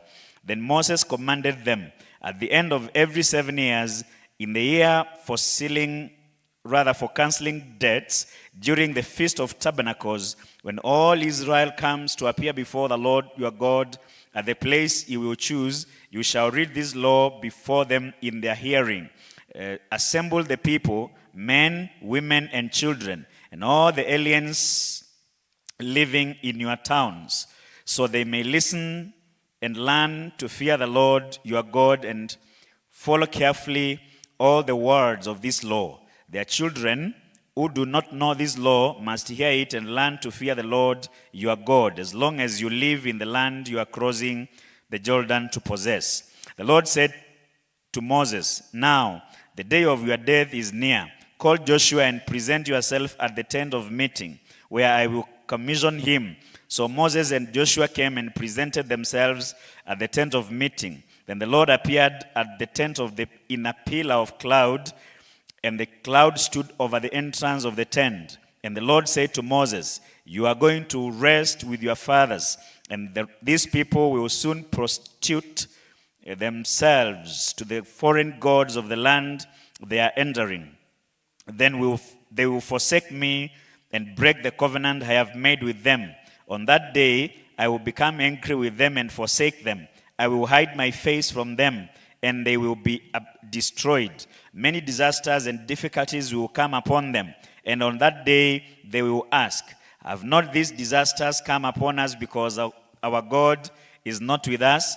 And I will certainly hide my face on that day because of all their wickedness in turning to other gods. Now write down for yourselves this song and teach it to the Israelites and have them sing it, so that it may be a witness for me against them. When I have brought them into the land flowing with milk and honey, the land that I promised on oath to their forefathers, and when they eat their fill and thrive, they will turn to their gods and worship them, rejecting me and breaking my covenant. And when many disasters and difficulties come upon them, this song will testify against them, because it will not be forgotten by their descendants. I know what they are disposed to do. Even before I bring them into the land, I promised them on oath. So Moses wrote down this song that day and taught it to the Israelites. The Lord gave his command to Joshua, a son of Nun, be strong and courageous, for you will bring Israelites into the land I promised them on oath, and I myself will be with you. After Moses finished writing in a book the words of this law from beginning to end, he gave his command to the Levites who carried the ark of the covenant of the Lord. Take this book of the law and place it beside the ark of the covenant of the Lord your God. There it will remain as a witness against you, for I know how rebellious and stiff-necked you are. If you have been rebellious against the Lord while I am still alive and with you, how much more will you rebel after I die? Assemble before me all elders of your tribes and all your officials, so that I can speak these words in their hearing and call heaven and earth to testify against them. For I know that after my death, you are sure to become utterly corrupt and to turn from the way I have commanded you. In days to come, disaster will fall upon you because you will do evil in the sight of the Lord and provoke him to anger by what your hands have made. And Moses recited the words of the song from beginning to the end in the hearing of the whole assembly of Israel. Chapter 32. Listen, O heavens, I will speak. Oh, hear, O earth, the words of my mouth. Let my teaching fall like rain, and my words descend like dew. Those showers on like showers on new grass, like abundant rain on tender plants. I will proclaim the name of the Lord. Oh, praise the greatness of our God. He is the rock. His works are perfect, and all his ways are just. A faithful God who does no wrong. Upright and just is he. They have acted corruptly towards him. To their shame, they are no longer his children, but are a warped and crooked generation. Is this the way you repay the Lord, O foolish and unwise people? Is he not your father, your creator, who made you and formed you? Remember the days of old. Consider the generations long past. Ask your father, and he will tell you. Your elders, and they will explain to you. When the Most High gave the nations their inheritance, when he divided all mankind and set up boundaries for the people, according to the numbers of the sons of Israel, for the Lord's portion is his people. Jacob is his allotted inheritance. In a desert land he found him, in a barren and hallowing waste. He shielded him and cared for him. He guarded him as the apple of his eye, like an eagle that stirs up its nest and hovers over its young, and that spreads its wings to catch them and carries them on its pinions. The Lord alone led him. No foreign god was with him. He made him ride on heights of the land and fed him the fruit of the fields. He nourished him with honey from the rock, and with oil from the flinty crag, with curds of milk and herds of flock, and with fattened lambs and goats, with choice rams and of Bashan, and the finest kennels of wheat. He drank the foaming blood of the grape. Jeshurun grew fat and kicked, filled with food. He became heavy and sleek. He abandoned the God who made him, and rejected the rock, his savior. They made him jealous with their foreign gods, and anchored him with their detestable idols. They sacrificed to demons, which are not God, gods they had not known, gods that recently appeared, gods your fathers did not fear. You deserted the rock who fathered you. You forgot the God who gave you birth. The Lord saw this and rejected them, because he was anchored by his sons and daughters. I will hide my face from them, he said, and see what their end will be, for they are a perverse generation, children who are unfaithful. They made me jealous by what is not God, and anchored me with their worthless idols. I will make them envious by those who are not a people. I will make them angry by a nation that has no understanding, for a fire has been kindled by my wrath, one that burns to the realm of death below. It will devour the earth and its harvests, and set afire the foundations of the mountains. I will heap calamities upon them and spend my arrows against them. I will send wasting famine against them, consuming pestilence and deadly plague. I will send against them the fangs of wild beasts, the venom of vipers, and glide in the dust. In the street, the sword will make them childless. In their homes, terror will reign. Young men and young women will perish, infants and gray-haired men.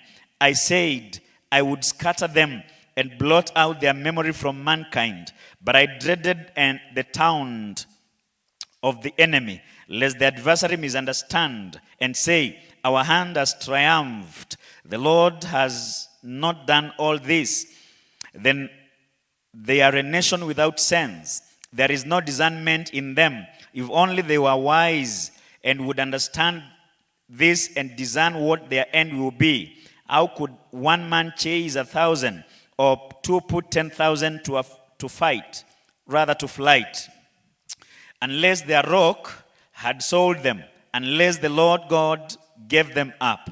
For their rock is not like our rock, as even our enemies concede.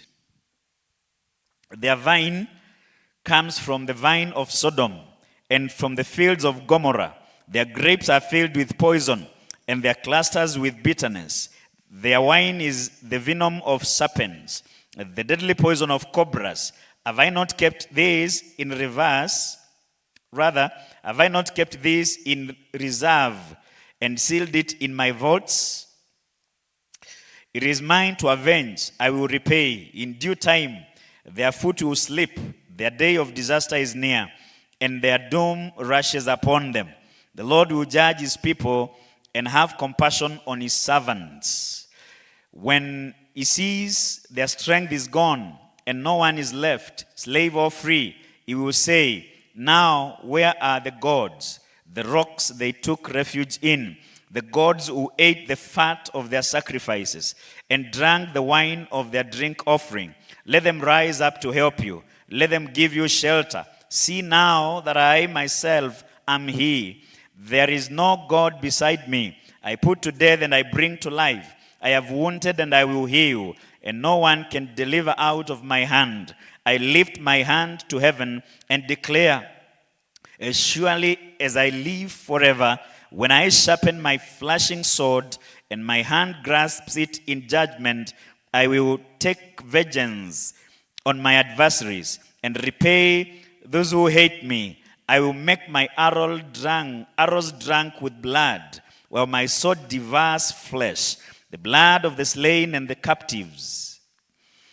The heads of the enemy leaders. Rejoice, all nations, with his people. For he will avenge the blood of his servants. He will take vengeance on his enemies and make atonement for his land and people. Moses came with Joshua, son of Nun, and spoke all the words of this song in the hearing of the people. When Moses finished reciting all these words to all Israel, he said to them, "Take to heart all the words I have solemnly declared to you this day, so that you may command your children to obey carefully all the words of this law. They are not just idle words for you, they are your life. By them you will live long in the land you are crossing the Jordan to possess." On that same day, the Lord told Moses, "Go up into the Abiram range to Mount Nebo in Moab, across from Jordan, and view Canaan, the land I'm giving the Israelites as their own possession. There, on the mountain that you have climbed, you will die and be gathered to your people, just as your brother Aaron died on Mount Hor and was gathered to his people. This is because both of you broke faith with me in the presence of the Israelites at the waters of Meribah Kadesh, in the desert of Zin, and because you did not uphold my holiness among the Israelites. Therefore, you will see the land only from a distance. You will not enter the land I am giving to the people of Israel." Chapter 33.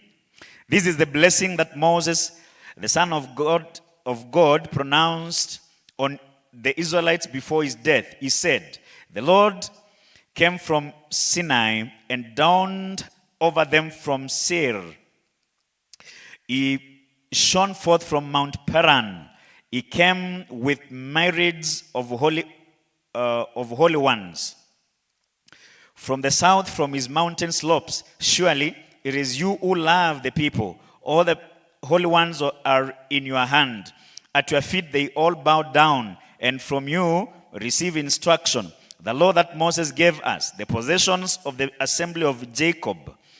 He was king over Jeshurun. When the leaders of the people assembled, along with the tribes of Israel, "Let Reuben live and not die, nor his men be few. And this he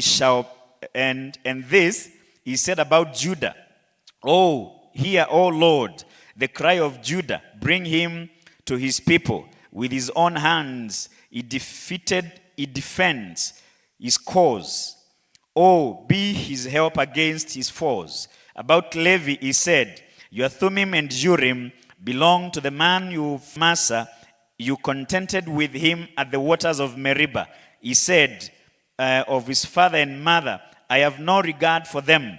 He did not recognize his brothers nor acknowledge his own children, but he watched over your word and guarded your covenant. He teaches your precepts to Jacob and your law to Israel. He offers incense before you and all burnt offering on your altar. Bless all his skills, O Lord, and be pleased with the work of his hands. Smite the loins of those who rise against him. Strike his foes till they rise no more. About Benjamin he said, "Let the beloved of the Lord rest secure in him, for he shields him all day long. And the one the Lord loves rests between his shoulders." About Joseph said, "May the Lord bless his land with the precious dew from heaven above, and with the deep waters that lie below. With the best the sun brings forth, and the finest the moon can yield. With the choicest gifts of the ancient mountains, and the fruitfulness of the everlasting hills. With the best gifts of the earth and its fruitfulness, and the favor of him who dwelt in the burning bush. Let all this rest on the head of Joseph, on the brow of the prince among his brothers. In majesty he is like a firstborn bull. His horns are the horns of a wild ox. With them he will go the nations, even those that at the end of the earth, such as the 10,000s of Ephraim, such are the thousands of Manasseh. About Zebulun he said, "Rejoice, Zebulun, in your going out, and you, Issachar, in your tents. You will summon people to the mountains, and there offer sacrifices of righteousness. They will feast on the abundance of the seas, on the treasures hidden in the sand. About Gad he said, blessed is he who enlarges Gad's domain. Gad lives like a lion, tearing at arm or head. He chose the best land for himself. The leader's portion was kept for him. When the heads of the people assembled, he carried out the Lord's righteous will and his judgments concerning Israel. About Dan he said, Dan is a lion's cub, springing out of Bashan. About Naphtali he said, Naphtali is abounding with the favor of the Lord and is full of his blessing. He will inherit southwards to the lake. About Asher he said, most blessed of sons is Asher. Let him be favored by his brothers, and let him bathe his feet in oil. The bolts of your gates will be iron and bronze, and your strength will equal your days. There is no one like the God of Jeshurun, who rides on the heavens to help you, and on the clouds in his majesty. The eternal God is your refuge, and underneath are the everlasting arms. He will drive out your enemies before you, saying, destroy them. So Israel will live in safety alone. Jacob's spring is secure in a land of grain and dew and new wine, where the heavens drop dew. Blessed are you, O Israel, who is like you, a people saved by the Lord. He is your shield and helper, and your glorious sword. Your enemies will cower before you, and you will trample down their high places. Chapter 34. Then Moses climbed Mount Nebo from the plains of Moab to the top of Pisgah, across from Jericho. There the Lord showed him the whole land, from Gilead to Dan, all of Naphtali, the territory of Ephraim and Manasseh, all the land of Judah as far as the western sea, the Negev and the whole region of the valley of Jericho, the city of palms, and as far as Zoar. Then the Lord said to him, this is the land I promised on oath to Abraham, Isaac, and Jacob, when I said, I will give it to your descendants. I have let you see it with your eyes, but you will not cross over into it. And Moses, the servant of the Lord, died there in Moab, as the Lord has said. He buried him in Moab, in the valley opposite Beth Peor. But to this day, no one knows where his grave is. Moses was 120 years old when he died. Yet his eyes were not weak, nor his strength gone. The Israelites grieved for Moses in the plains of Moab 30 days, until the time of weeping and mourning was over.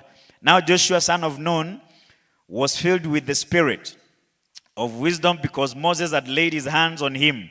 So the Israelites listened to him and did what the Lord had commanded Moses. Since then, no prophet has risen in Israel like Moses, whom the Lord knew face to face, who did all those miraculous signs and wonders the Lord sent him to do in Egypt, to Pharaoh and to all his officials and to his whole land. For no one has ever shown the mighty power or performed the awesome deeds that Moses did in the sight of all Israel.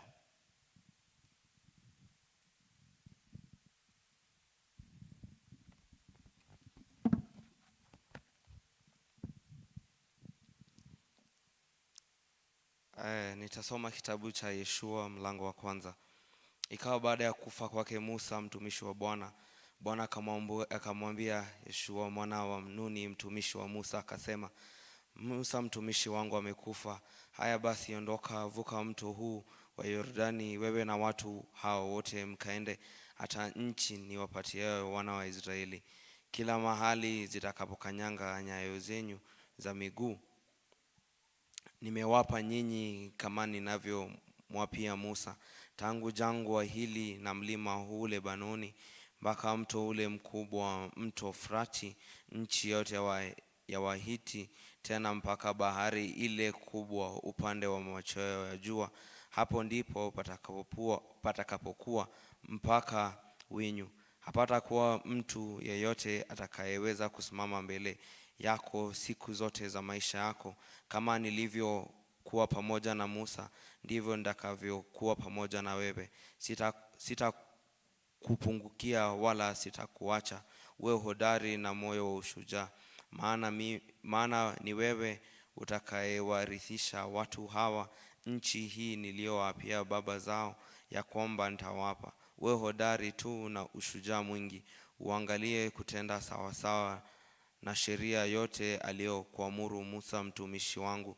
Usiache kwenda mkono wa kuume au wa kushoto, upate kufanikishwa sana kila uendako. Kitabu hiki cha Torati kisiondoke kinywani mwako, bali yatafakari maneno yake mchana na usiku, upate kuangalia kutenda sawasawa na maneno yote yaliyoandikwa humo, maana ndipo utakapofanikishwa njia yako, kisha ndipo utakapostawi sana. Je, si mimi niliyekuamuru? Uwe hodari na moyo wa ushujaa, usiogope wala usifadhaike, kwa kuwa Bwana Mungu wako yu pamoja nawe kila uendako. Ndipo Yeshua akawaamuru makinda wa watu akisema, piteni katikati ya matuo, mkawaamuru hao watu mkisema, fanyeni tayari vyakula, kwa maana baada ya siku 3 mtavuka mto huu wa Yordani, ili kuingia na kumiliki nchi awapatiayo Bwana Mungu wenu mpate kuimiliki. Tena Yeshua akawaambia Warubeni na Wagadi na hao wa nusu ya kabila ya Manase akasema, likumbukeni neno lile alilowaamuru Musa mtumishi wa Bwana akisema, Bwana Mungu wenu anawapa nyinyi raha, naye atawapa nchi hii.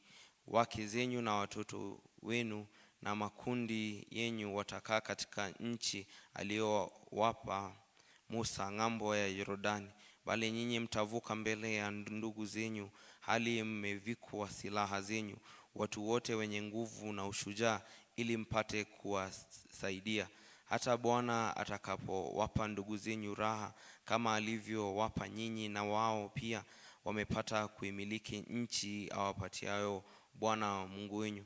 Ndipo mtakapoirudia nchi ya milki yenyu na kuimiliki, ambaye Musa mtumishi wa Bwana aliwapeni ng'ambo ya Yordani, upande wa mawio wa jua. Wakamwambia Yeshua akasema, haya yote uliotuamuru tutayafanya, na kila mahali ulikotutuma tutakwenda. Kama vile tulivyomsikiliza Musa katika mambo yote, ndivyo tutakavyokusikiliza wewe. Bwana Mungu wako na awe pamoja nawe tu kama alivyokuwa pamoja na Musa. Kila mtu atakayeiasi amri yako asiyasikilize maneno yako katika mambo yote utakayomwamuru, atauawa. Uwe hodari na moyo wa ushujaa. Hilo tu. Yeshua mlango wa 2. Yeshua mwana wa Nuni akawatuma watu 2 kutoka Shitimu kwa siri ili kupeleleza. Akawaambia, enendeni mkaitazame nchi hii ya Yeriko. Wakaenda wakafika nyumbani kwa kahaba mmoja, jina lake aliitwa Rahabu, wakalala huko. Mfalme wa Yeriko akaambiwa kusema, tazama, watu 2 wa wana wa Israeli wameingia humu leo usiku ili kuipeleleza nchi. Mfalme wa Yeriko akatuma watu wa Rahabu akasema, watueni watu wale waliokuja kwako waliingia ndani ya nyumba yako, maana wamekuja ili kuipeleleza nchi. Yule mwanamke akawatoa wale watu 2 akawaficha, akasema, naam, wale watu walikuja kwangu, lakini sikujua walikotoka. Ikawa kama wakati wa kufungua lango la mji kulipokuwa giza, watu wale wakatoka, wala sijui walikokwenda. Wafuateni upesi, maana mtawapata. Lakini yeye alikuwa amewapandisha darini, akawaficha kwa mabua ya kitani aliyokuwa ameyatandika juu ya dari. Basi hao watu wakawafuata kwa njia iendayo Yordani mpaka vivukoni, na mara wale watu waliowafuatia walipokwisha kutoka wakalifunga lango.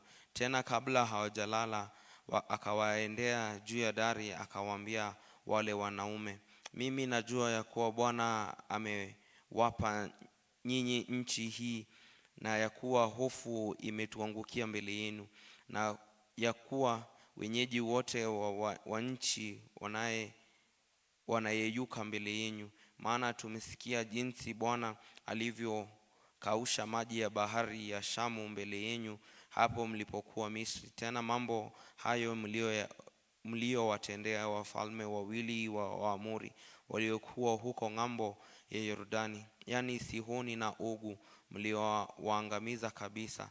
Na mara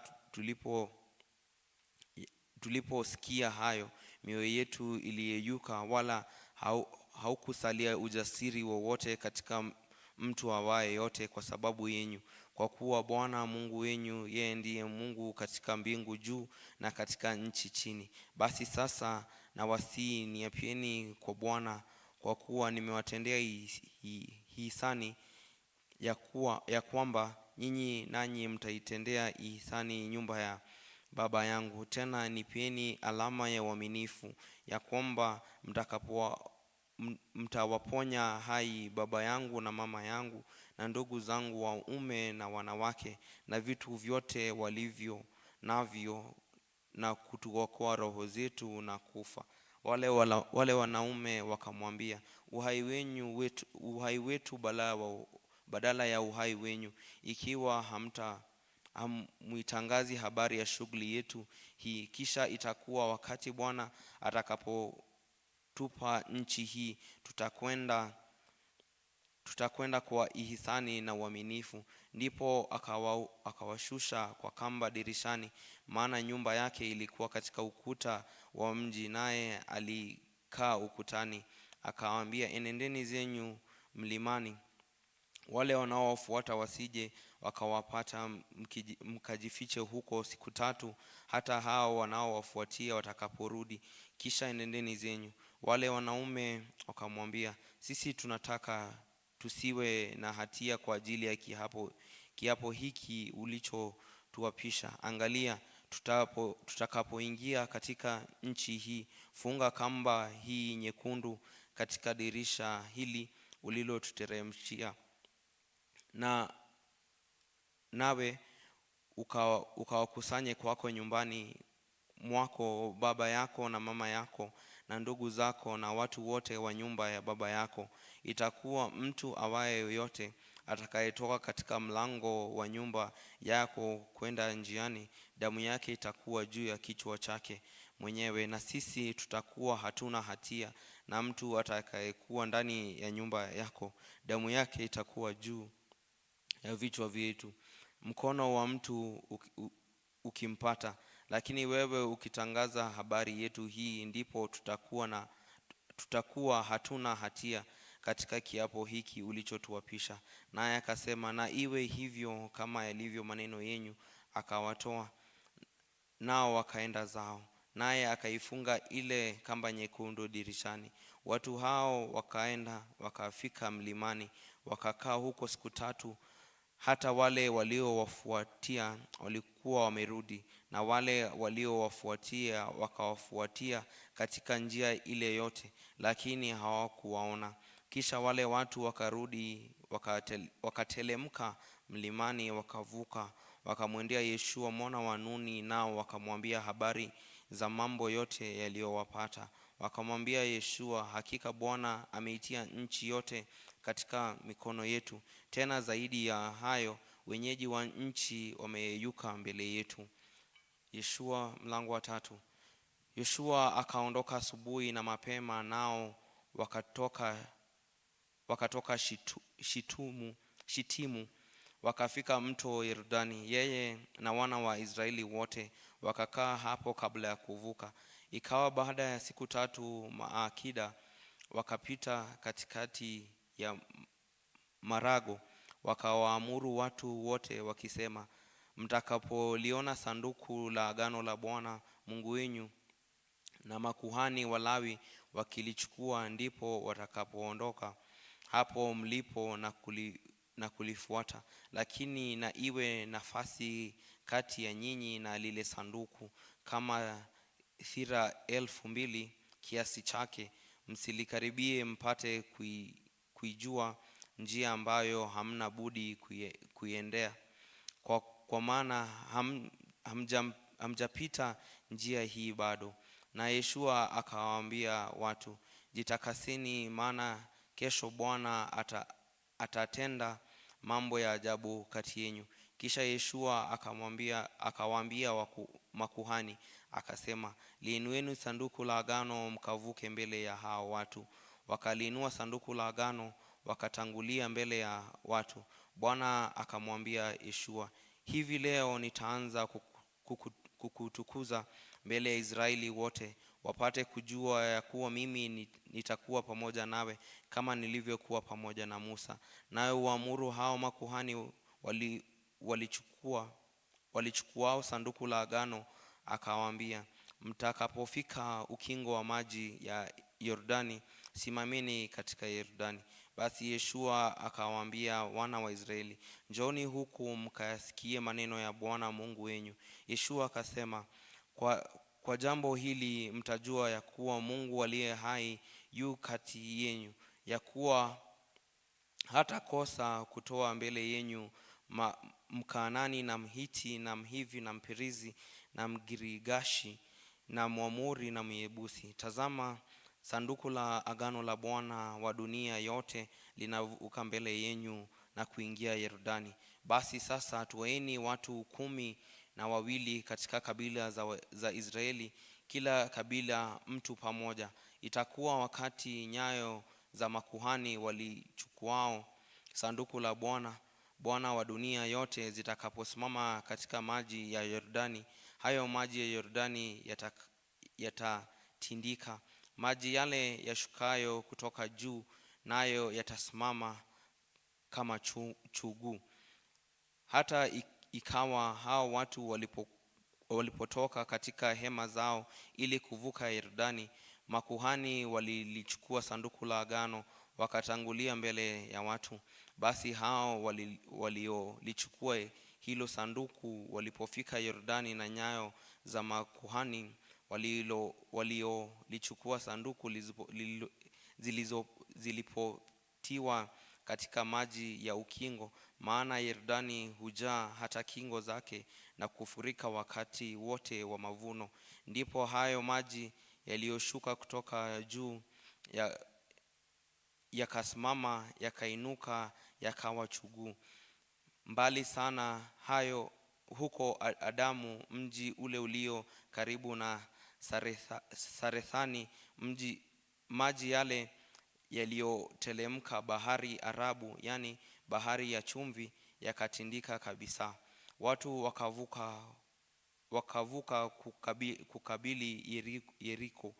Na hao makuhani waliochukua sanduku la agano la Bwana wakasimama imara mahali pakavu katikati ya Yordani. Israeli wote wakavuka katika nchi kavu, hata taifa lile lote likaisha kuvuka Yordani.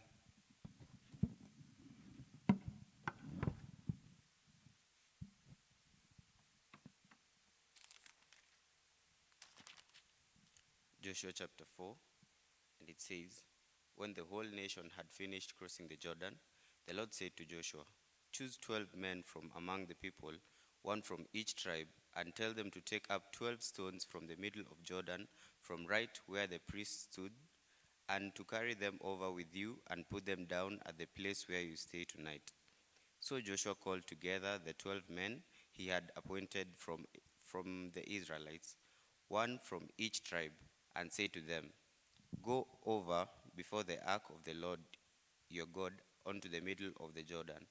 Each of you is to take up a stone on his shoulder, according to the number of the tribes of the Israelites. to serve as a sign among you. In the future, when your children ask you, what do these stones mean?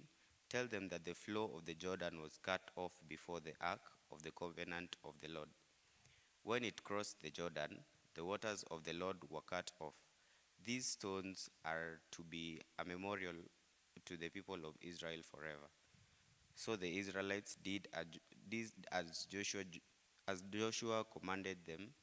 They took 12 stones from the middle of the Jordan, according to the number of the tribes of the Israelites, as the Lord had told Joshua, and they carried them over with them to their camp, where they put them down.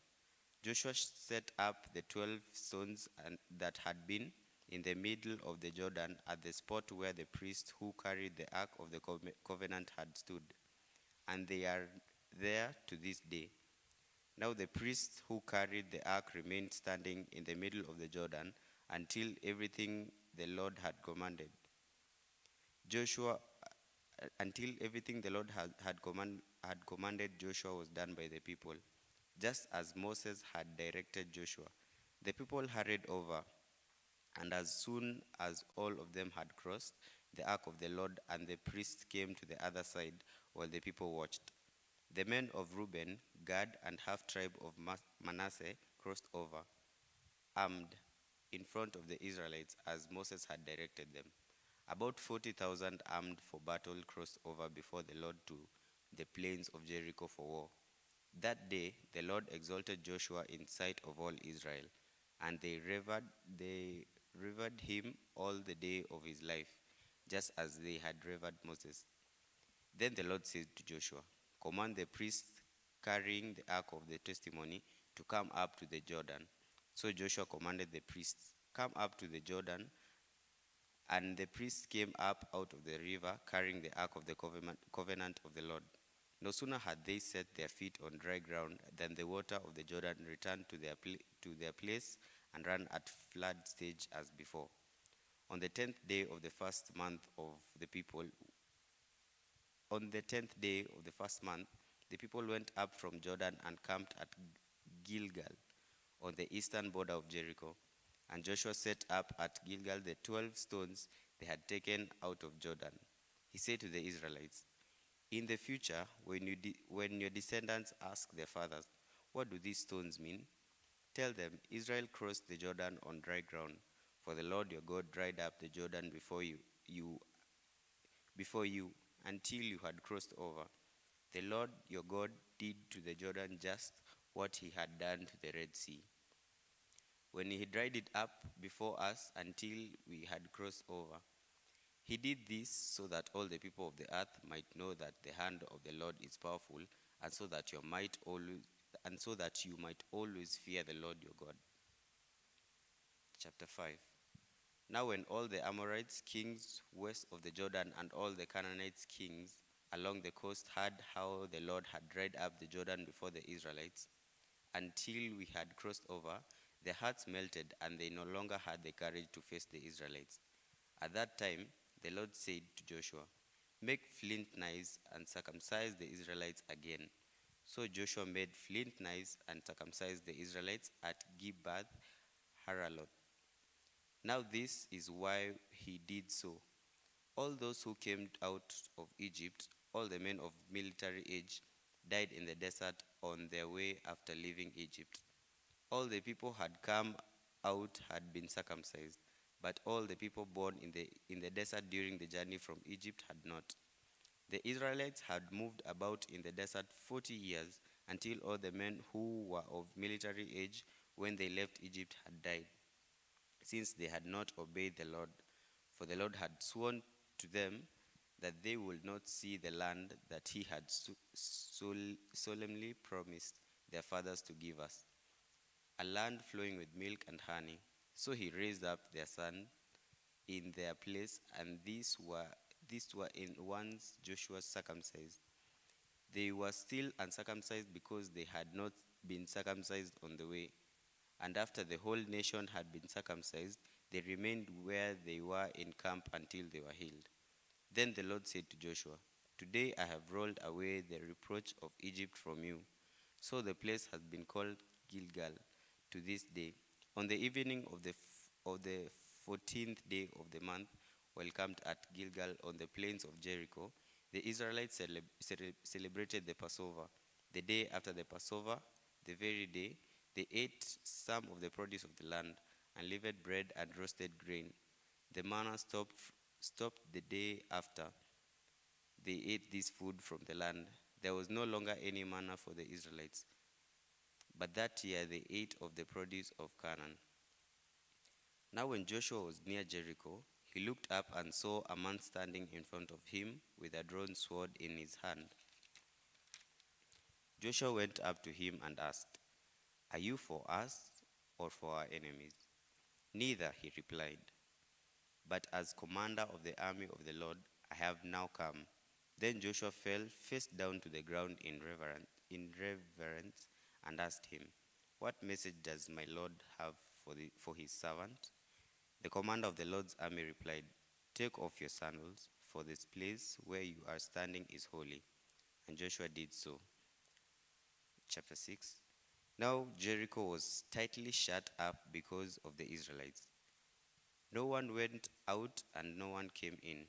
Then the Lord said to Joshua, "See, I have delivered Jericho into your hands, along with its kings and its fighting men.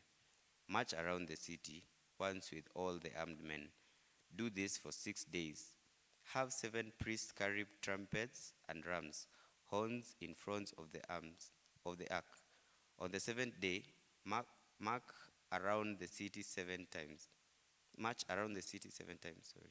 with the priests blowing the trumpets. When you hear them sound a long blast of the trumpets, have all the people give a loud shout. Then the wall of the city will collapse, and the people will go up, every man straight in." So Joshua son of Nun called the priests and said to them, "Take up the ark of the covenant of the Lord, and have 7 priests carry trumpets in front of it." And he ordered the people, "Advance, march around the city, with the armed guard going ahead of the ark of the Lord." When Joshua had spoken to the people, the 7 priests carrying the 7 trumpets before the Lord went forward, blowing their trumpets, and the ark of the Lord's covenant followed them. The armed guard marched ahead of the priests who blew the trumpets, and the rear guard followed the ark. All this time the trumpets were sounding, but Joshua had commanded the people, "Do not give a war cry, do not raise your voice, do not say a word until the day I tell you to shout. Then shout." So he had the ark of the Lord carried around the city, circling it once. Then the people returned to camp and spent the night there. Joshua got up early the next morning, and the priests took up the ark of the Lord. The 7 priests carrying the 7 trumpets went forward, marching before the ark of the Lord and blowing the trumpets. The armed men went ahead of the ark, and the rear guard followed the ark of the Lord, while the trumpets kept sounding. So on the second day, they marched around the city once and returned to the camp. They did this for 6 days. On the 7th day, they got up at daybreak and marched around the city 7 times in the same manner, except that on this day, they circled the city 7 times. The 7th time around, when the priests sounded the trumpet blast, Joshua commanded the people, "Shout for the Lord. Shout, for the Lord has given you the city. The city and all that is in it are to be devoted to the Lord. Only Rahab the prostitute and all who are with her in her house shall be spared, because she hid the spies we sent. But keep away from the devoted things, so that you will not bring about your own destruction by taking any of them. Otherwise, you will make the camp of Israel liable to destruction and bring trouble on it. All the silver and gold, the articles of bronze and iron, are sacred to the Lord and must go into his treasure." When the trumpet sounded, the people shouted. And at the sound of the trumpet, when all the people gave a loud shout, the wall collapsed. So every man charged straight in, and they took the city. They devoted to the city of the Lord and destroyed it with a sword. Every living thing in it, men, women, young and old, cattle, sheep, and donkeys. Joshua said to the 2 men who had spied out the land, "Go into the prostitute's house and bring her out, and all who belong to her, in accordance with your oath to her." So the young men who had done the spying went in and brought out Rahab, her father, and her mother and brothers, and all who belonged to her. They brought out the entire family and put them in place outside the camp of Israel. Then they burned the whole city and everything in it. But they put the silver and gold and the articles of bronze and iron into the treasure of the Lord's house. But Joshua spared Rahab, the prostitute, with her family and all who belonged to her, because she hid the men of Joshua and sent as spies to Jericho. And she lived among the Israelites to this day.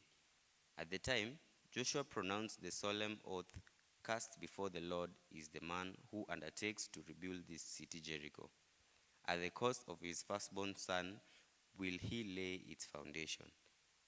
At the cost of his youngest will he set up its gates." So the Lord was with Joshua, and his fame spread throughout the land.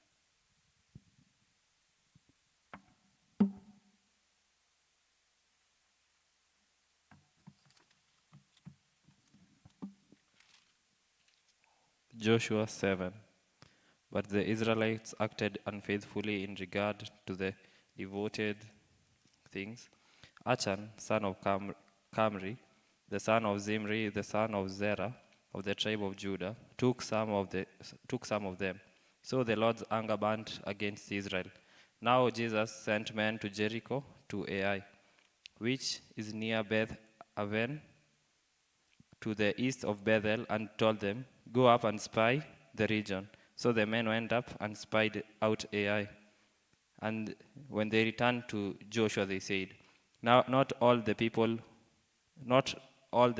will have to go against Ai. Send 2,000 or 3,000 men to take it, and do not weary all the people, for only a few men are there."